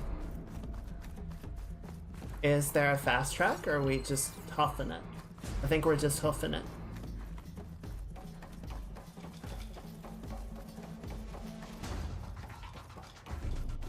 Aloy! Aaron! Yeah, the Spectre's dug its heels in. It's got me pinned down. Hang tight, I'm almost there. Just hurry. Working on it. Okay, I'm gonna do this. I want to put the sharp shot back on in case I can actually get some early hits in. And then you will take the silver. That doesn't sound good. I gotta get to Aaron.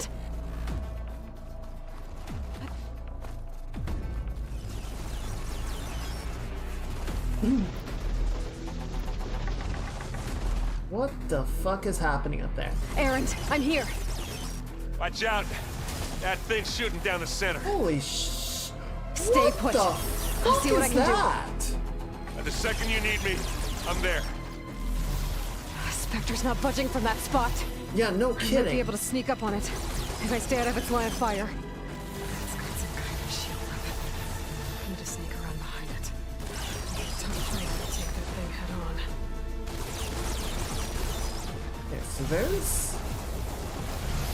It just has some kind of like nanite swarm that it's using to... Need these later for sure. It can just like absorb fire.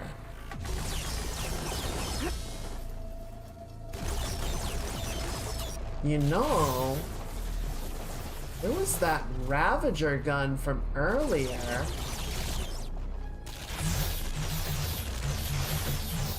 A heavy weapon. That could help. Oh, why did you put it back on?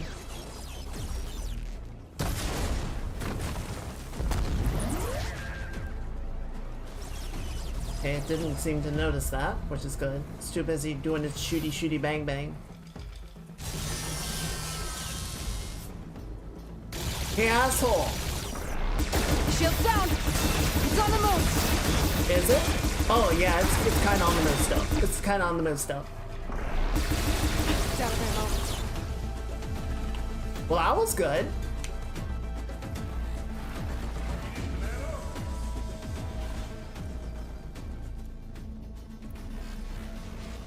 Not bad. Did I get the... There's...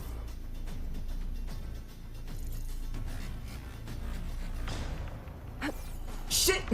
That's not what I meant to do. Aaron, run! I grab it if you need it. Not fear, but it'll do.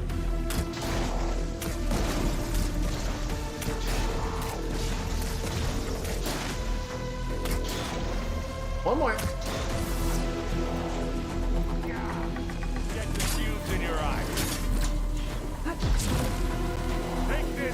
Take him down. Aaron, not right now, dude. That's the weak spot.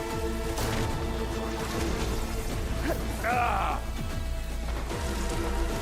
What the fuck? Let's smash these machines. I could use it against the Spectre. Ow! Okay. Ow! Ow!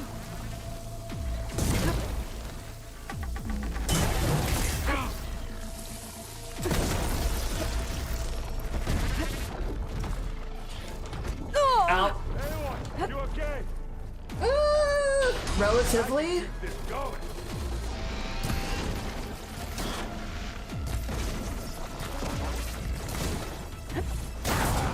Ow! Ow! Ow! Ow! Ow! Ow! Ow! Fuck!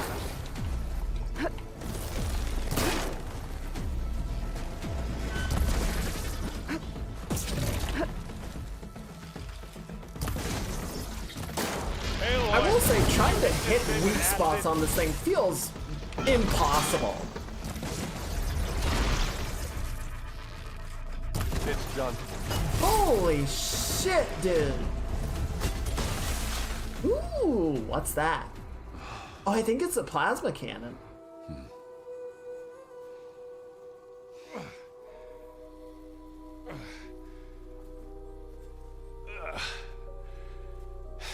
Aloy, she's... Yeah. Talk Look, later. I swear I'm not drunk, but right now I'm seeing double. Aaron, not the time. Long story, but it'll have to wait. She needs a healer, but we need to get her back to the base immediately. Right. Yeah. Well, what are we waiting for then? How are we gonna carry her down the mountain? You two go on ahead. I need to take another look at that weapon.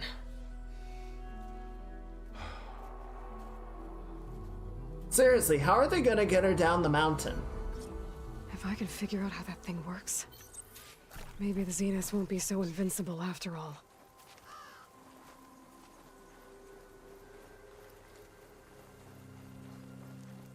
Seriously, gross. The snow brought the chill. Wait, where is it? I mean, I killed it over here. Courage. I don't think courage does shit against gravity. I don't think that's how it works.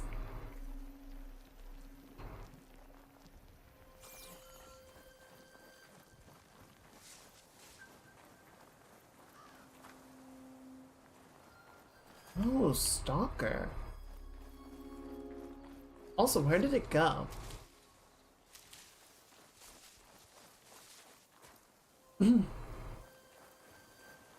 Is it that thing? No, that's a corpse. Where did the guy go? Where's the weapon?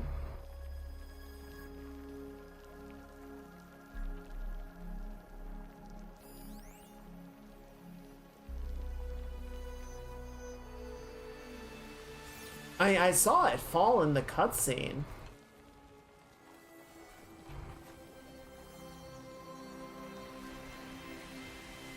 But I don't see where they planted it.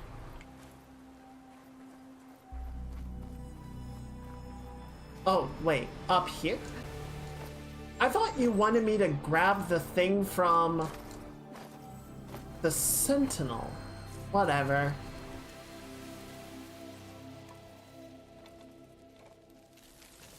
Interesting. No. Shit. Damn it. Ooh, but what's this?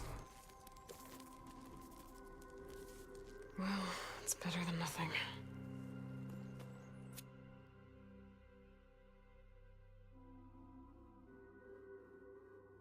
Additional hits of the same type will not have any effect for duration. Yeah, that makes sense. I need to get the weapon fragment to Gaia to analyze.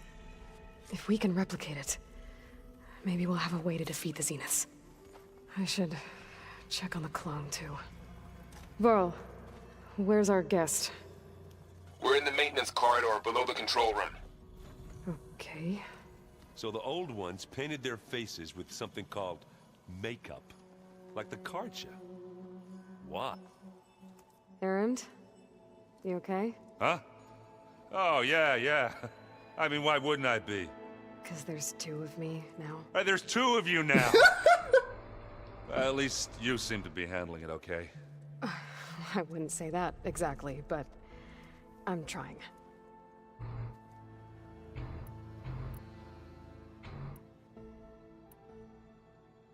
What else have you been studying with your focus?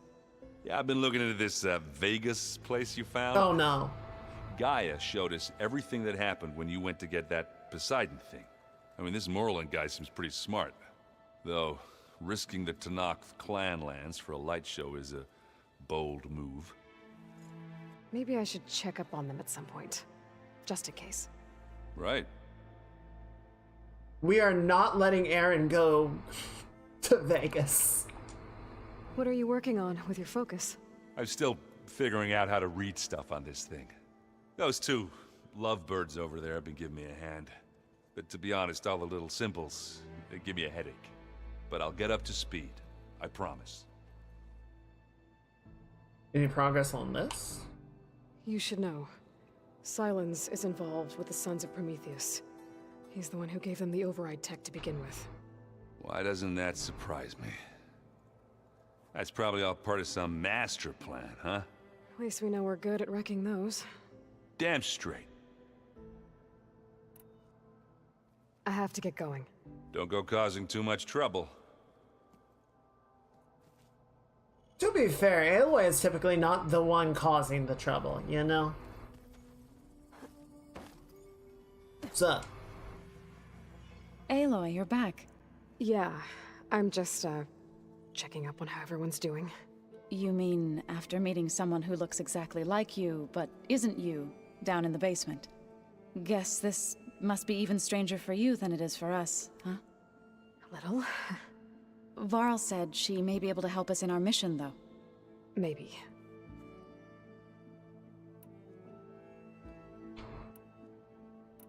So, how does a tribe like the Utaru manage to maintain the peace with warriors like the Tenakth? By holding them off.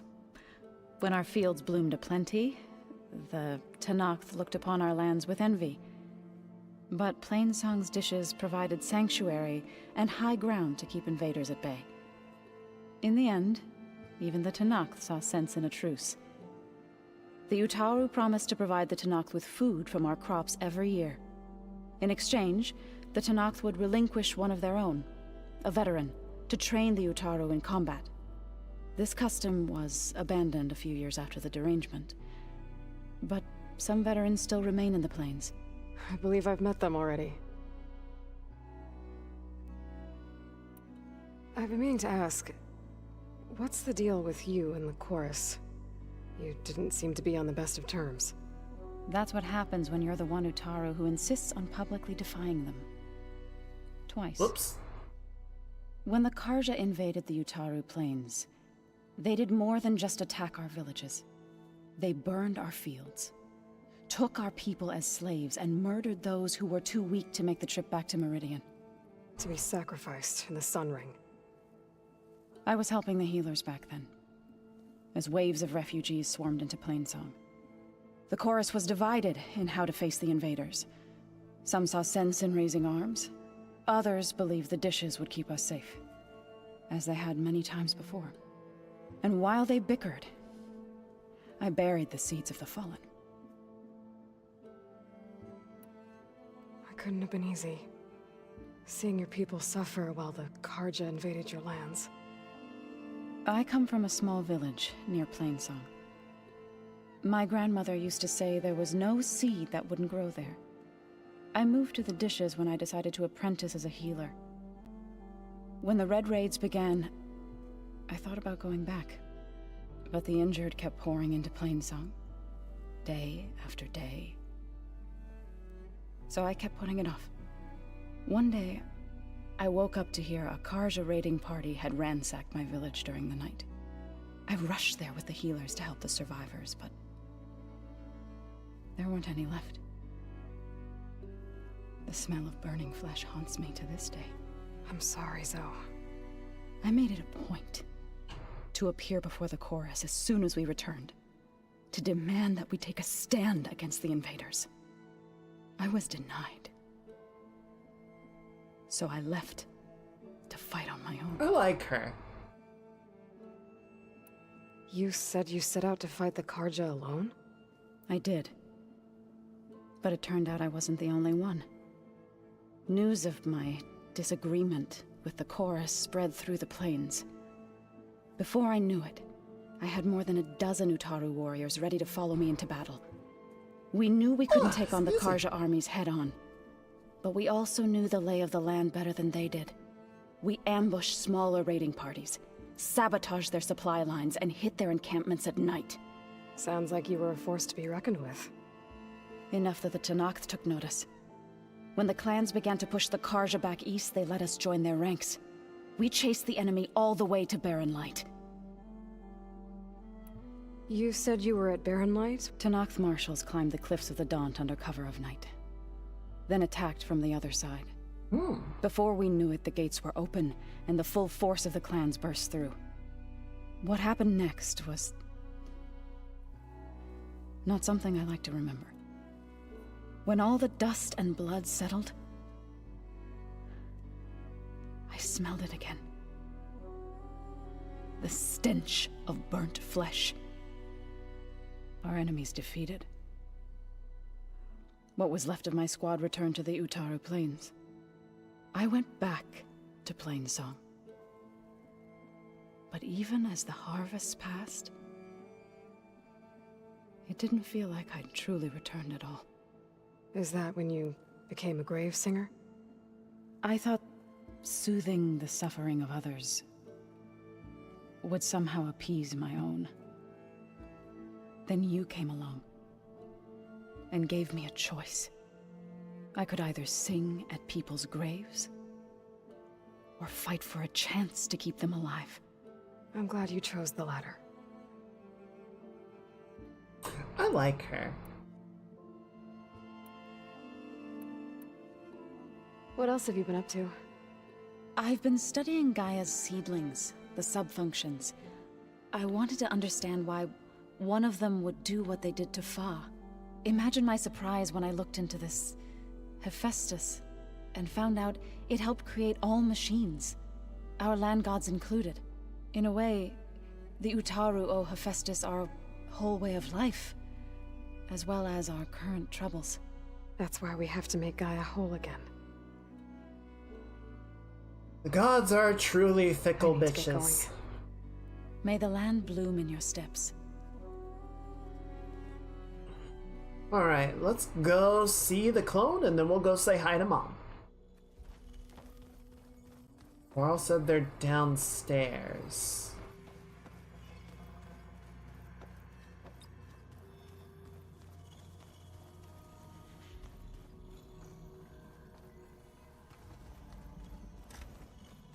Aloy, glad you made it back okay. She panicked after waking up and stumbled down here. I thought it best to wait for you. Well, I'll talk to her. glad she can move on her own. Honestly, is this gonna be better or worse? Hello?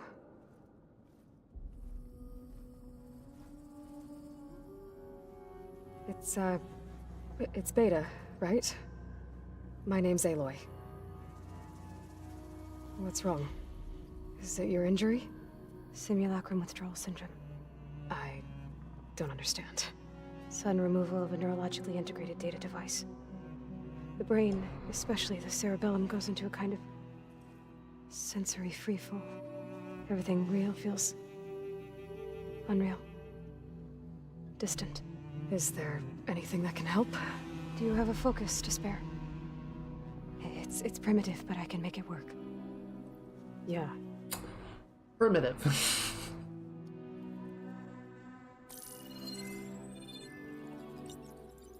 Booting up.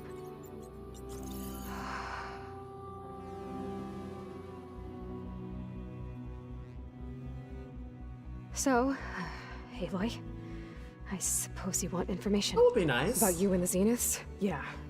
Why are they here? What do they want? How did they get you? But let's start at the beginning.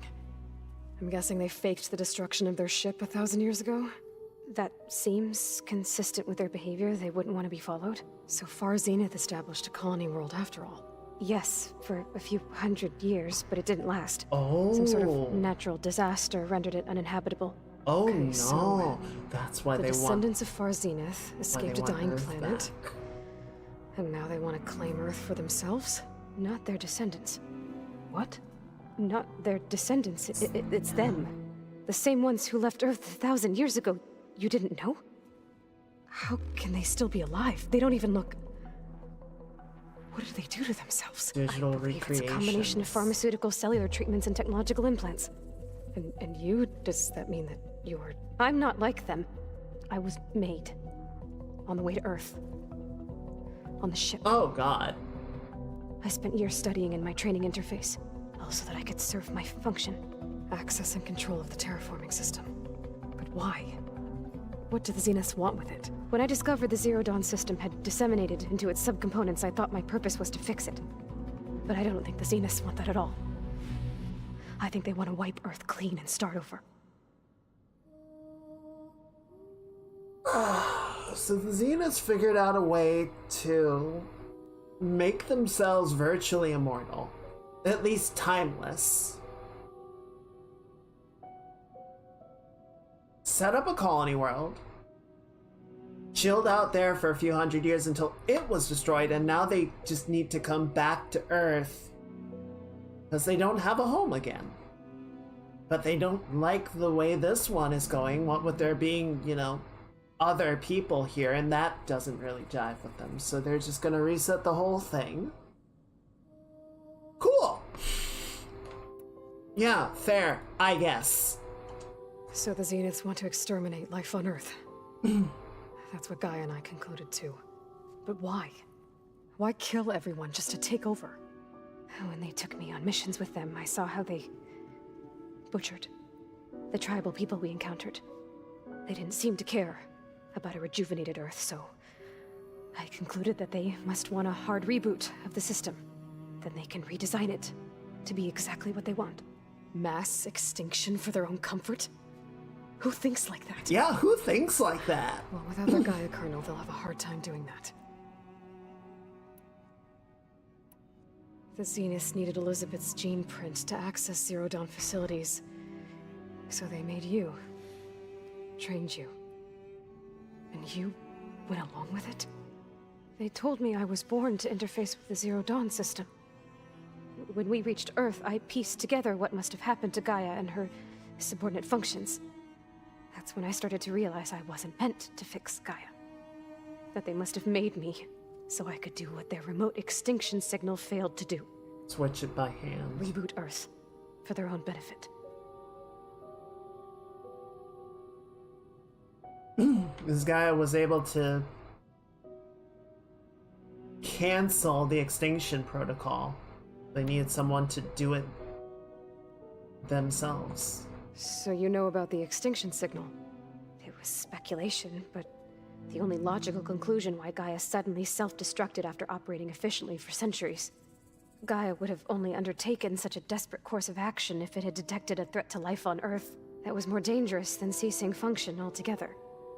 I should have realized that she would also order the recreation of Elizabeth Sobek to rebuild her. I mean, that seems like a bit of a stretch. Surprise. I don't know why you would jump to that conclusion, but sure. So we're dealing with the same Far Zenith people who once lived on Earth. What else do you know about them? They were some of the most affluent and powerful people on Earth. They controlled almost every major resource, every industry. Gerard commands them. He's the one who decided to set up a base. The others, Eric, Tilda, Verbena, they resent his authority over them, but in the end, they always do what he says. Eric. He's the one I fought back in the Hades Proving Lab. He enjoys hurting people. Well, and Verbena's dead. I know. Could you just have her not sit down anymore? You mentioned the Zeniths set up a base here on Earth. Where is it? Off the coast, I think. Whenever I had to go on missions, I was transported inside of the Spectre drive. I couldn't see anything outside. But I did overhear the Zeniths talking about it once. They were discussing setting up a perimeter energy shield to repel the local fauna. I'm certain they have other security measures. Spectre patrols, machine lures. It must be impregnable. What's inside the base? launch facilities so they can shuttle back and forth to their ship in orbit, plus infrastructure to gather materials and fabricate anything they need. Are there more Zeniths than the ones you met? I'm not sure. I suppose there must be more of them in the base or back on the ship. For all I know, there could be more of them out in space, other survivors of the colony. If there's no more colony, granted, I don't know how many Zeniths there are in total at this point, but they would all have to be ship-based. You said the Zenith's colony in the Sirius system was destroyed. What happened? All I was ever told was that a natural disaster forced them to leave Sirius. I've speculated that it was an extrasolar object or a cataclysmic seismic event. Or maybe even an abnormally violent coronal mass ejection from Sirius A. The Zeniths never told you any details. They said the only thing that mattered was that they survived. First Earth, 1,000 years ago, and then Sirius. Guess they survived old age, too. It's incredibly stubborn people. Like cockroaches. How did you escape the Zeniths? Before the Hades Proving Lab, I never thought I'd get away from them. Even if I were to run. I'd never survive on my own in the wilds. But then I saw you. And I thought that maybe you could help me. So when the Zeniths pinpointed Eluthia's location in the biomedical research facility, I saw an opportunity. You said you saw an opportunity. What did you do, exactly? Whenever I was taken out on a mission to recover a subordinate function, only one of the Zeniths would go with me. The one the rebels killed, outside the facility. Banis dead? How did they bypass her shield? I'm looking into it. But you were talking about your escape? Well, when it was time to use the Zenith's transmitter to send Eluthia back to base, I also sent the encrypted transmission. Then I distracted Verbena long enough to seal myself in the ectogenic chamber, altering the facility's log so it appeared that there were only 236 containers. And the Gaia root kernel? I told them I could capture Eluthia faster if I had it with me, and they believed me. Well done.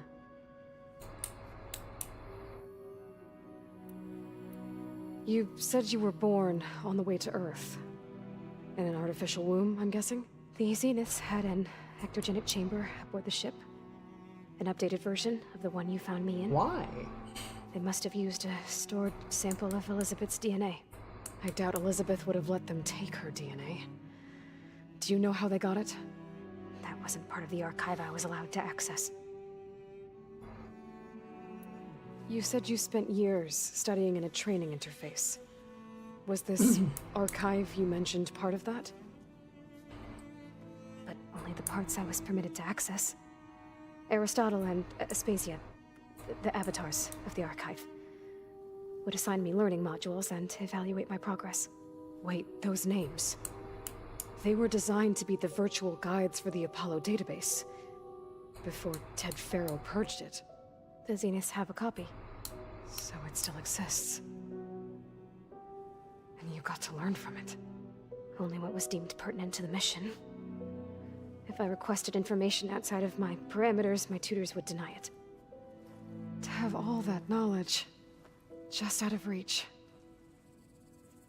Must have been frustrating.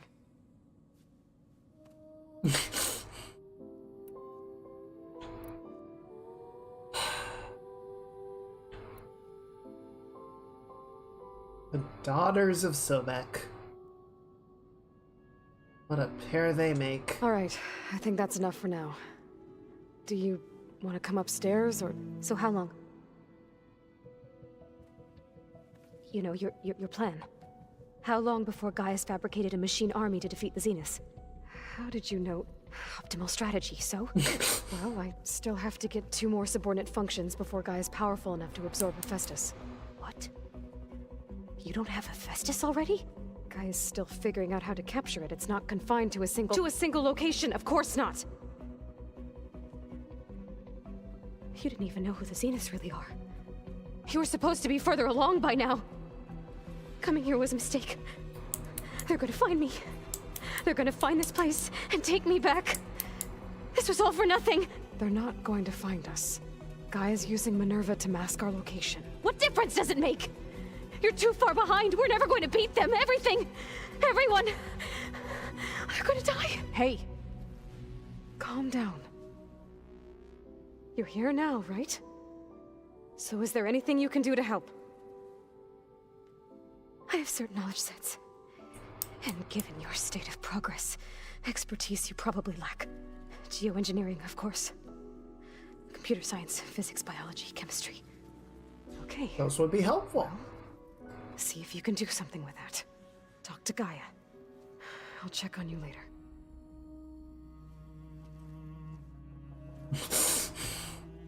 That went... How'd it go?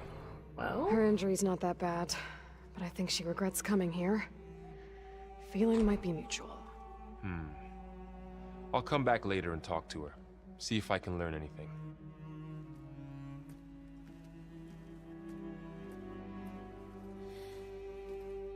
I should get the weapon fragment to Gaia. Well... Okay.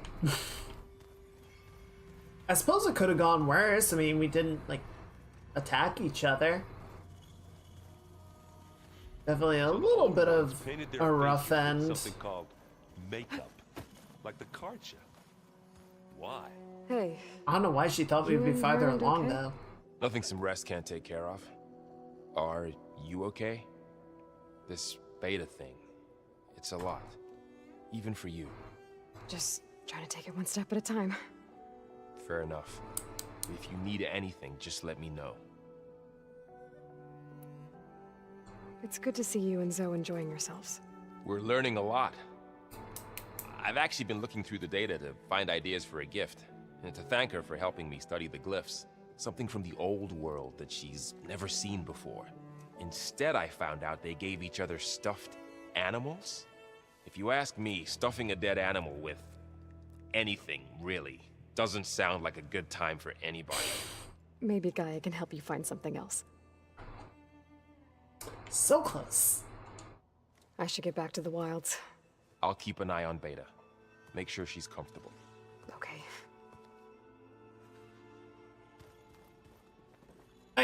How long did it take them to get here? It was like 8 years or something. Yeah, it was like 10 years. And they made Beta on the way. So Beta's a child. If you keep frowning that hard, you'll get wrinkles. That they rapidly grew to maturity. This is fucked up. Yeah, no wonder she's a mess. And of course, they don't regard her as a person. She is an access key to the system. Welcome back. Aloy, I see we have a new guest. So now we know the origin of the transmission. Well, it wasn't quite a trap. I also recovered this. The weapon it was part of somehow stripped Zenith of its shield, but it malfunctioned and blew up. If we can recreate the weapon and improve it, maybe we'll gain the upper hand on the Zeniths. A moment, I will scan it. Scanning for madness. Complete. By combining the results with data from your focus, I can infer that the weapon was highly advanced, comparable to Zenith technology, but not how it worked. Did the explosion corrupt the data? It was only a catalyst. The moment the weapon malfunctioned, it appears a command executed to purge all data within its core. Ostensibly, this was to prevent the weapon's secrets from falling into enemy hands. Damn it, that's exactly what we Whoever wanted. designed this weapon knew how to cover their tracks. Silence. Based on your data on him, that is my conclusion as well. And he's not gonna cooperate with us. Well, it was worth a shot. But that's not all. The Zeniths got Eleuthia, along with Artemis and Apollo. That is unfortunate. However, our original plan remains unchanged. The two remaining subordinate functions should increase my heuristic processing density enough to absorb Hephaestus. Right. One problem at a time. Well, I guess I better get back out there. I wish you luck on your search. Right. Thanks, Gaia. But we have the other We'll be Gaia making core, use of right? Someone's weapon. And now there is another clone of Elizabeth here with us. But I can't let it distract me. I still have 2 more subfunctions to get. Like, we got the other core from Beta. So that should set the Zeniths back by a hell of a long way.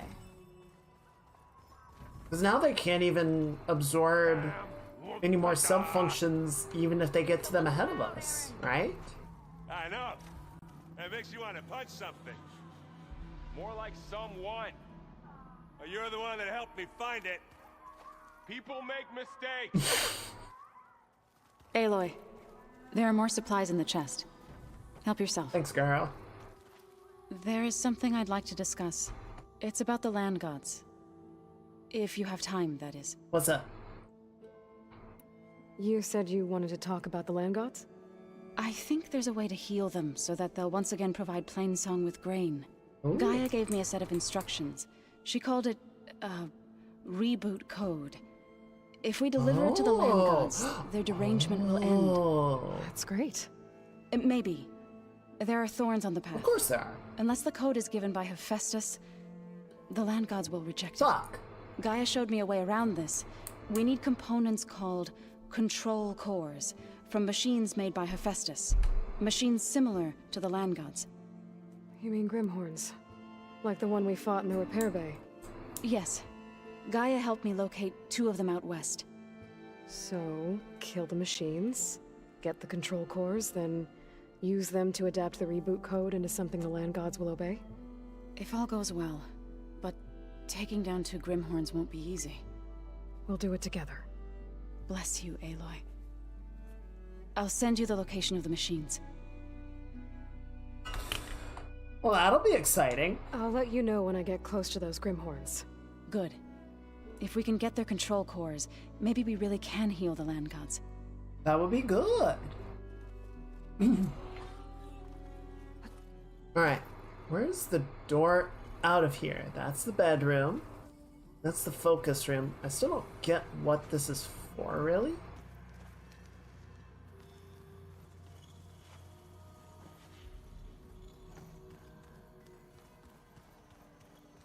Maybe it'll be more functional later. Holograms for everything. There we go. Let them experience a great many things.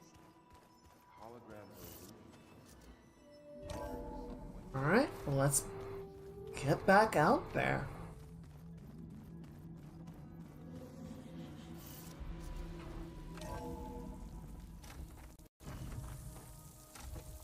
Wow.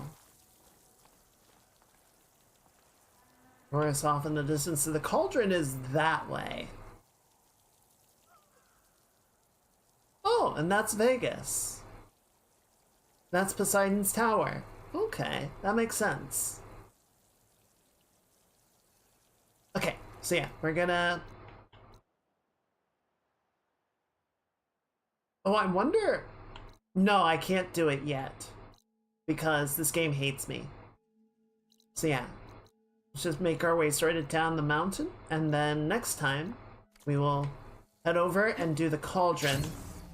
So it seems like doing the cauldron is not enough now. We still need to do the actual like collecting machine parts to be able to get the override data, which is really annoying. I really don't care for that particular aspect of it.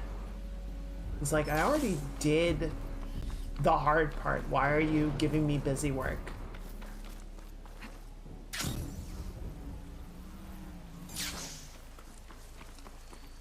Whatever. Let's kind of go. There's a few question marks along here that would be nice to uncover. Okay, I need braided wire. It says I need braided wire from a charger.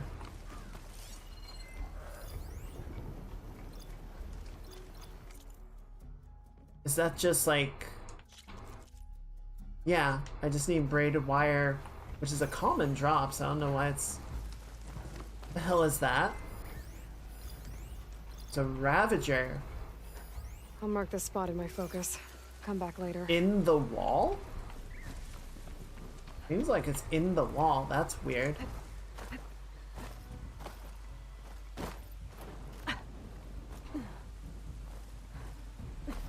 Should probably actually, like, listen to that at some point.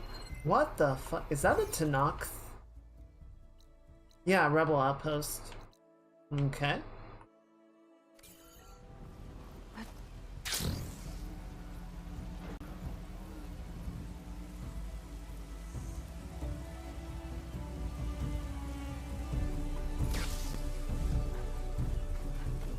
And then there was one more question mark along here. Let's go grab that and then we'll stop at a campfire and call it.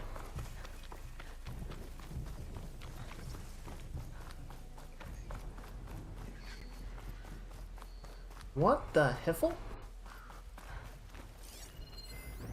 Oh, there's a scanner drone.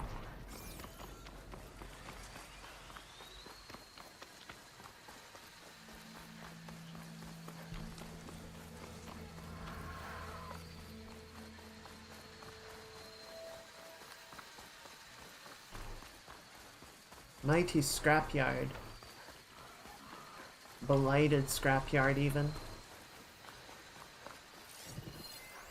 Oh, a Bellowback, but I think it's dead? It looks dead. Another drone keeping watch on the biosphere. I should grab its data. But how am I going to get it Well, done? maybe I can jump on it from here? Howdy, buddy. Going down! Nice and easy. I should grab the drone's data now that it's done. There we go. Alright, thanks, buddy. As you were.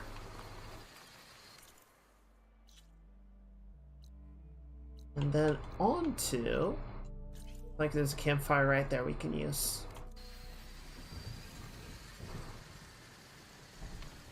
I'm gonna start go this way.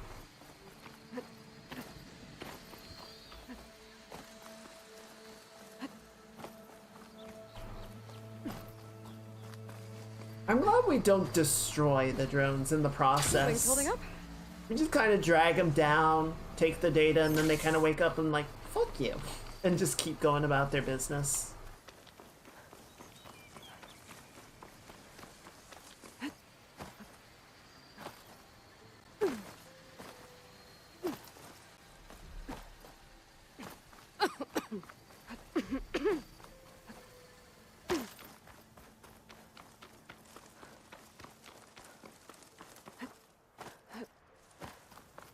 There we go.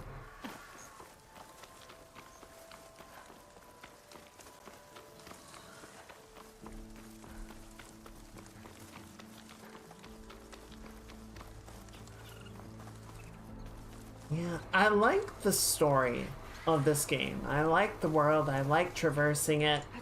Even, I would say, the combat is pretty fun, but I just find there's a lot mechanically that I'm just not enjoying in this game as much as I wish I was.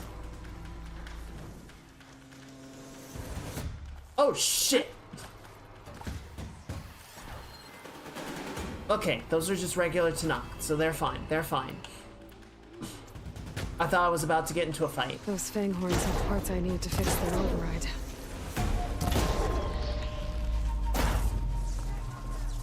Yes.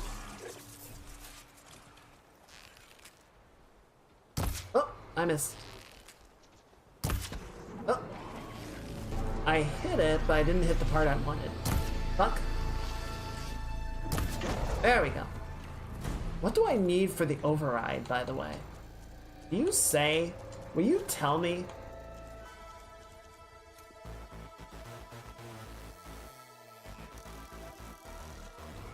Where would I even look for that?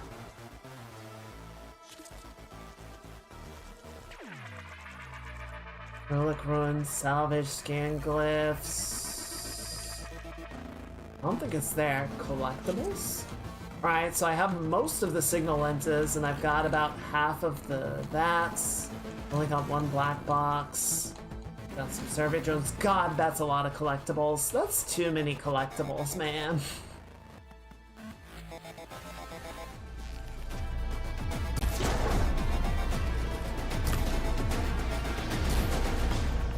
Please stop. Uh-oh.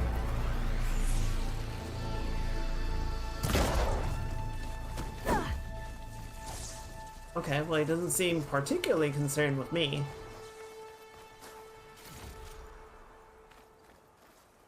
When I say that, I think he's coming back around.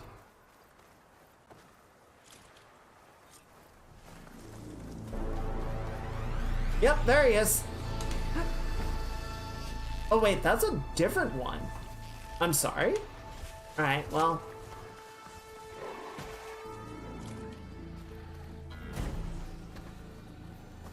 You guys have made a real mess of this whole situation, haven't you? Alright.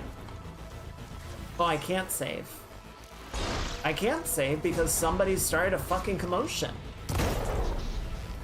Nice work!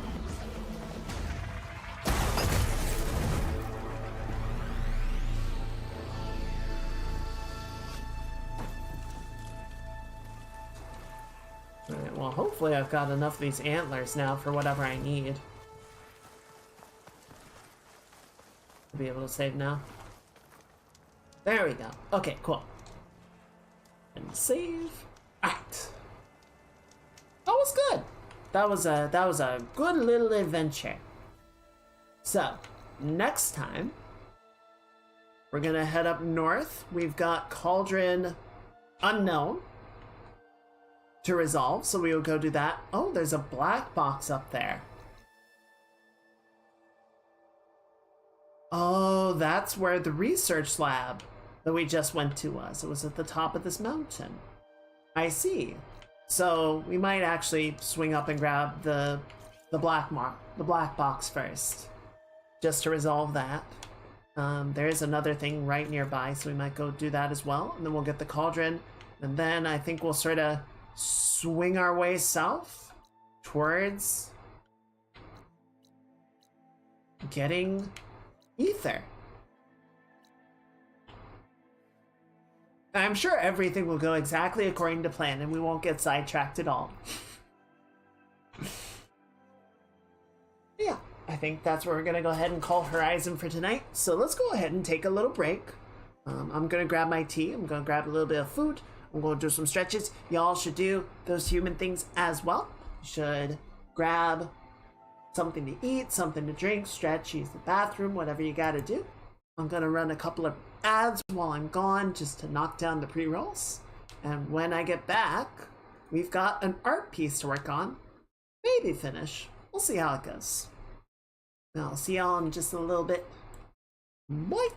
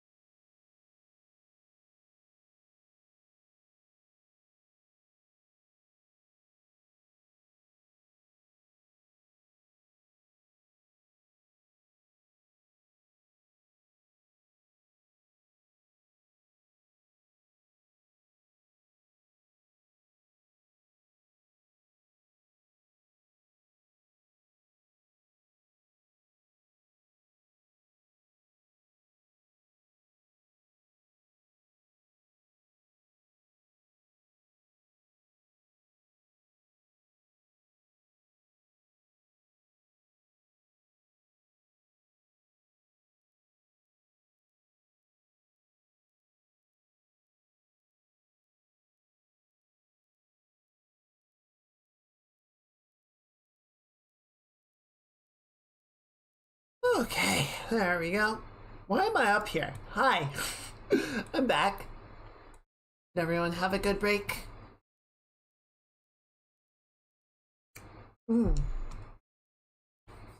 Yeah, I went to the Greek place that I like, or I really like.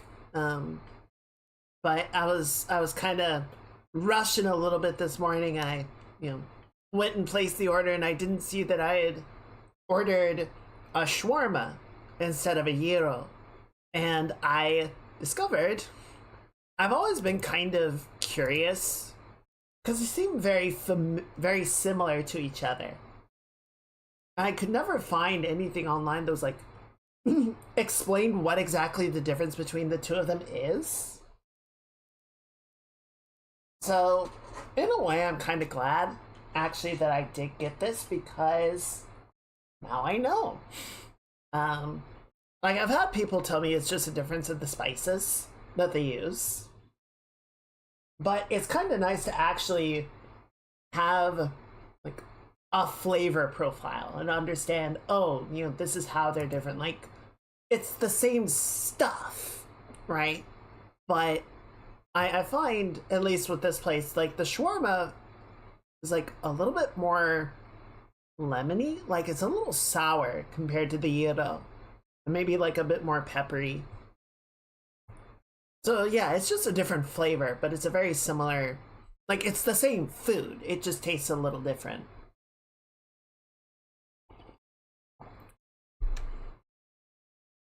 So, mystery solved. I definitely like gyro more than I like shawarma. And you're right. It could just be a difference.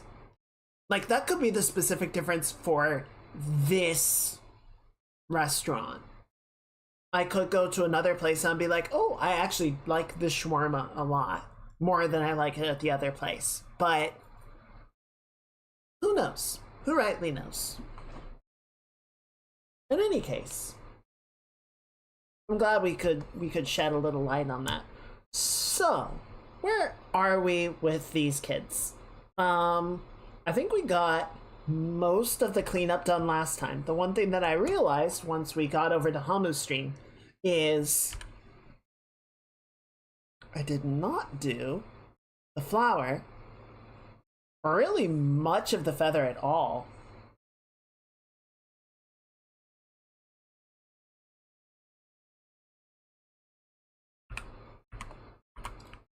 On the other side of the head, so I think it'll be more or less okay to just kind of duplicate that. No, you know what? Never mind. We're gonna be honest. We're gonna be thorough. We're gonna do it up by hand. Because the symmetry was fine for like setting up the painting, but I think the sort of genuinely going in and working up each side of it is what sort of adds the naturalness back to it.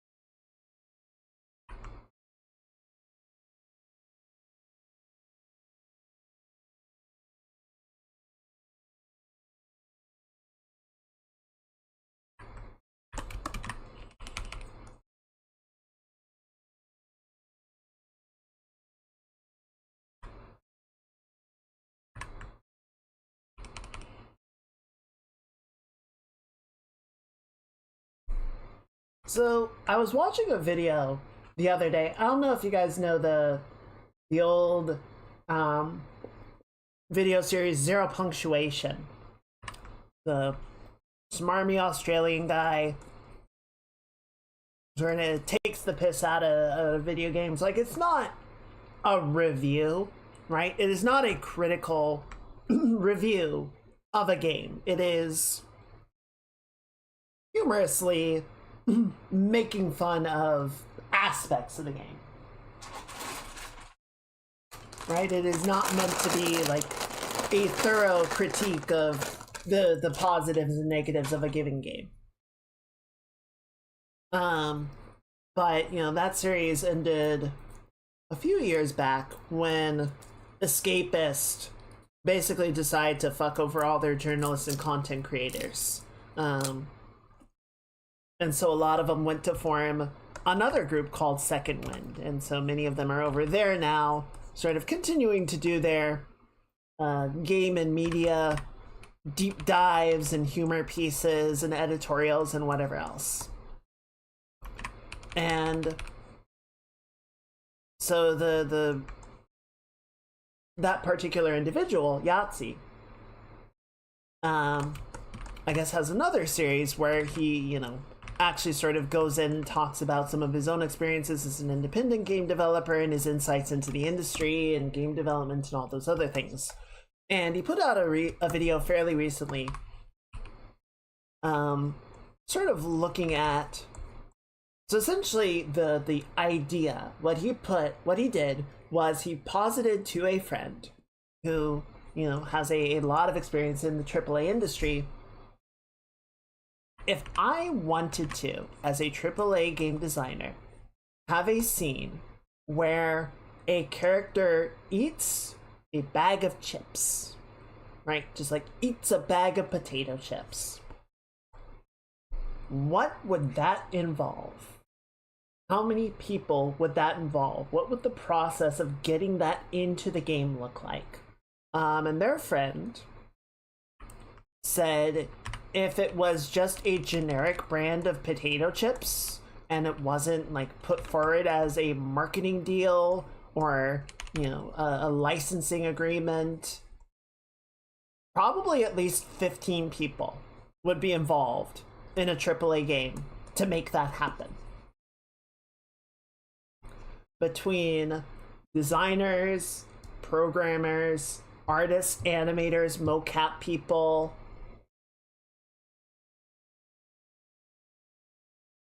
and then, you know, if there's legal involved, then it could be a whole other can of worms. Because again, right, like if you're trying to, you know, say you have the scene and you want to market it or, you know, put it to a chip brand and be like, hey, do you want to be in the game? Then you get, you know, multiple people involved for that to happen, and they have to vet everything that goes on with it, and it just spirals infinitely. And then you hear the AAA game costs hundreds of millions of dollars and takes 3 to 5 years to develop, and it's like, yeah, if it's this much fucking work to get a character to eat a bag of chips, that makes a lot of sense. Right? And it's not even like for a critical element to the game or anything, right? It's just sort of a little bit of flavor to make a scene feel more natural. Make it feel a little more believable and lively.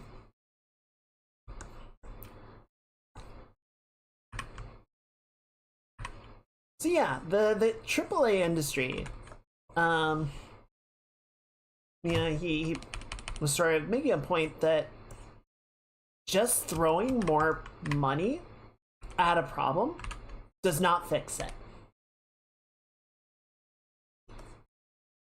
Right? Because a lot of the really sort of brilliant innovations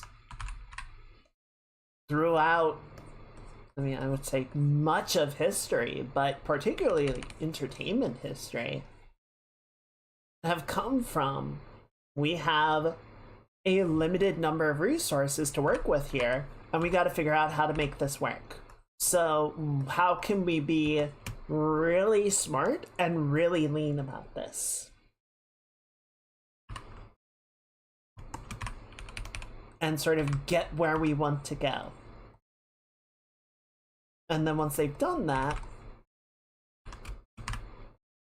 it becomes that cool thing that we all remember. There's also a little point in there, which I think is fair. And, you know, Yahtzee obviously is very opinionated, and I don't think that he is wrong in his stance, but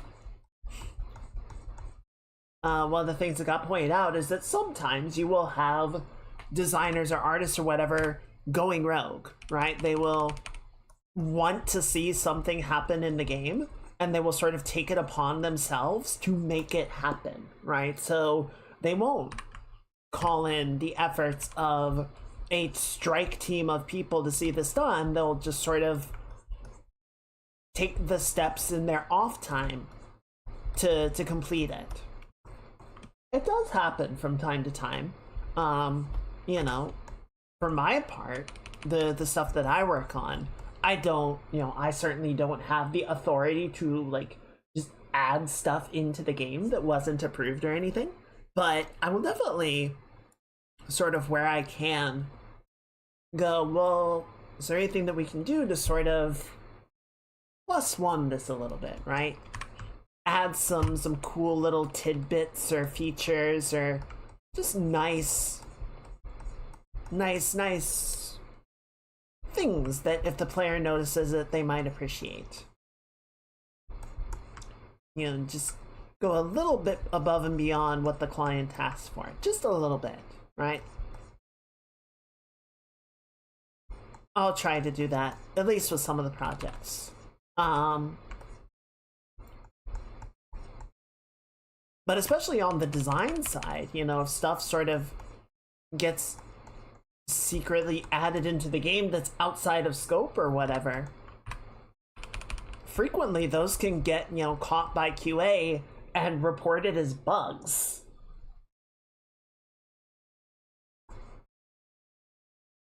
And then it'll either get squashed like a bug, or, you know, someone has to sort of chase it back up the chain and figure out where it came from.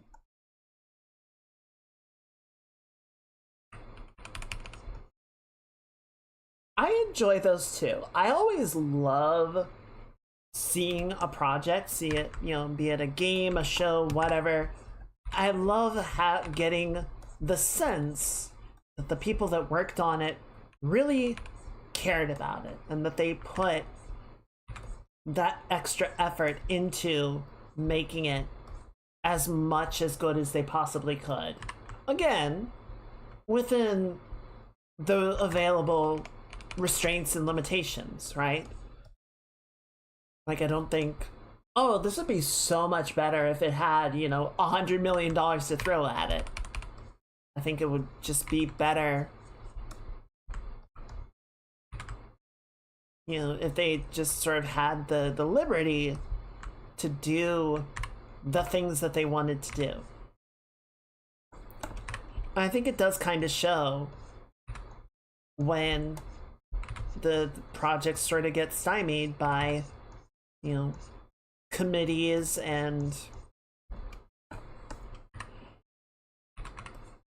sort of the endless churn of, well, we want to do this thing, and of course the first thing that happens is you have to put together a meeting of the stakeholders, right? The people that would be involved in the process, and sort of figure out, well, if we are going to do this, what does doing it involve? And that can be multiple meetings, depending on how well everyone is just sort of able to give like an estimate or a brief on the associated costs and negotiate an idea. Otherwise, you know, it's like, okay, well, here's sort of the idea, but we gotta go like check the feasibility of it, so let's reconvene next week and figure out what we can do. And eventually it's just kind of like, you know what, forget it, fuck it, it's not that important.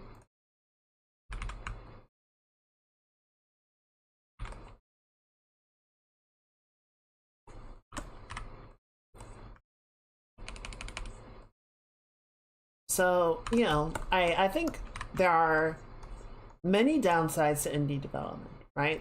obviously things are unstable. There's a lot of financial risk. There's a lot of uncertainty. There's trying to get yourself noticed in a scene where literally hundreds of games are coming out per day.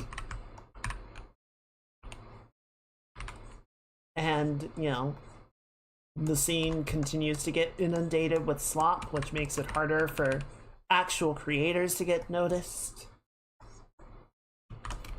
And unfortunately, while the tools for that have sort of become even more prolific, it's not a new thing, right? Like, shovelware has been in existence as long as video games have been. As from the moment that commercial video games became a thing, people have been figuring out how to put out minimal effort product to hoover up whatever profits they can.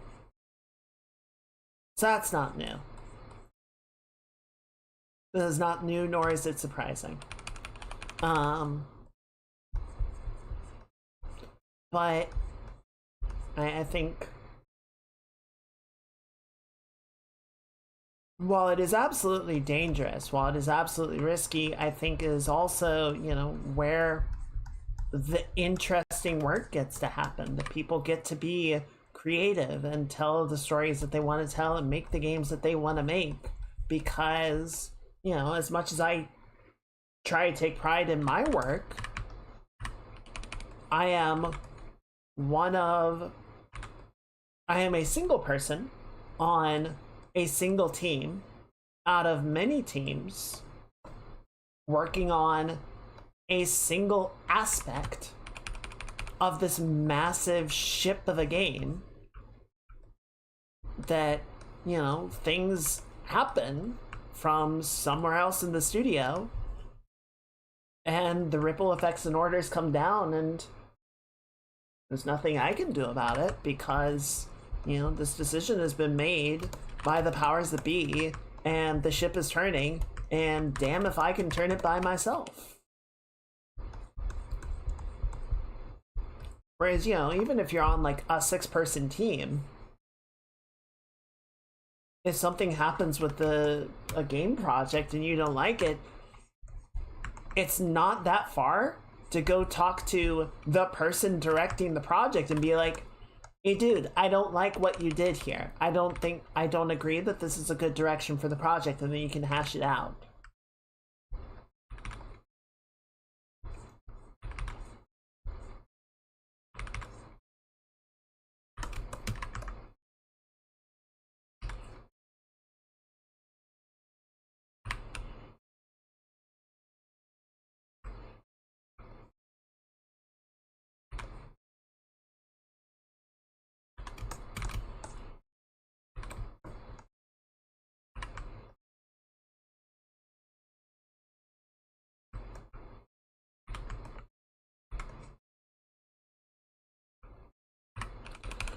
Yeah, to some degree it would be nice to have more financial stability. I do think, like, the fellow that I was talking with at Comic-Con, we sort of agreed that it would be nice to have more AA projects, right?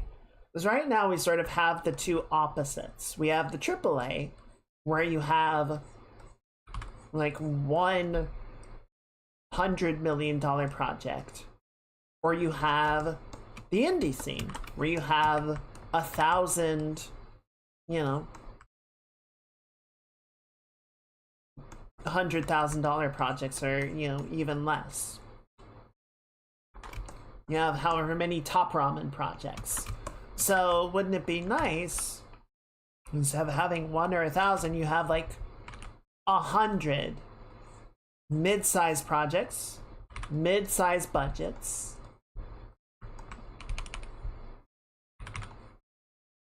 you know, those projects can employ more people, but you know, they're not going to be 200 people to a team. It's going to be like 30.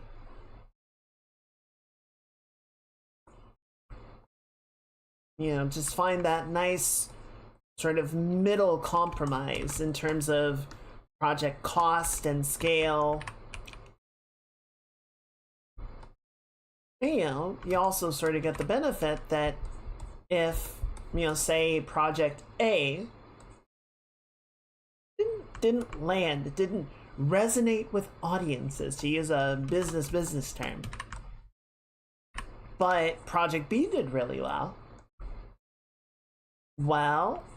now, you know, you can take the benefits or the sales, the success from Project B, and that can sort of cover for Project A not performing as well as you would have liked.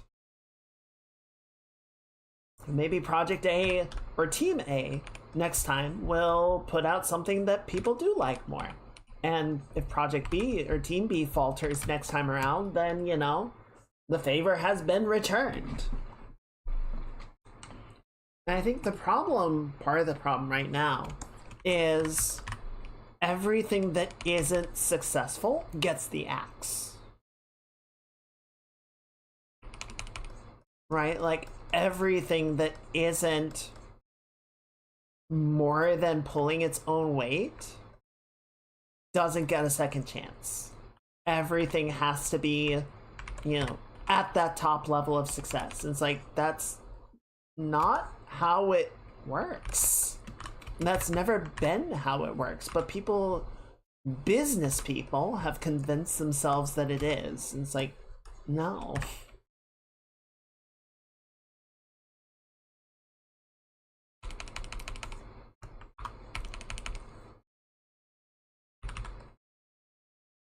You know, if something is underperforming consistently, right? Project after project, year after year, I get that.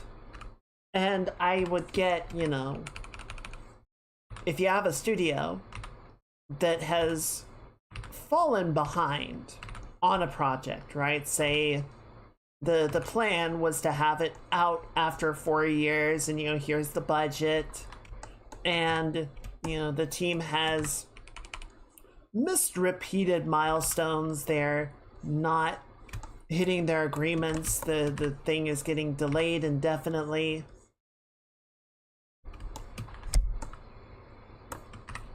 I can understand there being a discussion of, is there a way that we can pull this project together, right? Does it get salvaged? Or is it too far gone?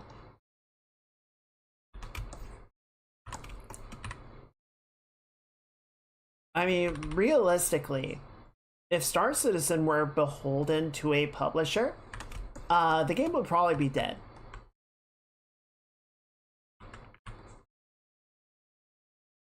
I mean, I say that. It is making money, right? It is, well, I think this is part of the difference, right? I don't think it is turning a substantial profit, right? If its operating costs are $50 million a year, I think they're higher than that, but if their operating costs are $50 million a year, and they bring in like $53 million a year, from a studio standpoint, that's great, right? Because they're covering all the costs of developing the game and keeping everyone employed. That's good. And they even get a little money to put away for if they have a bad year and sales go down. That's good.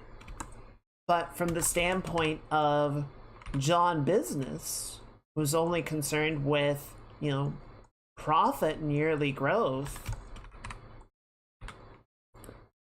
I don't think they necessarily see the $53 million a year. They see the $3 million in profit, which is not enough. Right? So now the questions start pouring in of, well, how can we increase the profit year over year? How can we make it so that this game earns more money? It's like, or, you know, just the fact of, well, you don't have the game out yet to be substantially generating the profit. Your development costs are still astronomical. It's like, yeah, because we haven't finished making the game yet. Well, why haven't you? It's been 12 years.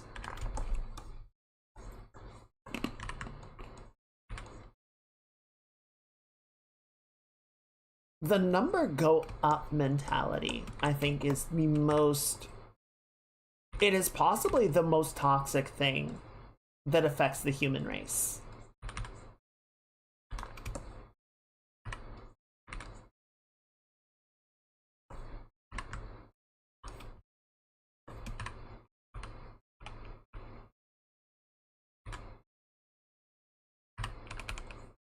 Just come hell or high water, number must go up.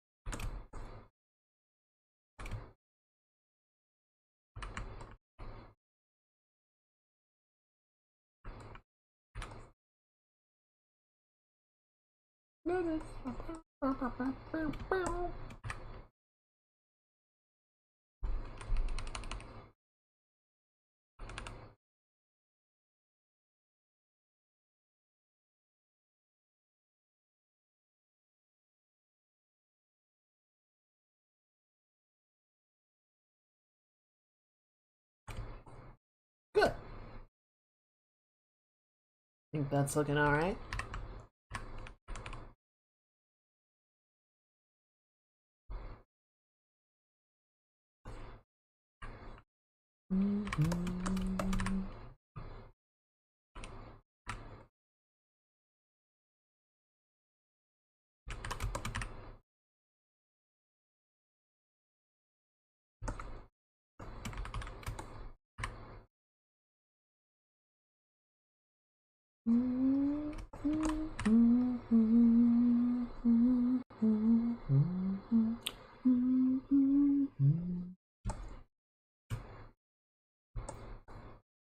Must buy the new Tesla. Yep. Gotta get another one. Just always a new Tesla. No exceptions. No slowing down. Number go up.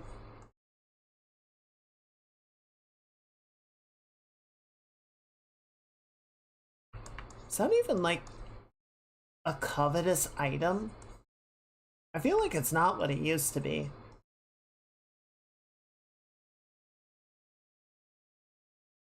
I feel like the only... Like, I know for a long time Teslas were like the best electric car you could get, and I don't feel like that's the case anymore. I feel like they were just kind of the first ones, but they're not the only game, and they're not even the best one now.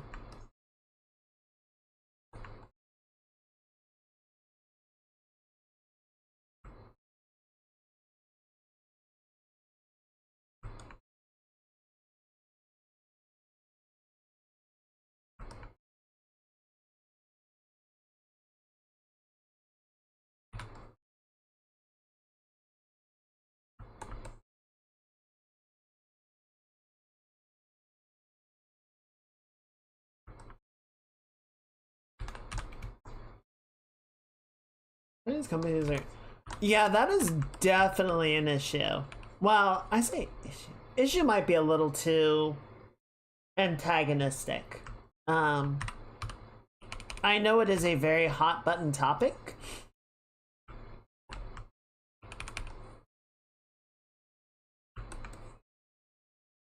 Now, I remember seeing an article about one of the Chinese electric manufacturers and looking at the car and being like, actually seems like kind of a nice car. Like, I might buy that. I love the car that I have. She's a good girl. And I don't want to get rid of her anytime soon, but the main reason that I would be to get something electric. And frankly, a lot of the like modern cars, I feel like they try to sell, they try to get you with like amenities and flashy, you know, technology and new features. I'm like, I don't care that much about those. Like rear view cameras would be nice. I wish I had a rear view camera. That's kind of it.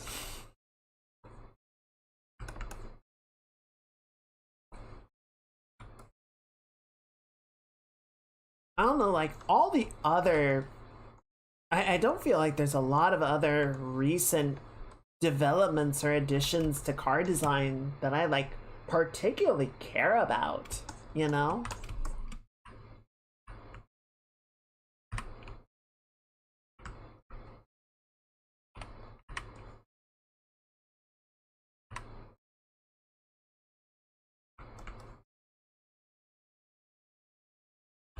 So, you know, if you just give me like a solid, reliable car with a review camera and like just generally good performance, reliable performance,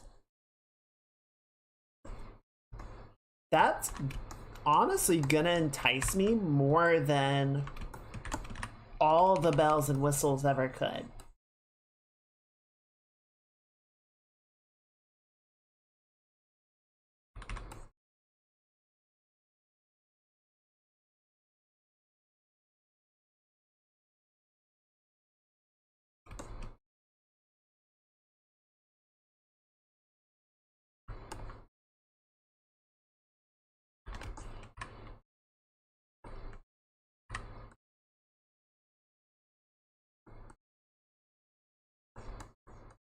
But I'll tell you what would really get my circuits buzzing is a proper fucking mass transit system. You want to get this rock hard, that's how you do it.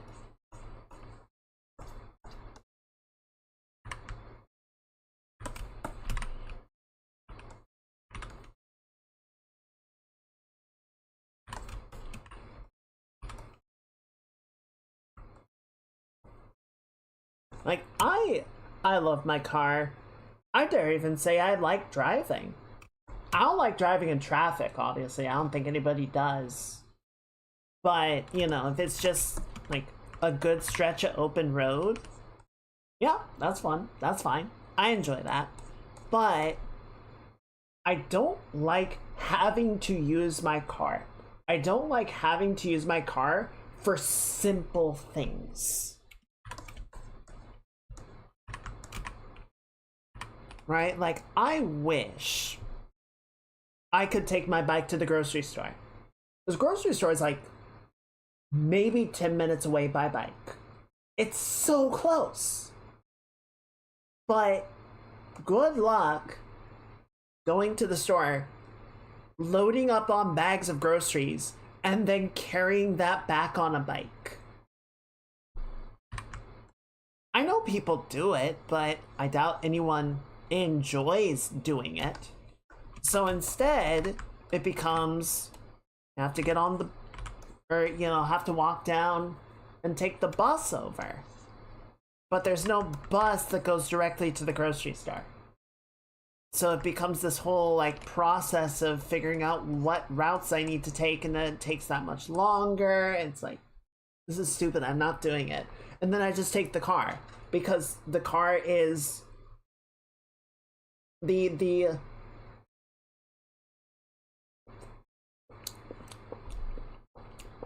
car is always going to be the most convenient, right? But the other benefits of mass transit are not so great as to offset the loss of convenience. Yet. Slim dogs to the store. Unfortunately, I think that only would have worked yesterday. As soon as the snow goes away, you're kind of out of luck with that. Also, then you gotta get dog food, and it just becomes a whole other thing. You gotta do a whole other trip just for the dog food. But hello, T-Shell. I hope your Saturday is going well. Welcome in.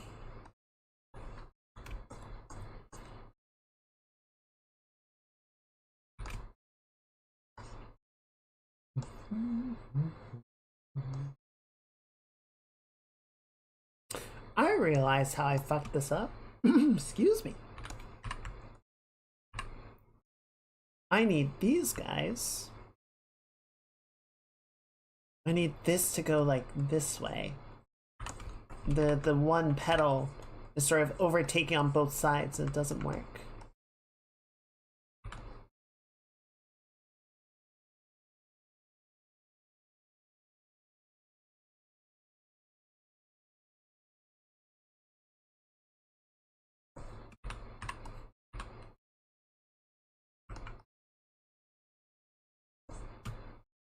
Are you good too? Oh, this is Seat. She is a fae of the forest. And definitely the nicest, sweetest person you'll ever meet. So she says anyway. Seat. S-E-E-T.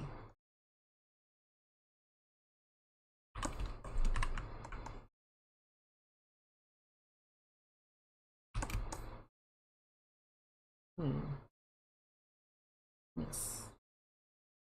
See, yes. Just so.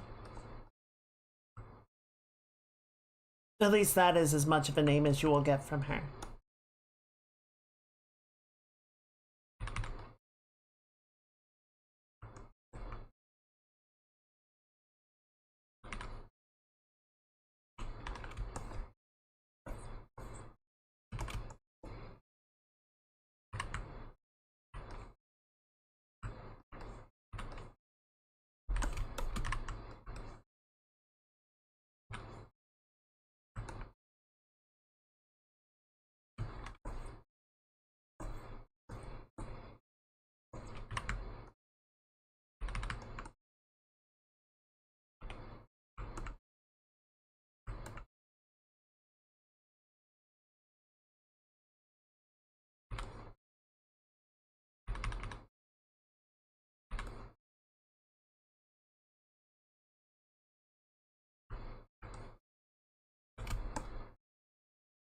Good.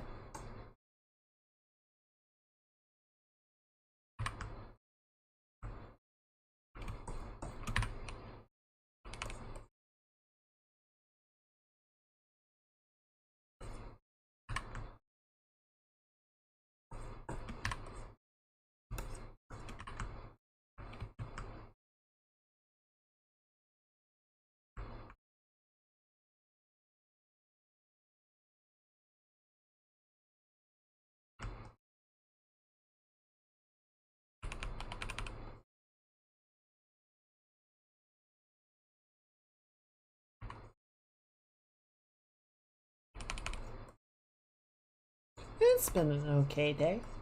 Pretty good. Hoping to get a couple of drawings done. Hopefully this one. I've got one other I've been working on a bit in the background.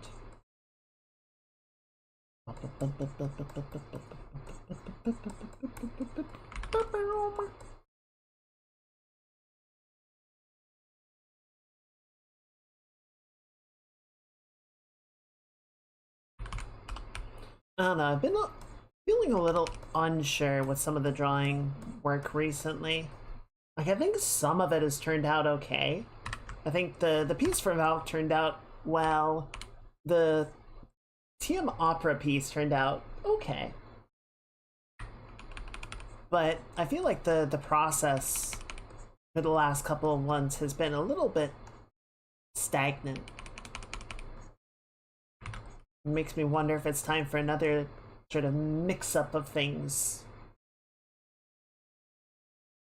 Does he help Jordan in such a situation?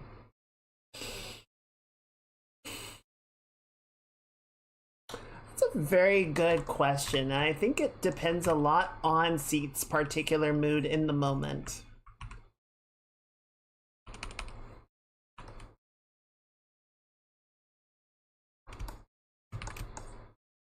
I think it depends a lot on whether Seat was the one that set up the prank.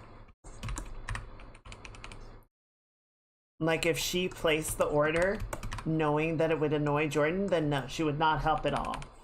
But if someone else were pranking Jordan at Jordan's expense, yeah, she'd probably get a little pissed off.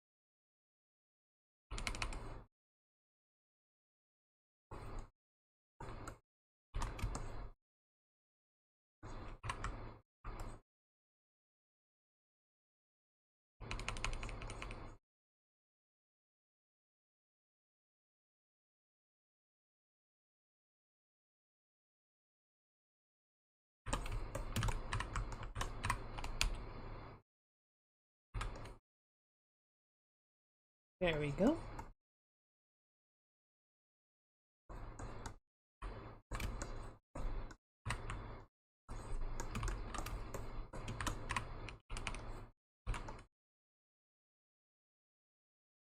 Now I'm wondering if any of the Zeniths even bothered to have offspring. Like, if they're just... I mean, they're not even recreating themselves. It's not like copies or genetic uploads or anything. They're just borderline immortal.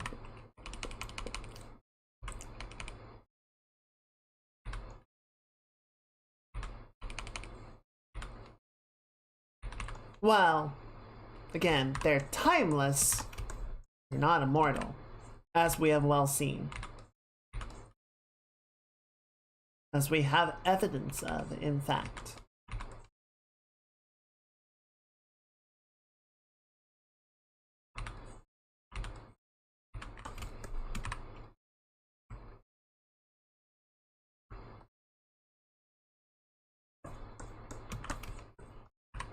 I'm trying to figure out what Sylens' game is, though. Because he seems to... I don't think he's working with the Zenith. He seems to be working with the Sons of Prometheus, because doing so... I mean, he didn't fucking learn from his previous encounter with murderous zealot tribes. But, you know, fool me once and all that or something. Surely this time will go better for him.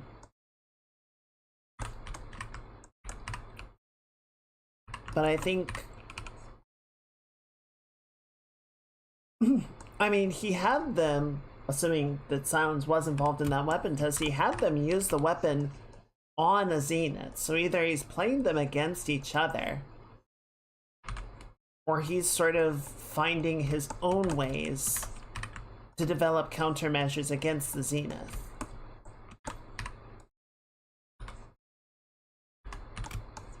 It seems to me like he's playing his own game, which, I mean, he always is. The sad, frustrating thing about the whole situation is, you know, if you actually decide to stop being an asshole for like 2 minutes, you get a lot done together. But no. No, that would be... I mean, we can't have that, can we?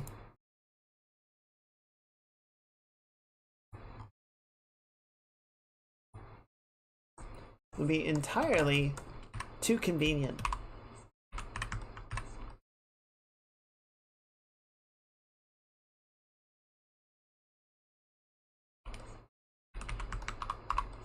Sylens is not a plays nice with others kind of person.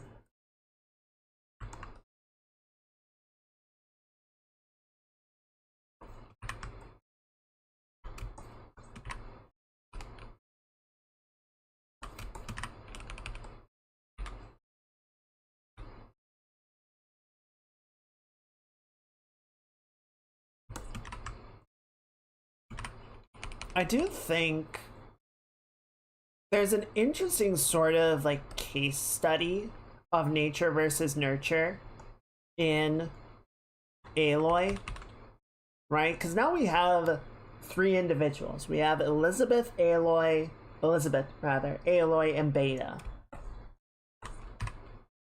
And all of them are the same person, but the circumstances of that make them who they are radically different, right? And like you see certain tendencies reflected in their personality and the way that they respond to stuff, but they're also dramatically different in how they deal with certain situations and how they respond to stimulus and information.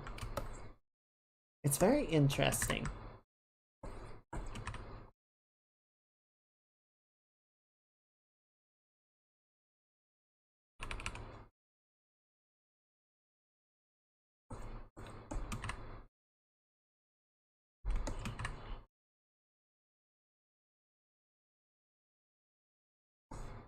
Hopefully once she gets out of fight or flight mode, Beta will be a little bit more cooperative. Might be a little harsh of a term to use, but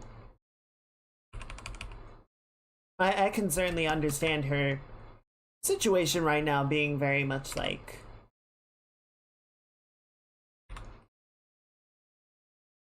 she's in panic mode, and justifiably so.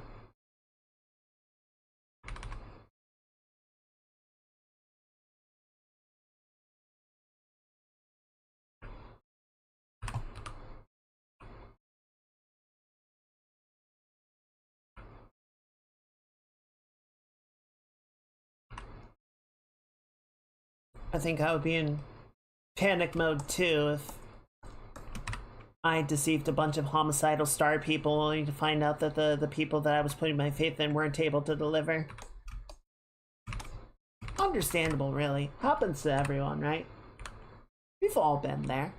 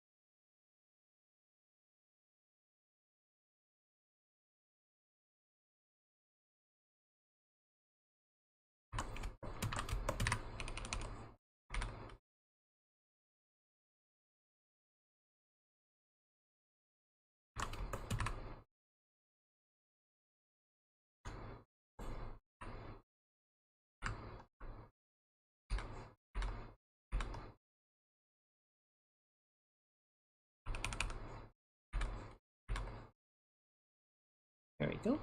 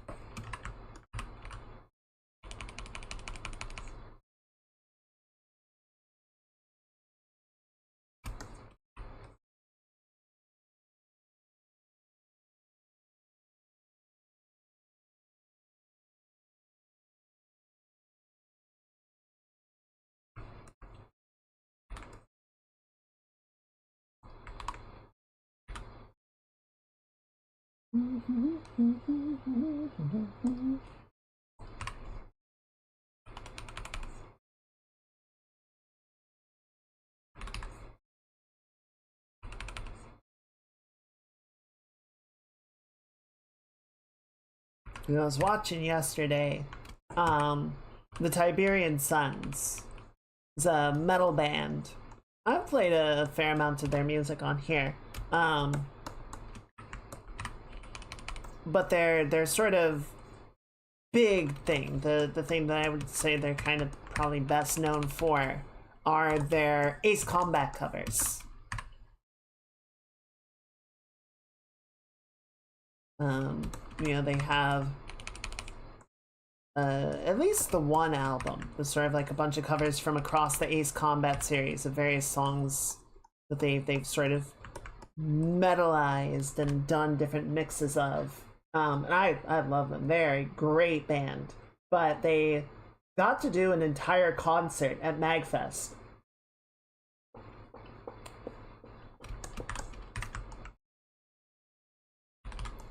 Which was sort of a combination of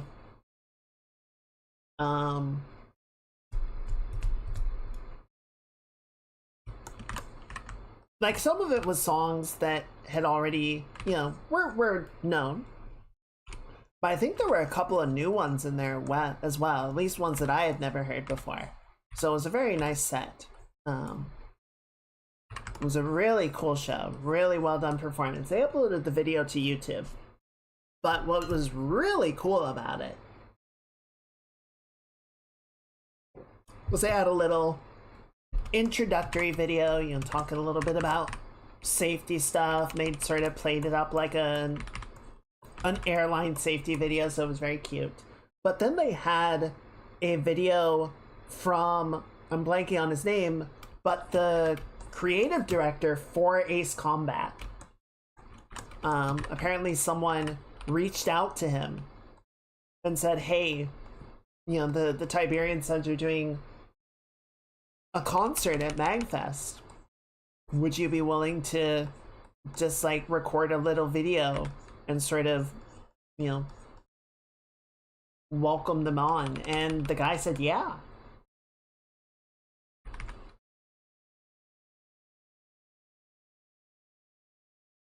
I think it is always very cool when you know, the creatives or the creators of stuff like acknowledge the work that their fans are doing like that.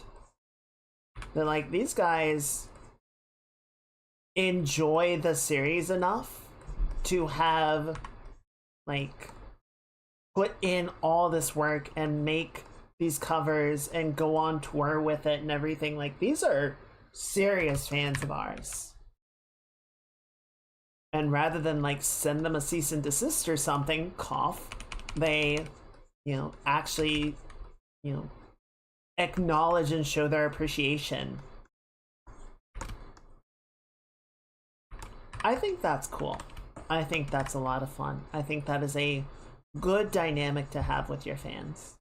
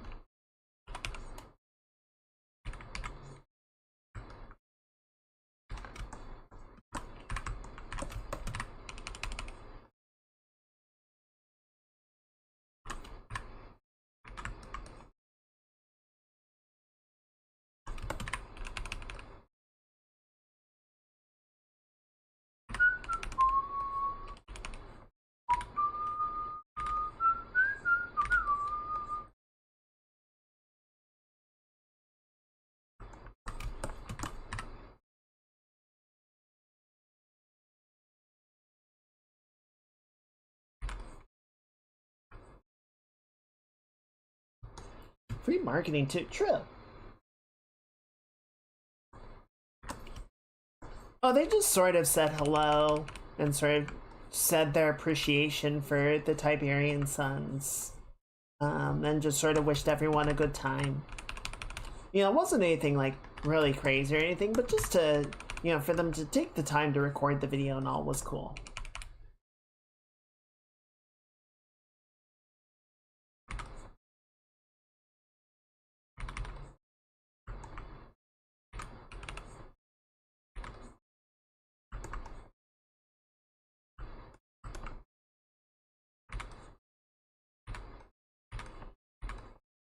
I think I linked it on the Discord. It's definitely worth checking out. It was a good show.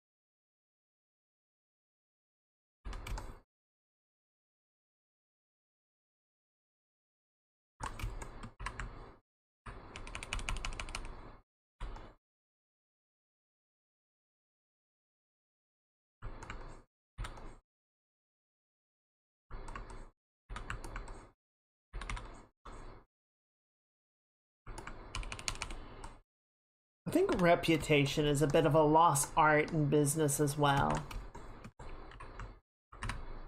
You know, if people like you and they feel good about your company, they're more inclined to buy your stuff.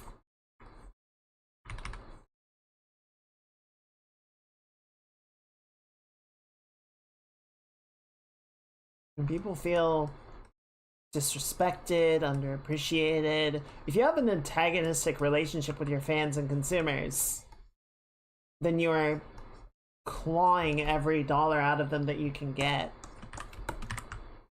Which means you're putting a lot more effort into getting those dollars than you would if you just maintained a good relationship with them. But what do I know? I'm not John Business.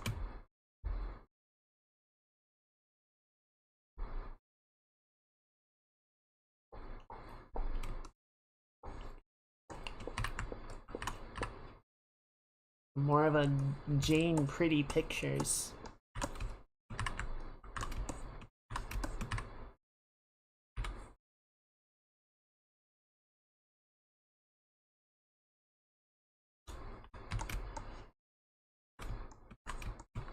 What's going on here? I don't like how this arm is sitting. It looks weird. I don't like really how either of the arms are sitting, but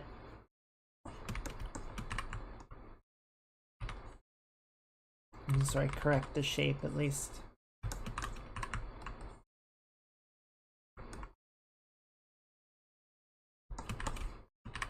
Correct the balance a little.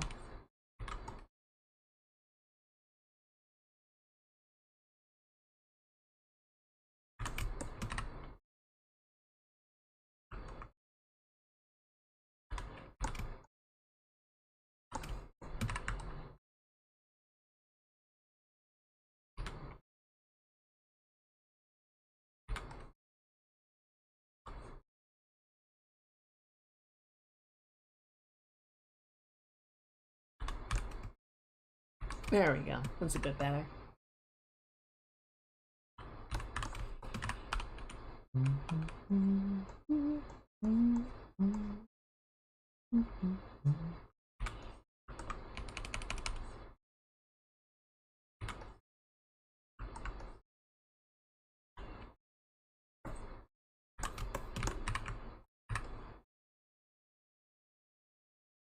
What kind of lightsaber would Seat or Jordan have?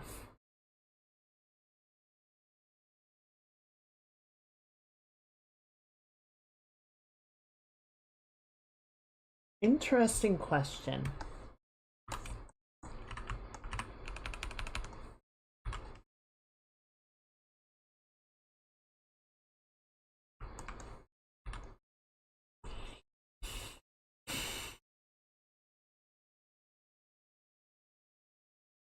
I don't imagine either of them would have. I mean, probably either of them would just have like a normal single blade.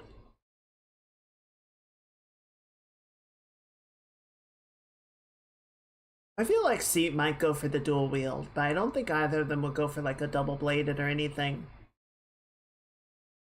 I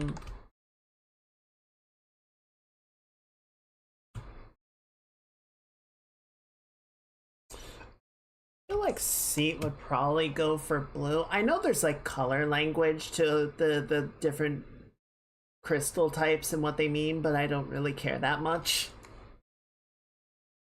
I feel like Seat would probably go for blue and Jordan might go for yellow. No, green is her favorite, so she'd probably go for green.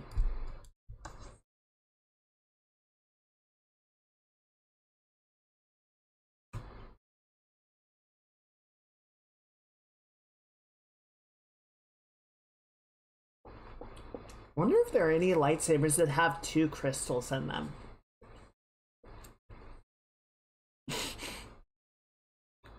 Oh, the frickin' Inquisitor ones that they can fly on for some bullshit reason. God, I hate that. What a dumb thing.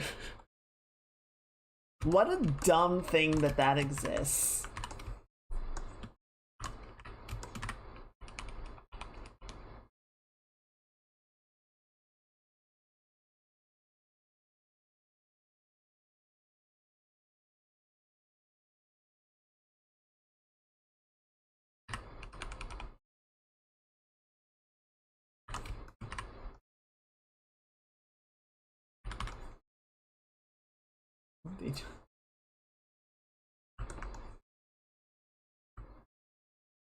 That would have been... I think that would have just killed the franchise dead. People would have seen that and gone, that's stupid. Damn, we had an interesting movie here and then they went and pulled dumb shit like that. This sucks.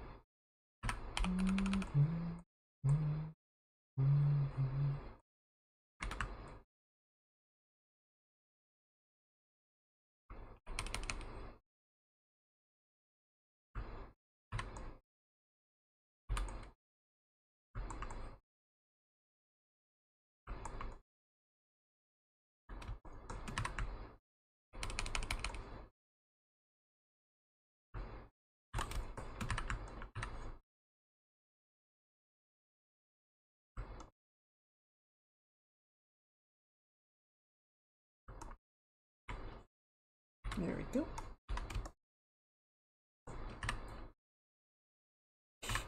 I'm Mary Poppins, y'all. And TIE fighters just immediately shoot them down. Yeah, I can't think of a reason to have multiple crystals embedded in the blade. Not like... So, like, there's a double-bladed lightsaber, right? That would have a crystal on either end. But I don't mean like that. I mean like you would like twist the blade or something and it would slot another crystal in and change the color and composition of the blade. I don't feel like there's a reason to do that. Beyond cosmetics.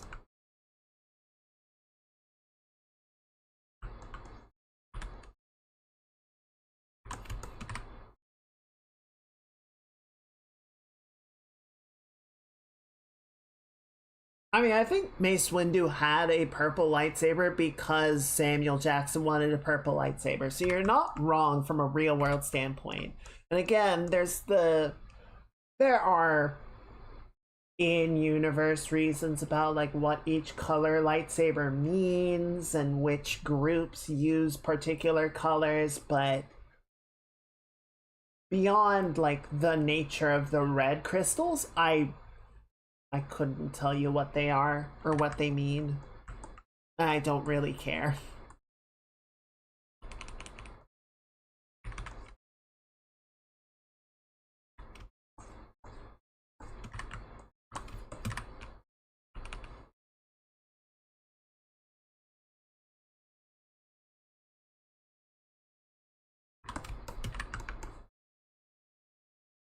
This might be sacrilegious as a Star Wars fan, but I don't care that much about Legends or a lot of the expanded canon.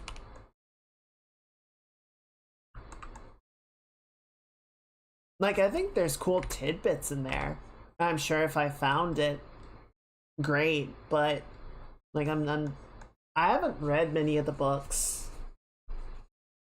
I have not really gone into a lot of the Legends lore and like looked that much of it up. Frankly, I think a lot of it's dumb, and I think people just sort of forget and cherry pick the good parts of Legends.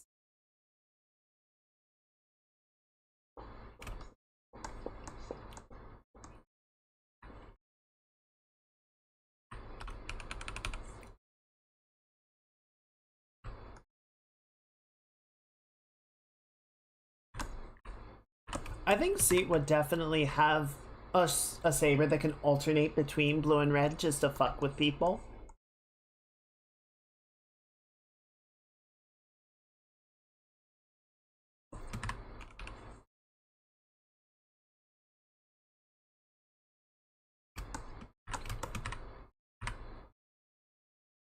We just look at the... Yes, it is a very short, very powerful lightsaber. Maybe that's why they killed Grievous off quickly, so that they wouldn't have to worry about him trying to take it.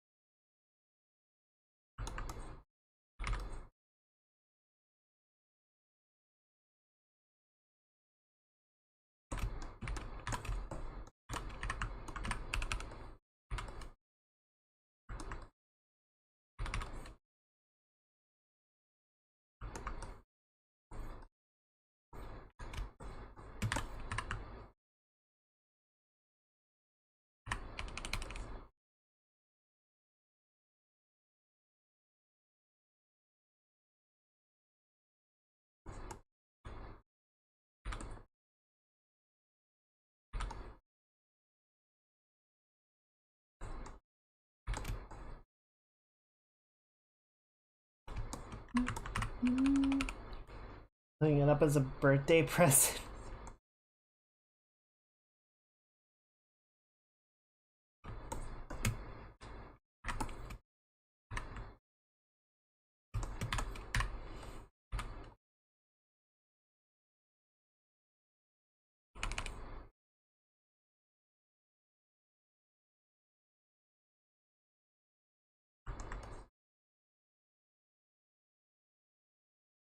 Go. That looks pretty good. That'll do.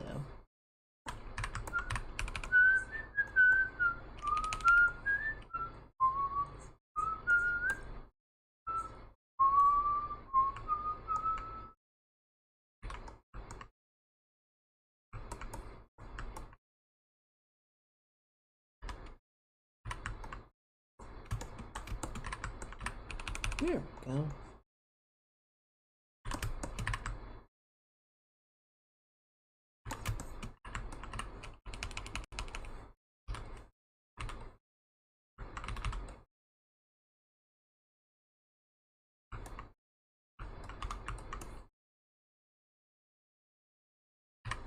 Let's see, no. That's great. Just didn't think we'd get these far.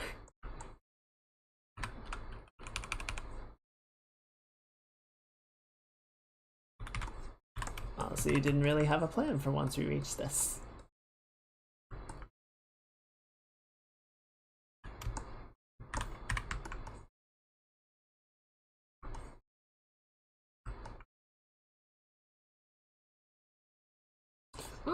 I wonder if Palpatine enjoyed being Emperor.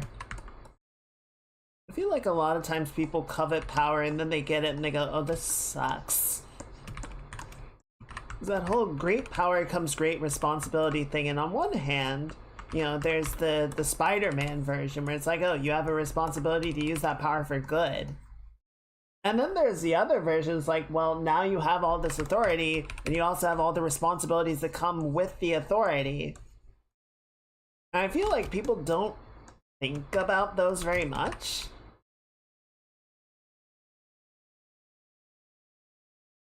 And then they get it and they're like, oh.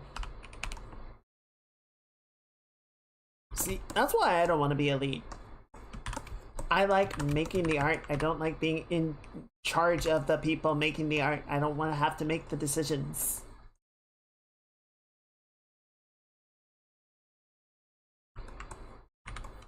I like having a level of input. I like having an opinion that is respected. I don't like having to make like the financial decisions and shit. I don't think people would like me being in charge of the financial decisions. Look how well I run my stream. Now imagine me in charge of a company. I think you guys would agree. Not a great combination.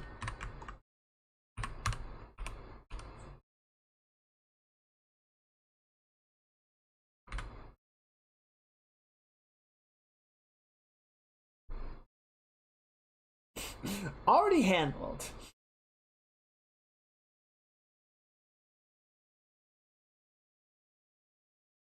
I never get to do anything fun.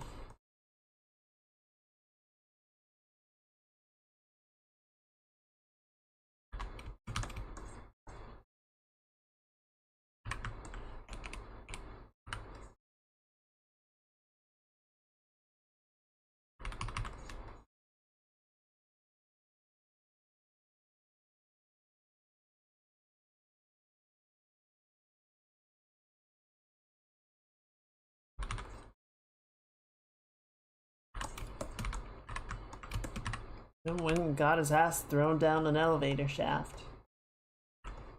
After all that effort, for all that work.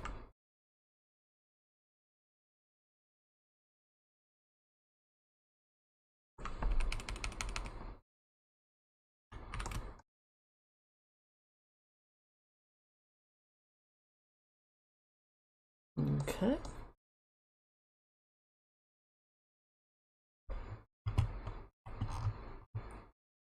Listen, Palpatine. Okay, you have it. That's fair. I imagine to some degree that is true. I don't know. It's hard to say. I suppose part of it is how much he engineered everyone to sort of do the heavy lifting for him. Right? If you build this whole system where people are like fighting to crawl on top of each other and sort of stay in the good graces and, you know, take credit for the accomplishments and throw someone else under the bus for the failures.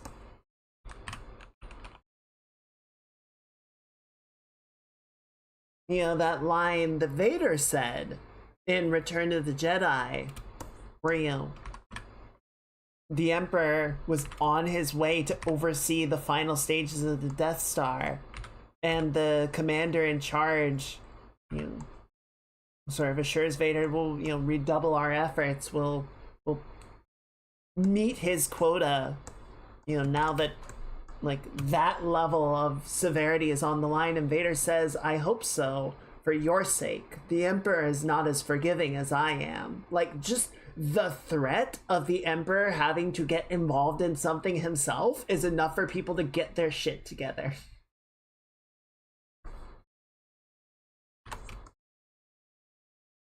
And then you will die.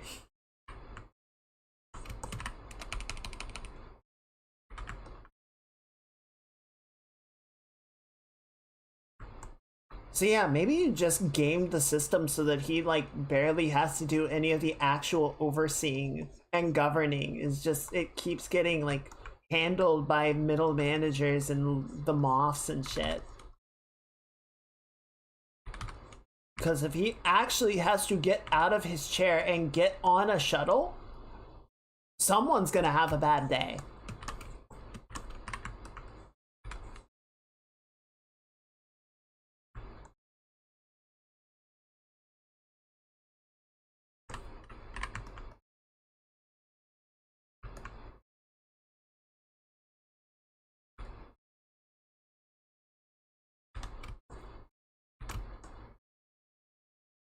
That does kind of check out.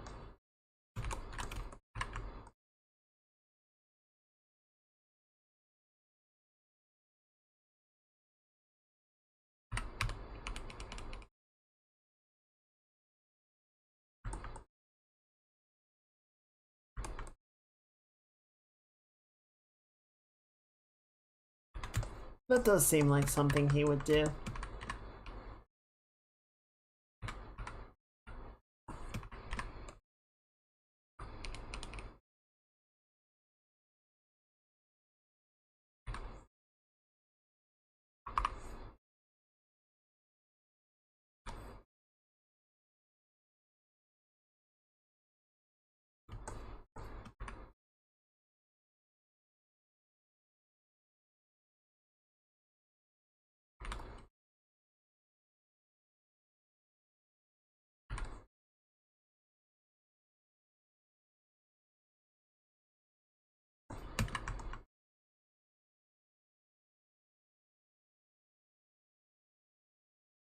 Here we go.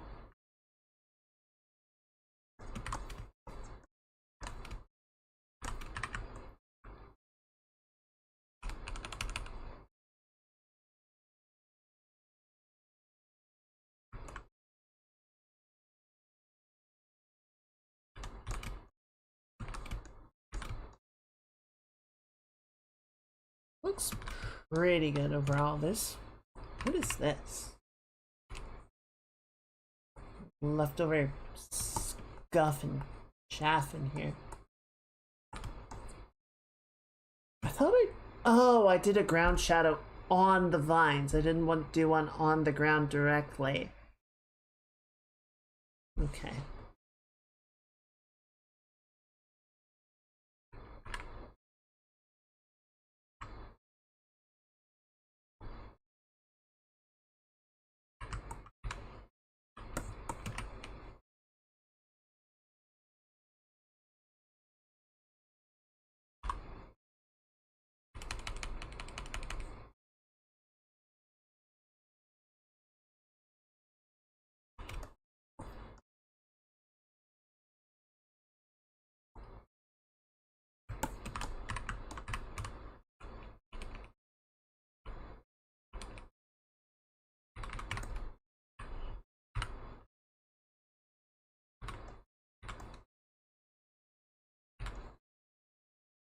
I was thinking the other day about the animation work that we were doing.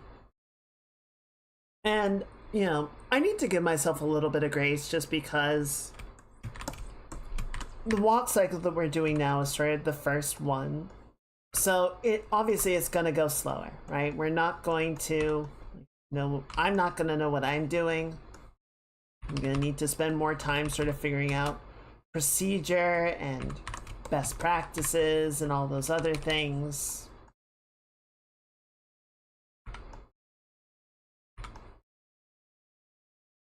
So, you know,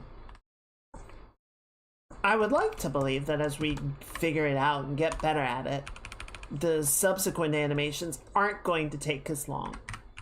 I think that's a reasonable expectation. But I think at the same time, you know, just plugging a couple hours a week of work into it is not going to be enough to see like real production progress. So I'm gonna need to sort of figure out how I want to go about that in a way that we can actually start to like really make some moves and make, you know, get some headway on the game. Because the upside of being in pre-production is we're not really like trying to get everything done. We're just sort of figuring out how we get everything done.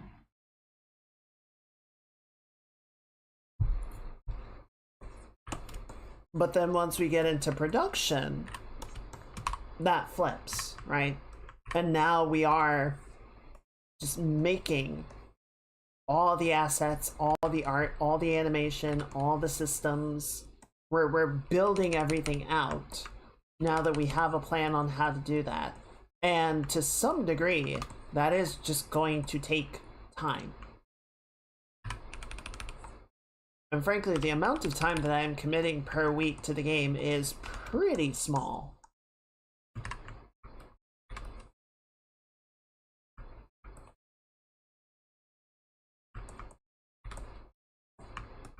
It might be one of those things that I don't know. I don't know where I'm gonna carve out more time to work on it. Because I do think it'll need to happen eventually.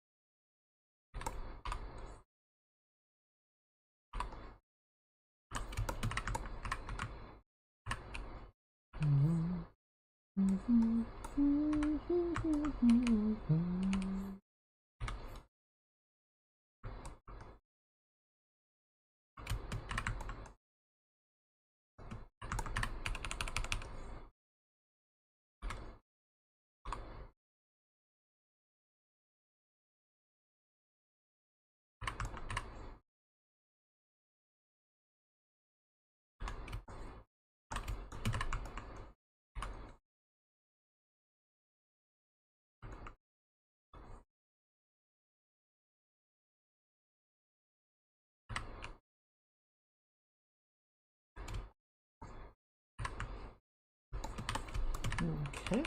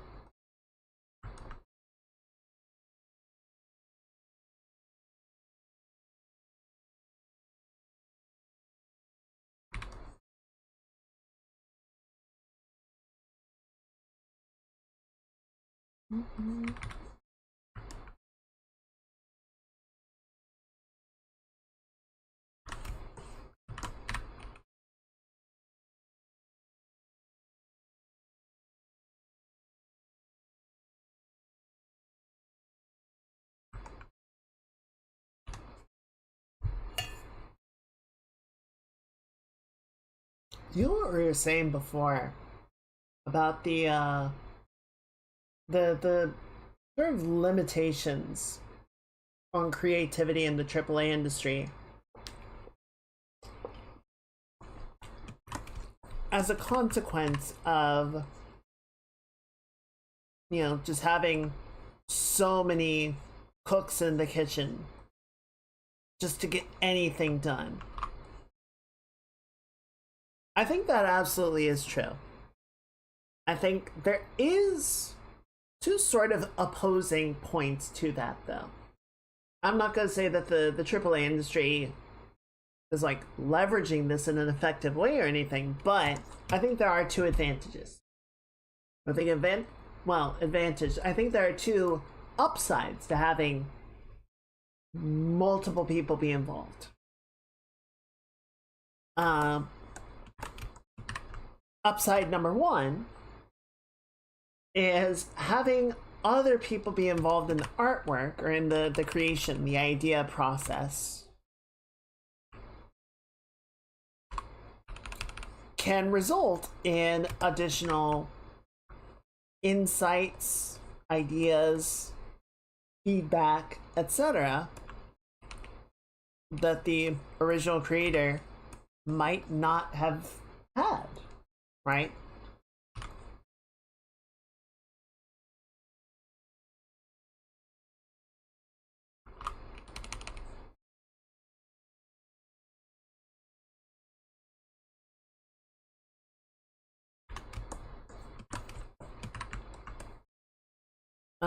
You know, this could be like points of concern of, hey, you know, this thing that you want to do doesn't read well, it comes across as offensive or insensitive, or it's not accurate, or here's just a better way that you could go about it, etc.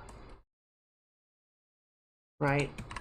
Someone else might be able to say, oh, okay, I see what you're going for, but here's an interesting thing that we could throw into it. Here's a fun way that we could, you know, make it more unique, or sort of plus one the idea to make it stronger than originally planned for, right? Really give it a little spice to it.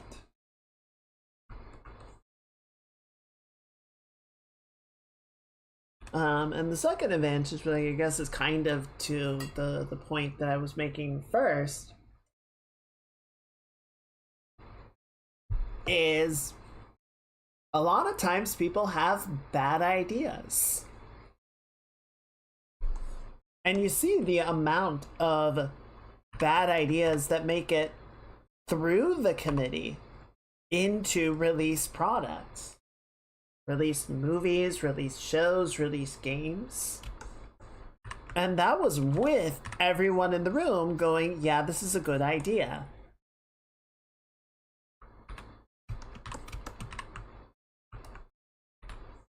So you can imagine potentially the number of ideas that somebody like proposed and people went, not that. Not that one. That's rough. We're not doing that.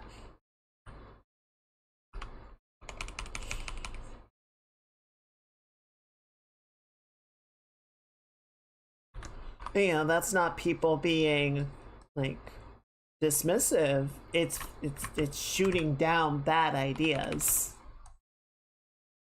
Because there are bad ideas. I have bad ideas.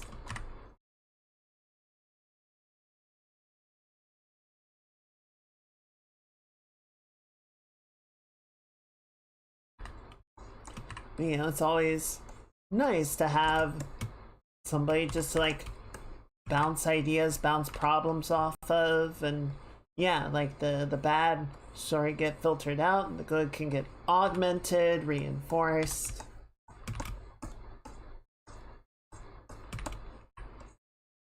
I need a better way to do these vines. I'm not happy with how they're looking yet.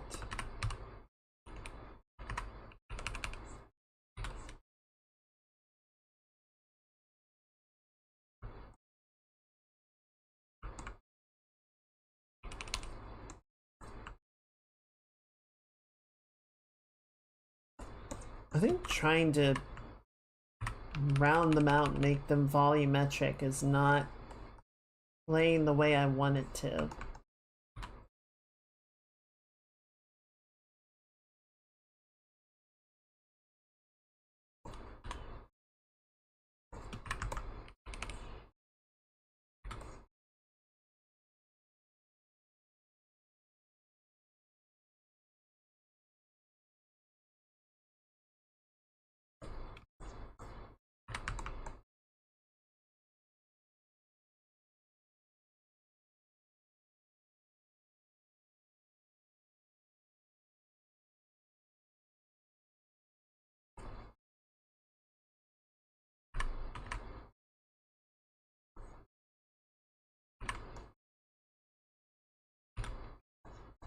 That's a little bit better. I think just sort of simplifying it a little bit, letting the gradients sort of carry the changes in volume and surface, rather than trying to like render each part of it out myself. It's feeling better. It's feeling cleaner. I think this is a little bit of the frustration that I've been dealing with in the last few drawings, is just rebalancing some of the minutia. I feel like my sort of order of operations is getting a little out of whack. And like I'm trying to like do things, render things in the wrong order, and I'm not sort of happy with it because like I feel like I put in a bunch of work and then I step back and look at the total and it doesn't feel like changed or improved because I spent a bunch of time like noodling little details and not fixing the whole of it.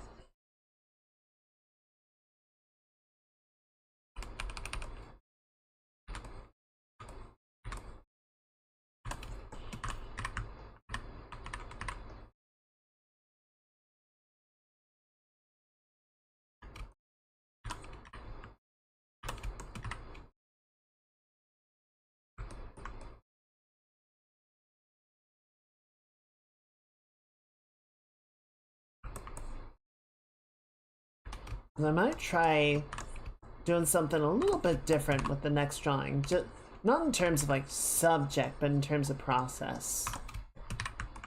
See how it feels.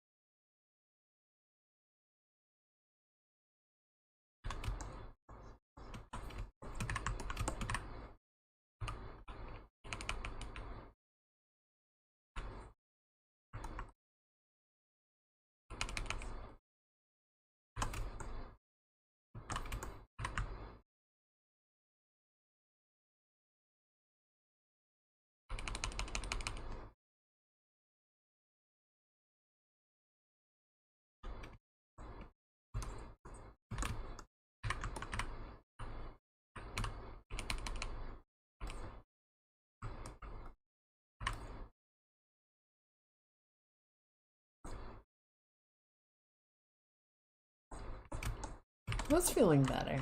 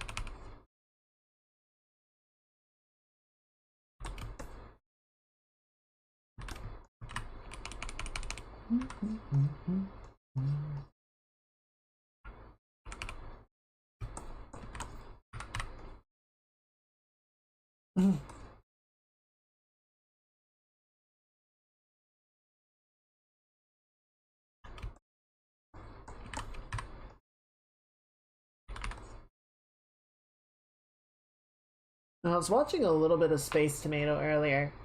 The next patch has gone to the full test server.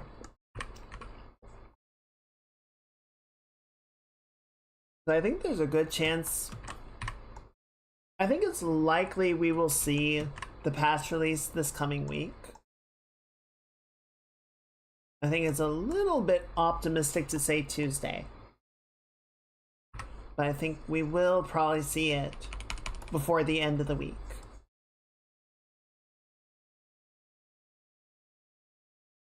I'm excited to play it.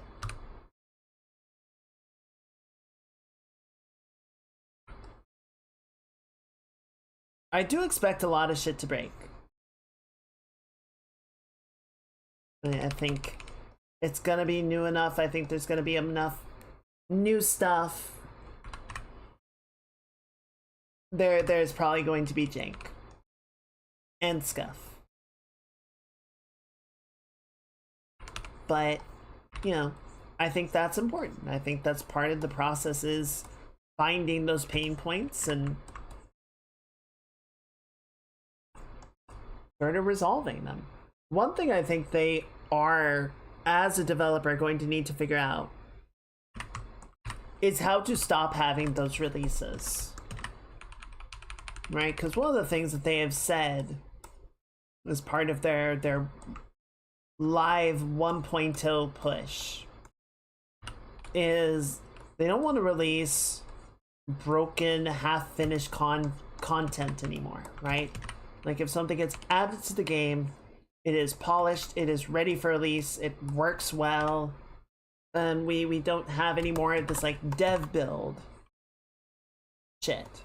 And let's be fair, it's not dev build, but, you know, test versions of content. Which is good.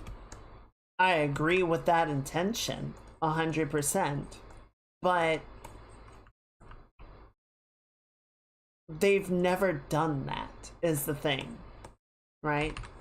They've never released a version of anything that was just ready to go. It didn't need patchings and revisions and fixing and everything else.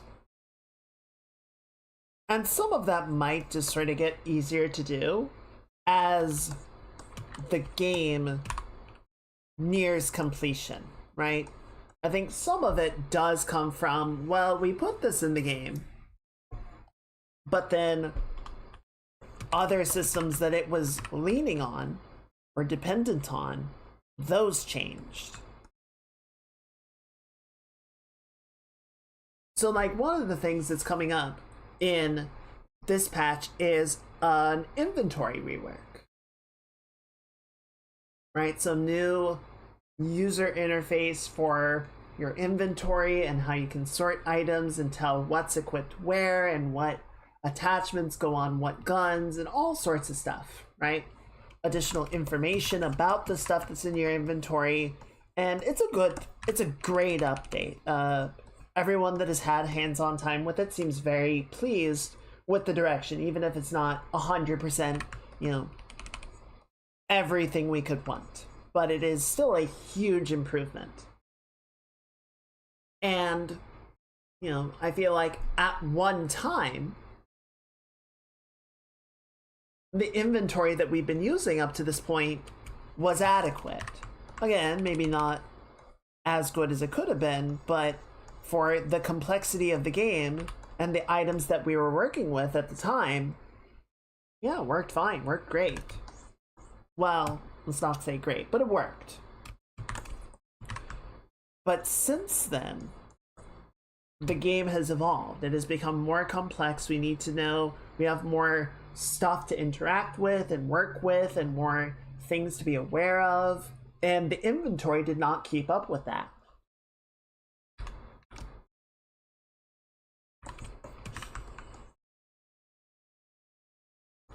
So I think hopefully at some point the actual like development and production of the game will slow down.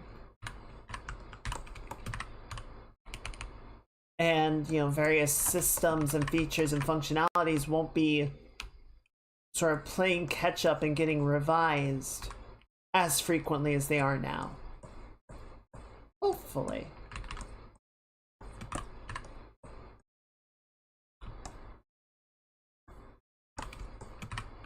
But I think it does remain a bit to be seen.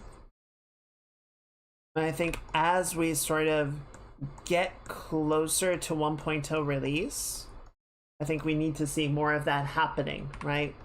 More of them demonstrating that yes, they can just sort of have something that they've developed internally and tested and confirmed that it works well, and then release that to live. And it works with minimal hot fixing and repair work and such. And yeah, that's not to say that they're going to release a game system, a new system or whatever, and it's like perfect, right? I'm struggling to think of like a live service game of late that has just released all their content and it just works.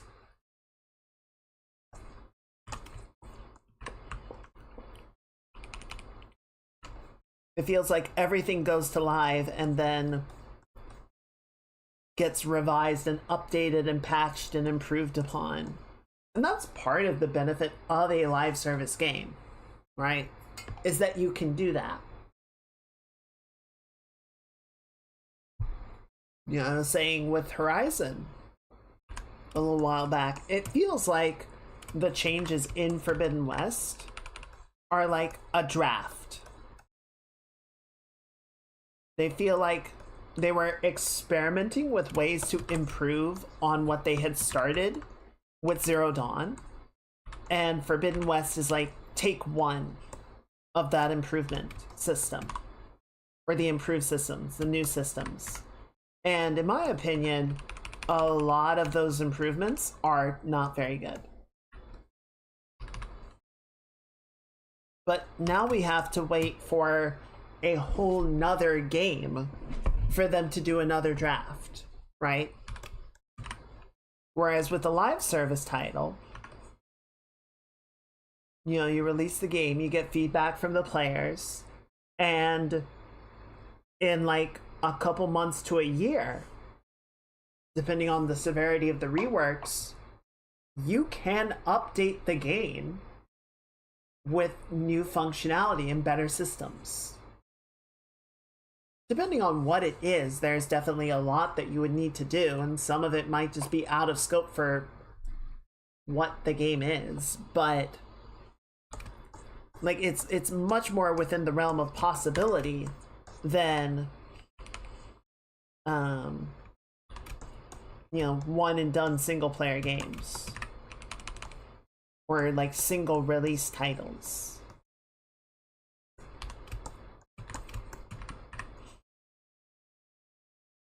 You know, even back in the day, like Halo 1, the multiplayer, they released Combat Evolved and it had multiplayer and that was it, right?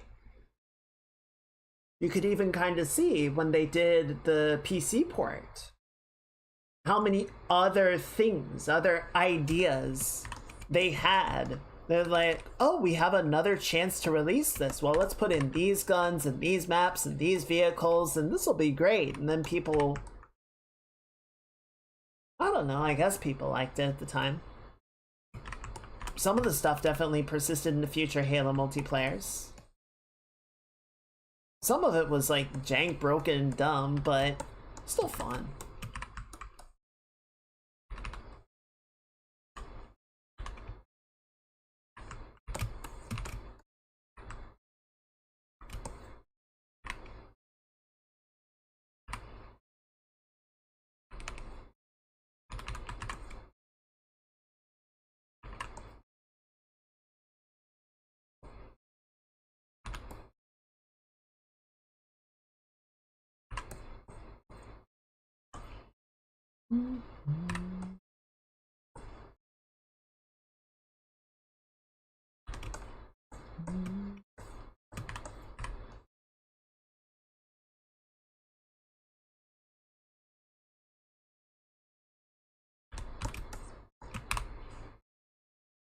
That feels better.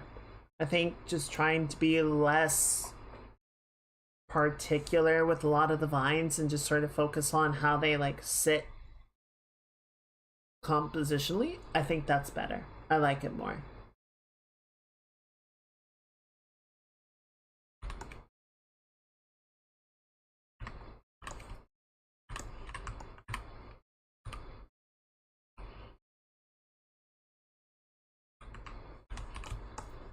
Okay, are we missing anything in macro detail?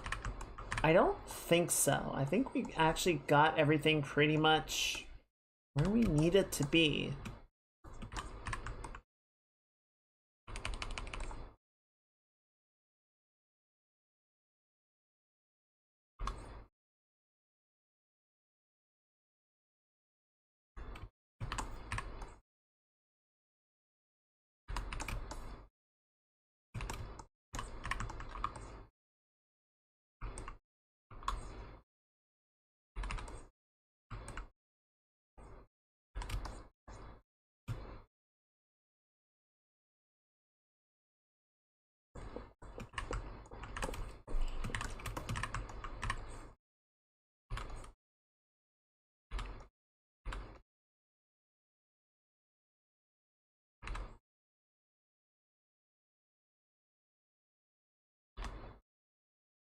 I guess it's like Cyberpunk 2077 is a single player game, right? It had a couple of like content updates before Phantom Liberty, you know, adding in like additional missions and cosmetics and other stuff. But imagine if you bought like a physical copy of the game and you, I don't know, live somewhere that you don't have internet. So the game never patched for you, right? You still have Cyberpunk 2077 version 1.0, the original release version. I'm so sorry. Like, take your console to a library so that that shit can update.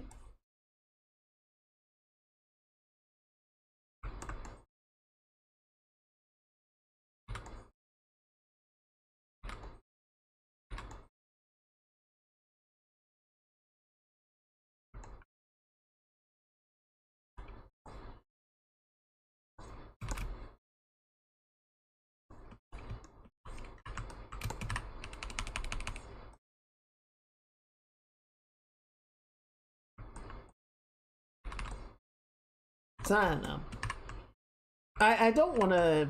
I think it's extreme to be like, oh, you know,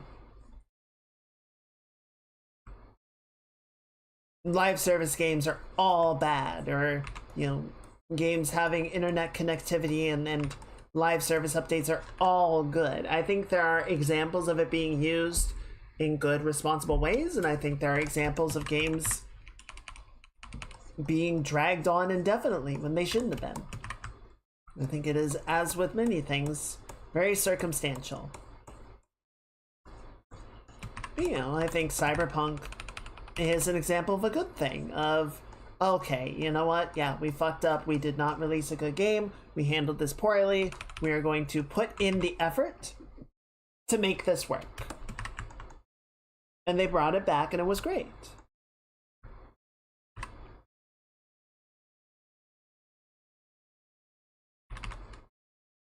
I don't think there is anybody who is upset that they spent the time to make Cyberpunk 2077 worth playing.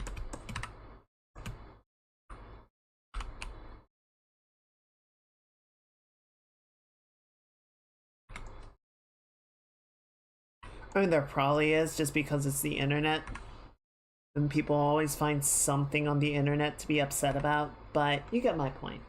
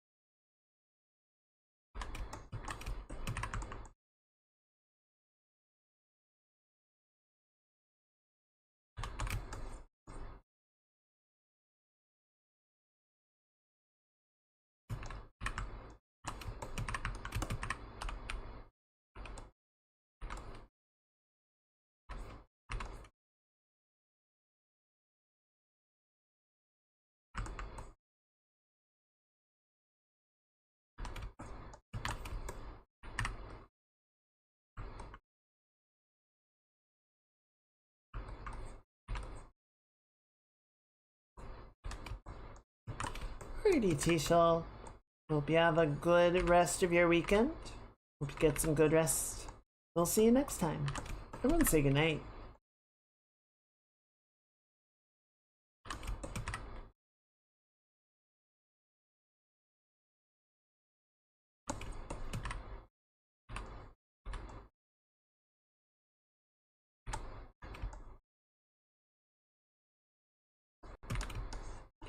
I think this is very close to being done. Yeah, we're just sort of massaging little details about it, which is usually a good sign.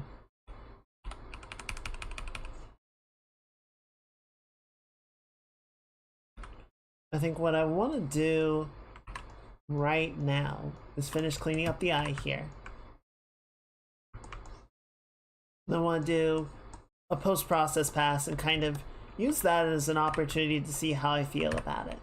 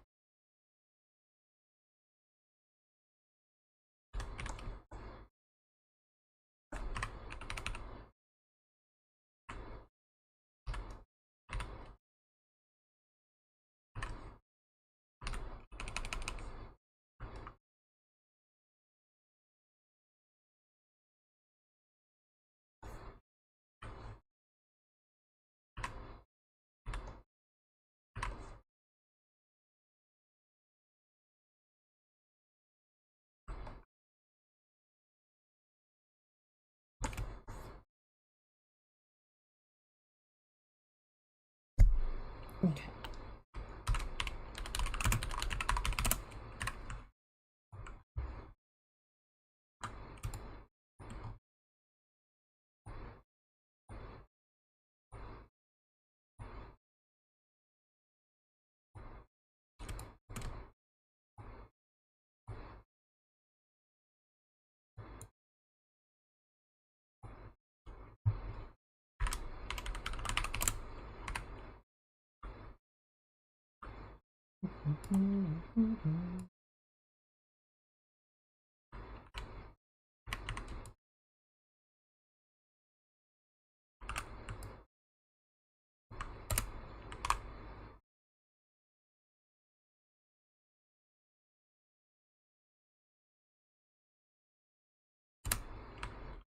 Okay, and then this will go right.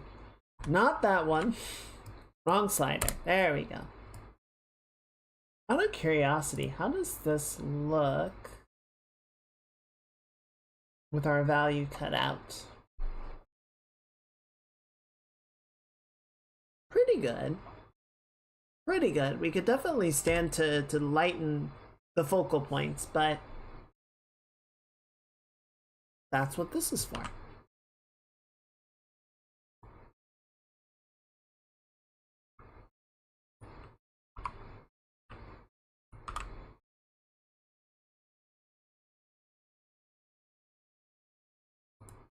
Yeah, I think that strong vignetting helps it a lot. I like that. Getting a little bit of smudging in Jordan's face, so let's see if we can't clean that up. But just as one more test, I want to see what that looks like together.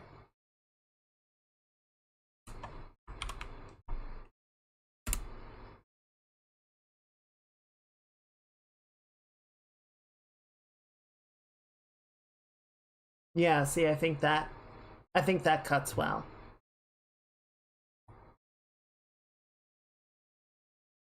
Like, it's very contrasty, but that's kind of the point.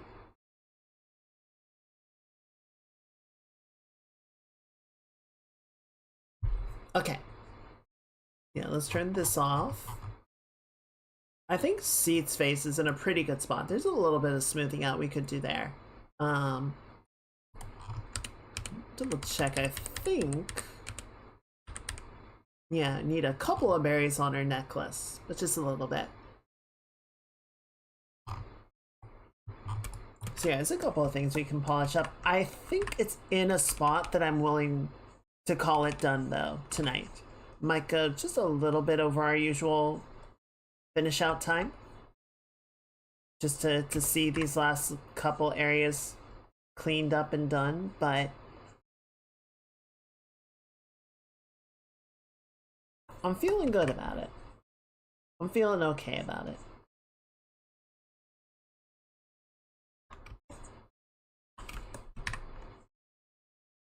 See, it's kind of one of those things of like I was saying with the project at work, that I could probably go in here and continue to massage some of the details, refine some of the details, keep working at it for a while. But at a certain point, it just hits like critical levels of diminishing returns. And I'm not really like feeling the artwork of it anymore, right? It just sort of becomes mechanical, and it starts to lose the feeling. It starts to lose the almost the joy of it, the creative drive. It's just a process of filling in the numbers, filling in the boxes, making minute adjustments, not necessarily because they serve like a greater purpose in total, but just because I feel like it needs to be different than it was. And that just sort of chokes out the artwork for its creative merit.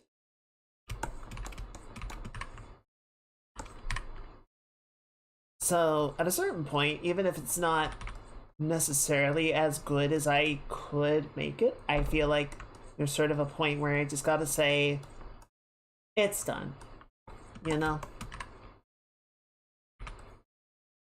I feel like I just kind of have to listen to the artwork, and when it says it's finished, then we're finished.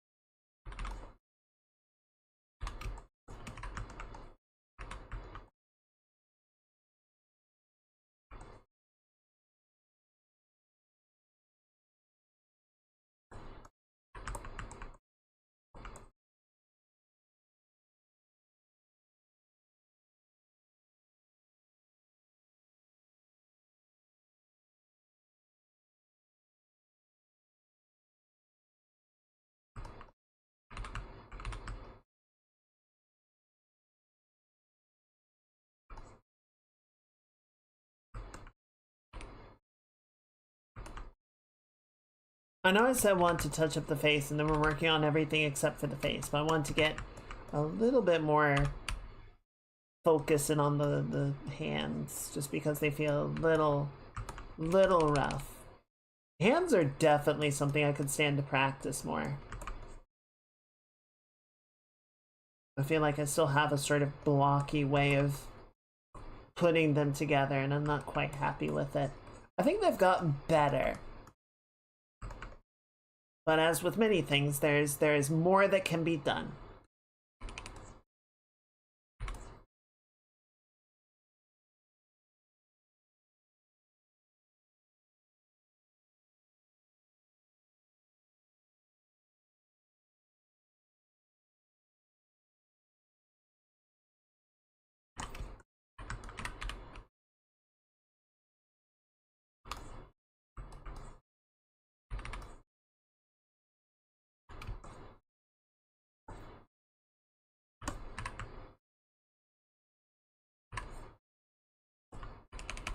There we go.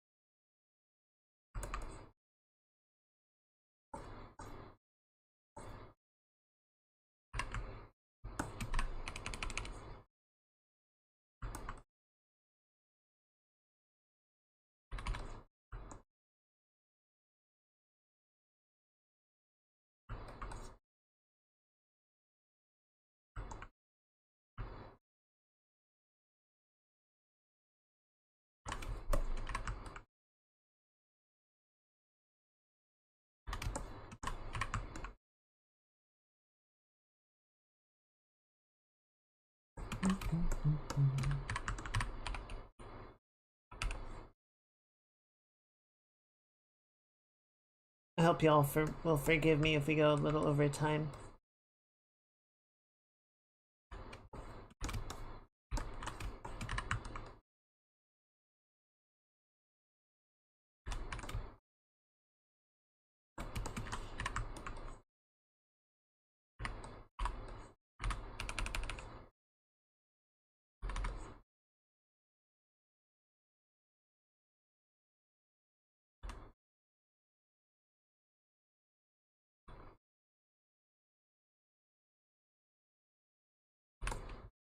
Good. Ah, face.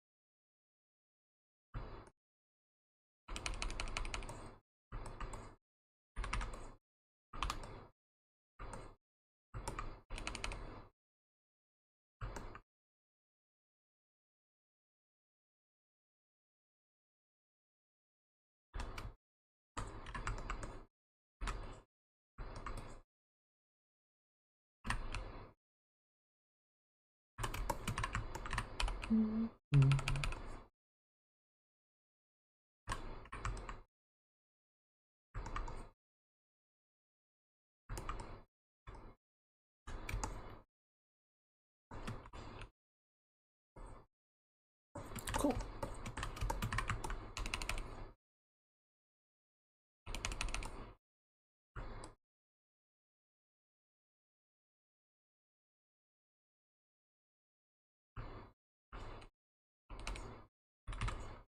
A little bit more right in there.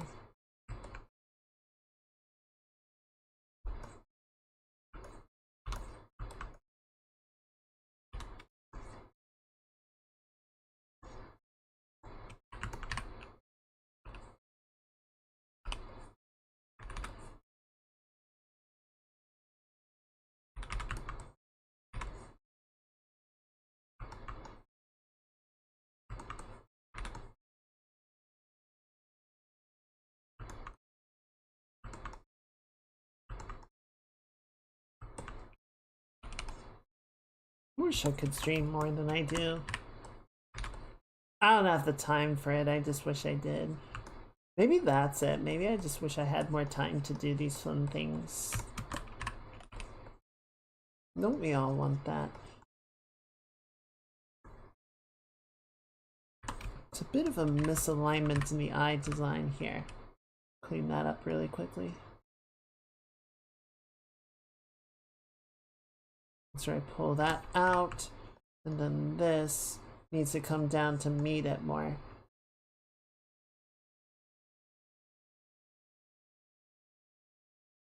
More like that.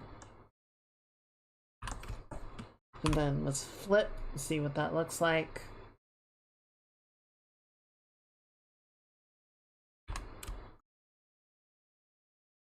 Yeah, pretty good. Bring this curve down a little bit more. Yeah, the nose.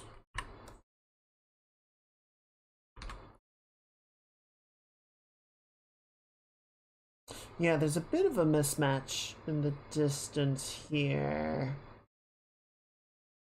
Would be the easiest way to fix that. I guess if you just sort of pull this back a little to the side like this.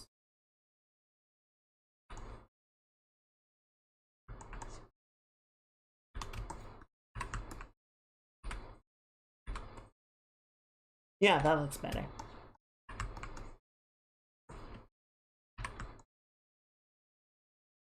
Yeah, I don't think it's like a particularly unique take to be like, oh, I want more time to do fun things. Still trip. Still trip.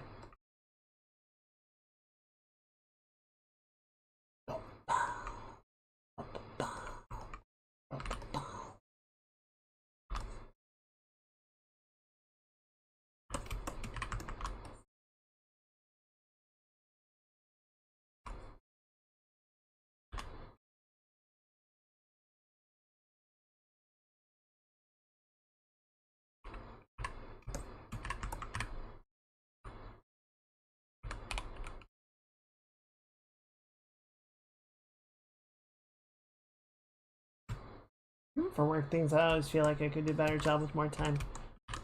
Yeah.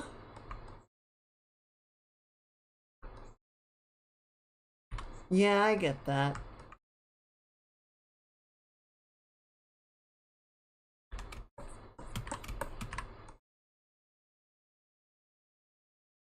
I just feel like you're not rushing around to get everything done as much. That makes sense.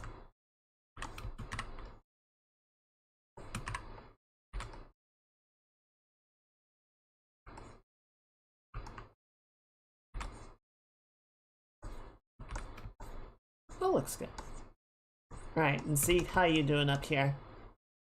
You seem satisfied.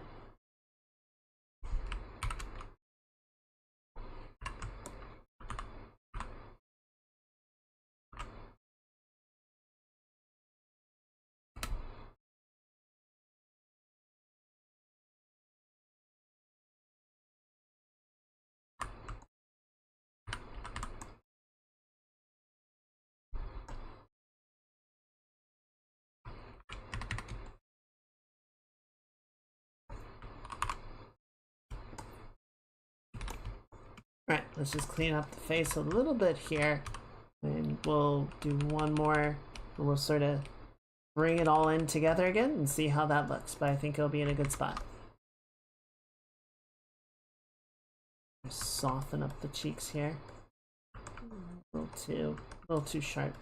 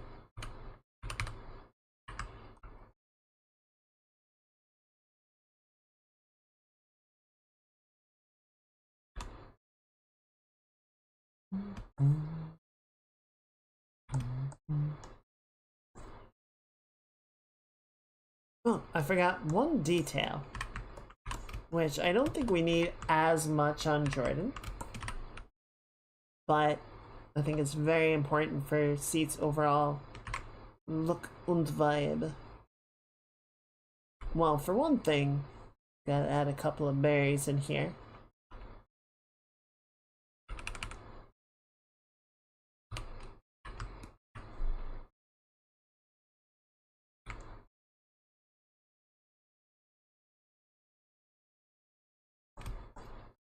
But the other important thing, my favorite, gotta add those loose hair strands.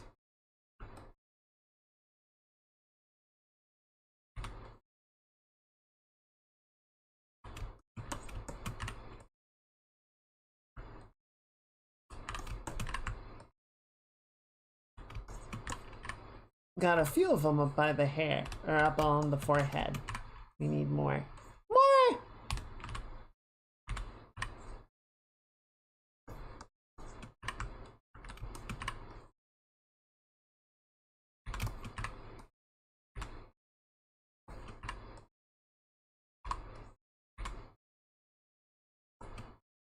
Oh goodness, what is this shit? I almost shipped it with this over here. That would have been unacceptable.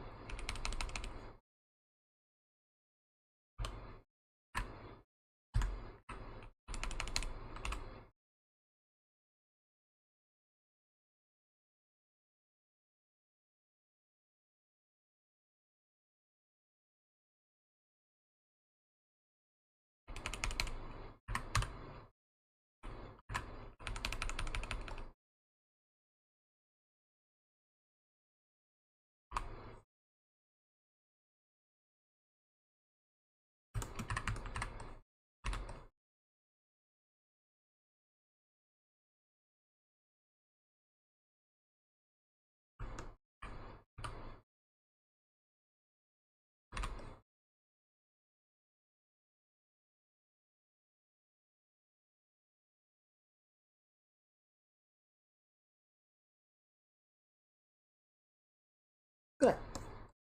That's better.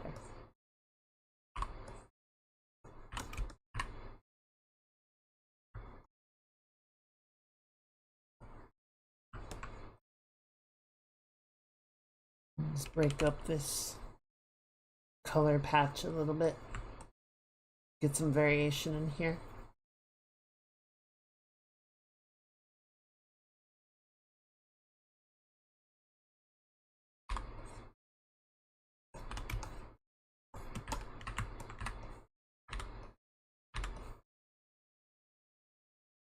Like that. Good.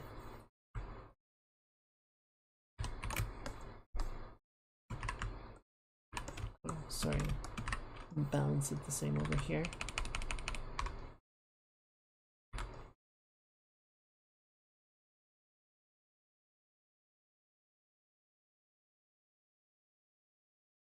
Good. All right. Anything else? Anything else in here?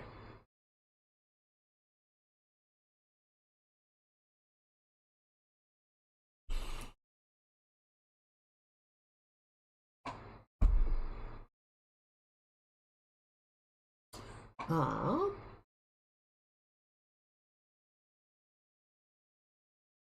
Yes, okay. Yes, 2 more things.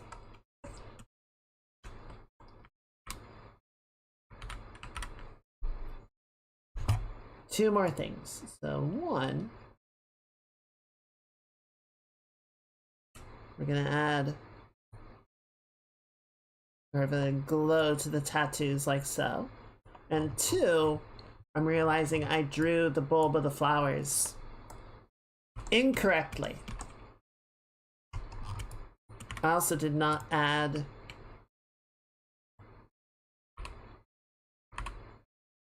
the flower glow on this side.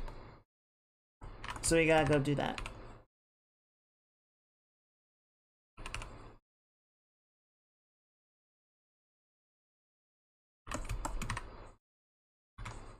So let's do a quick touch up to improve this flower, or improve these bulbs. I think that'll be the last thing.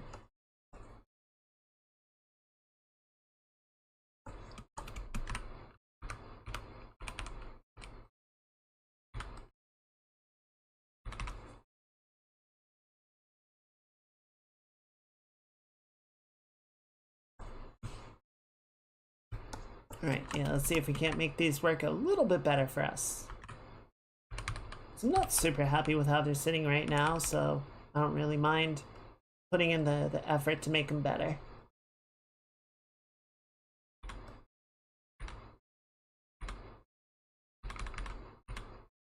We keep this one, then you can kind of go like that.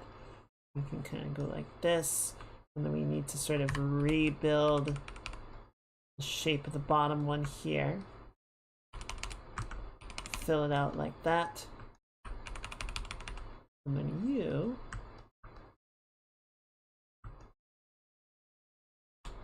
go like this.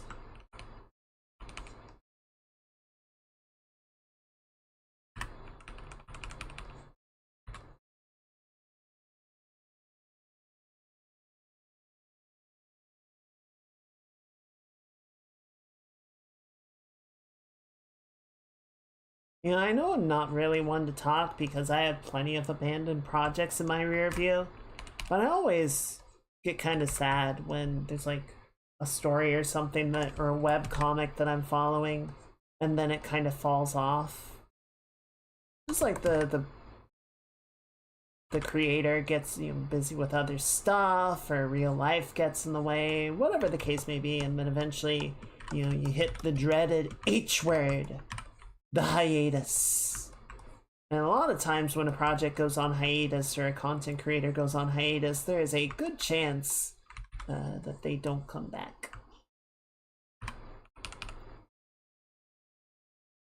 And that's always kind of sad.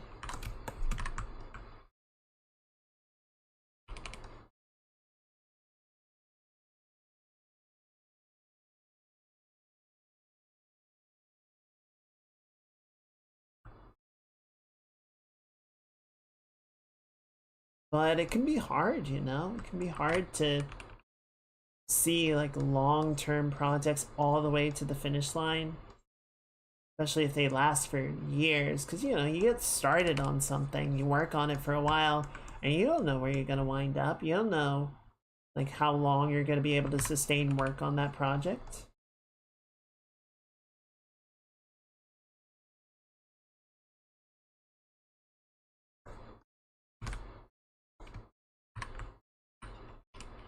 You can do the best you can with it, but life is unpredictable. Oh, that feels so much better than what we made before. I'm already happier with that.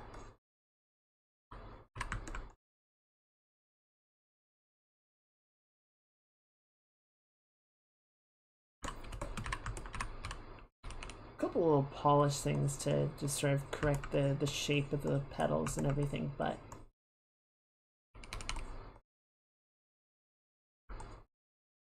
so much better.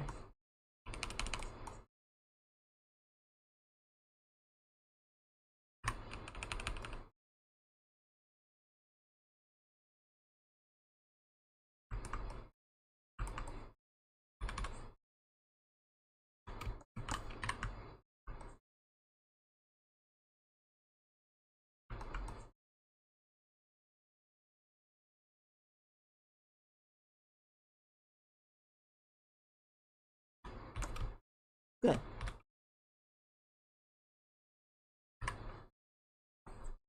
Alright, just gotta do the same thing on the other side, and then we'll flip it back, add the post-processing back in, and we can call it done.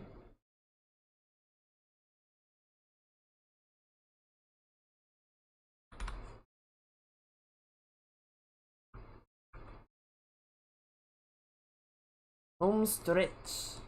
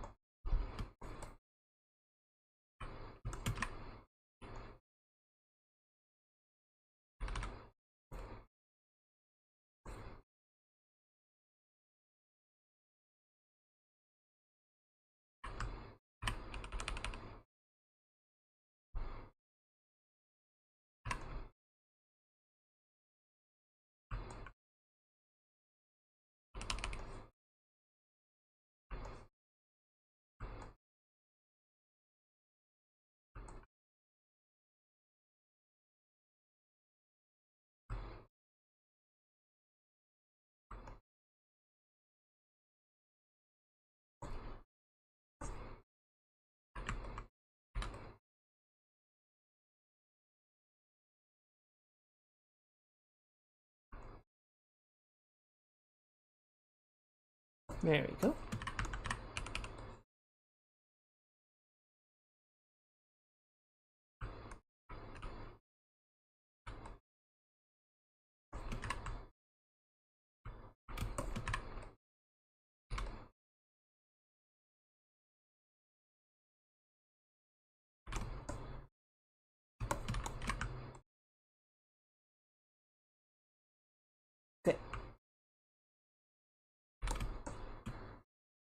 Alright. Yes.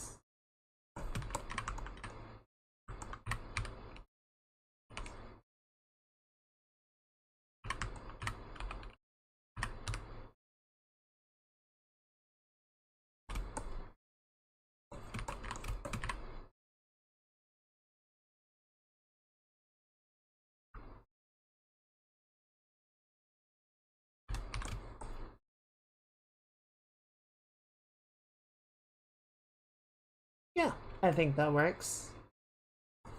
Just gonna brighten it up a little bit down here. It's a little less dark compared to the other one. Good. Okay, cool.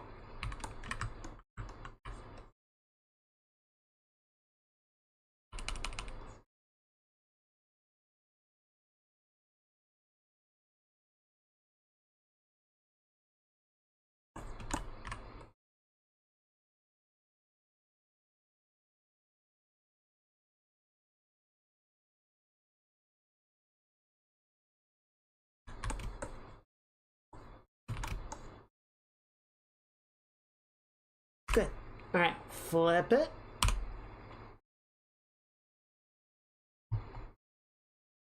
Add these little buggers back in. And delete the old one.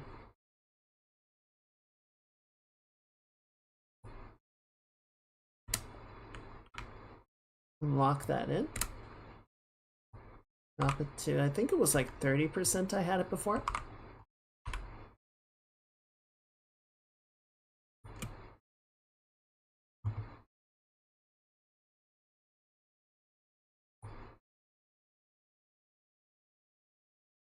Yeah, I dig it. I think that looks pretty good.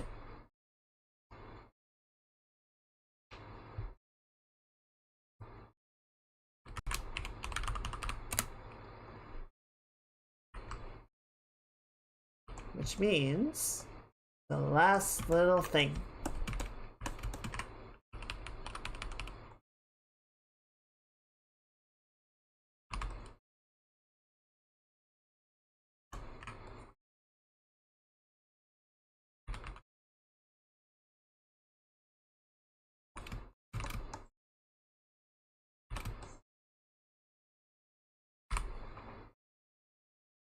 So, what I want to do,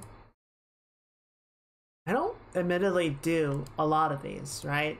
And I've thought about it. I've seen some people do like revisions or redux of their old artwork just to sort of see how they improve. So this is the original piece.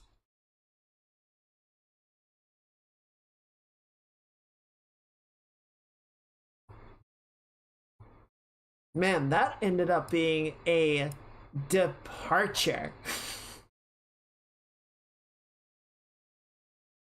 But in a good way, I think. Like, there's definitely a lot that is familiar between the two, right? But I think there's a lot, I don't know, like, honestly, I didn't think they were that different from each other until finally putting them side by side now that they're finished. And I'm glad that I didn't look at the original one past a certain point, because I feel like if we had tried to do that, I would have, like, tried to replicate it more, you know? I would have tried to do things like exactly or closer to how they were in the original piece, and it was good to sort of get to a point where it's just like, no, we're just gonna go ahead. We're just gonna go with the way that makes sense now, and we'll check it later.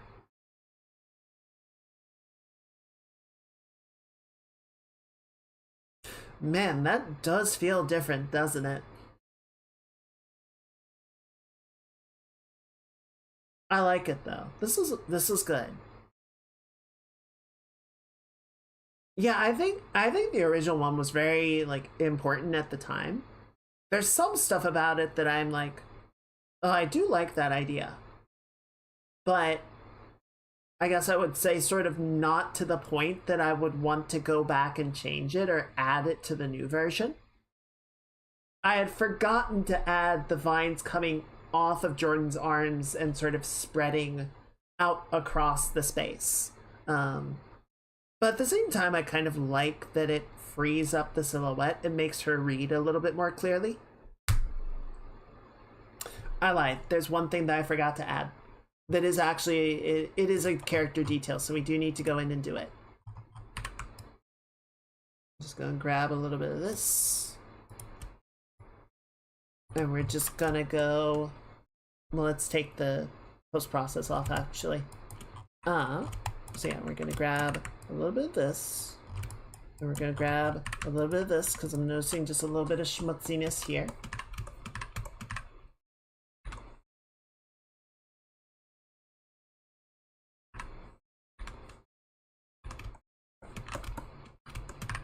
I'm just gonna go boop.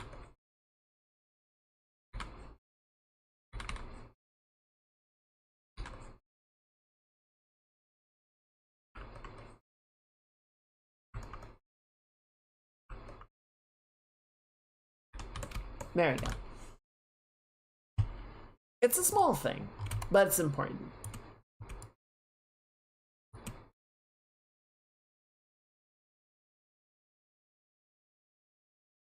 As you can see, I have struggled with the vines for a long time.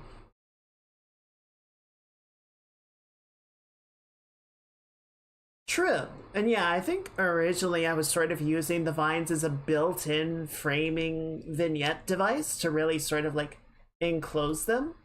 But I think you're right, like having the space more open and having her almost fill more of it just gives a greater sense of how much she's in control of the situation.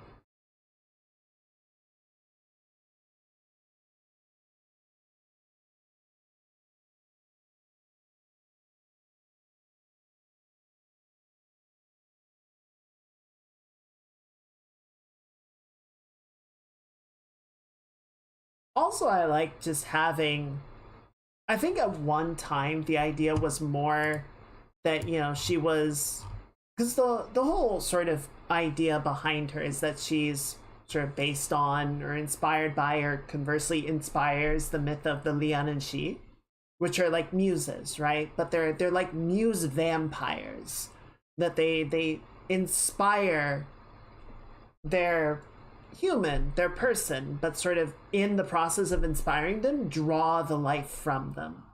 You know, they're sort of the embodiment of the idea that the candle that burns twice as bright burns half as long.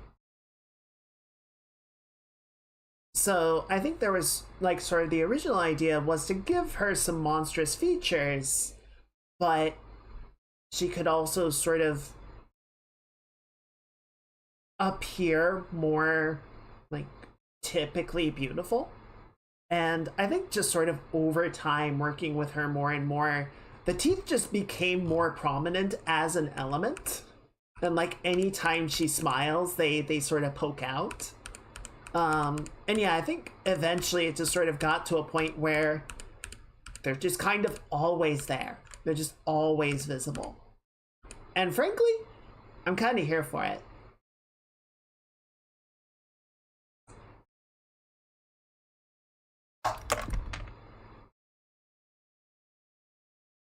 Yeah, I'm glad we could finish this up tonight. I don't know, like, it's not a matter of rushing it or anything. It's not like, oh, I'm bored with this, I don't want to work on it anymore. It's more a feeling of like,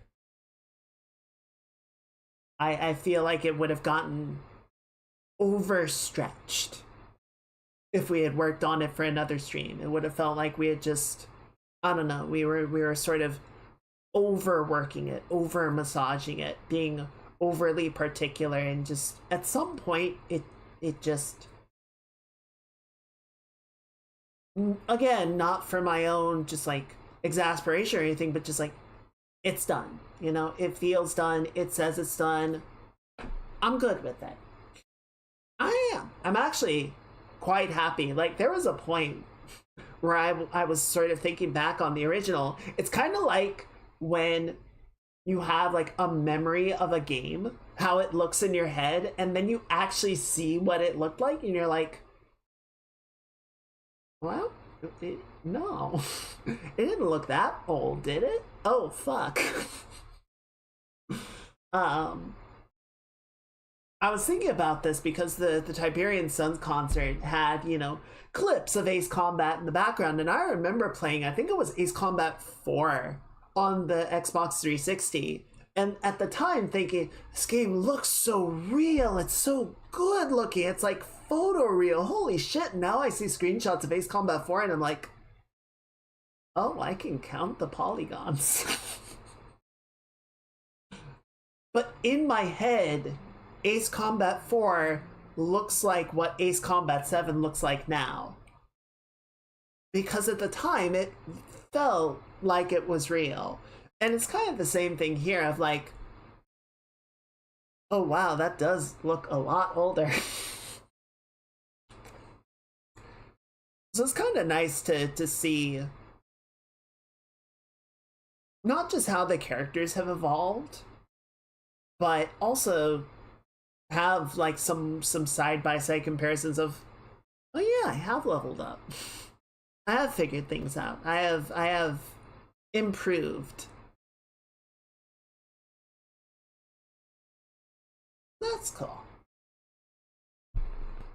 All right. But thank you, everyone. I know we went a little over our usual time, but I hope you had fun. I hope you enjoyed it.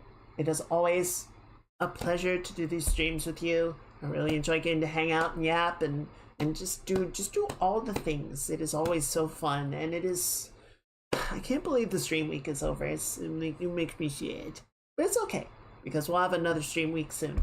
We will be starting a new art piece on Tuesday. That is the plan. That is the plan. Yes. So I hope to see you all there. I'm gonna go ahead and shut down the YouTube stream. Everyone say good night to the VOD squad. And we're gonna go find somebody that we can raid. It's actually the most fun I've had. I'm sorry. Like, I really appreciate you being here, and I'm glad you enjoyed it, but I'm sorry about your week. Bye.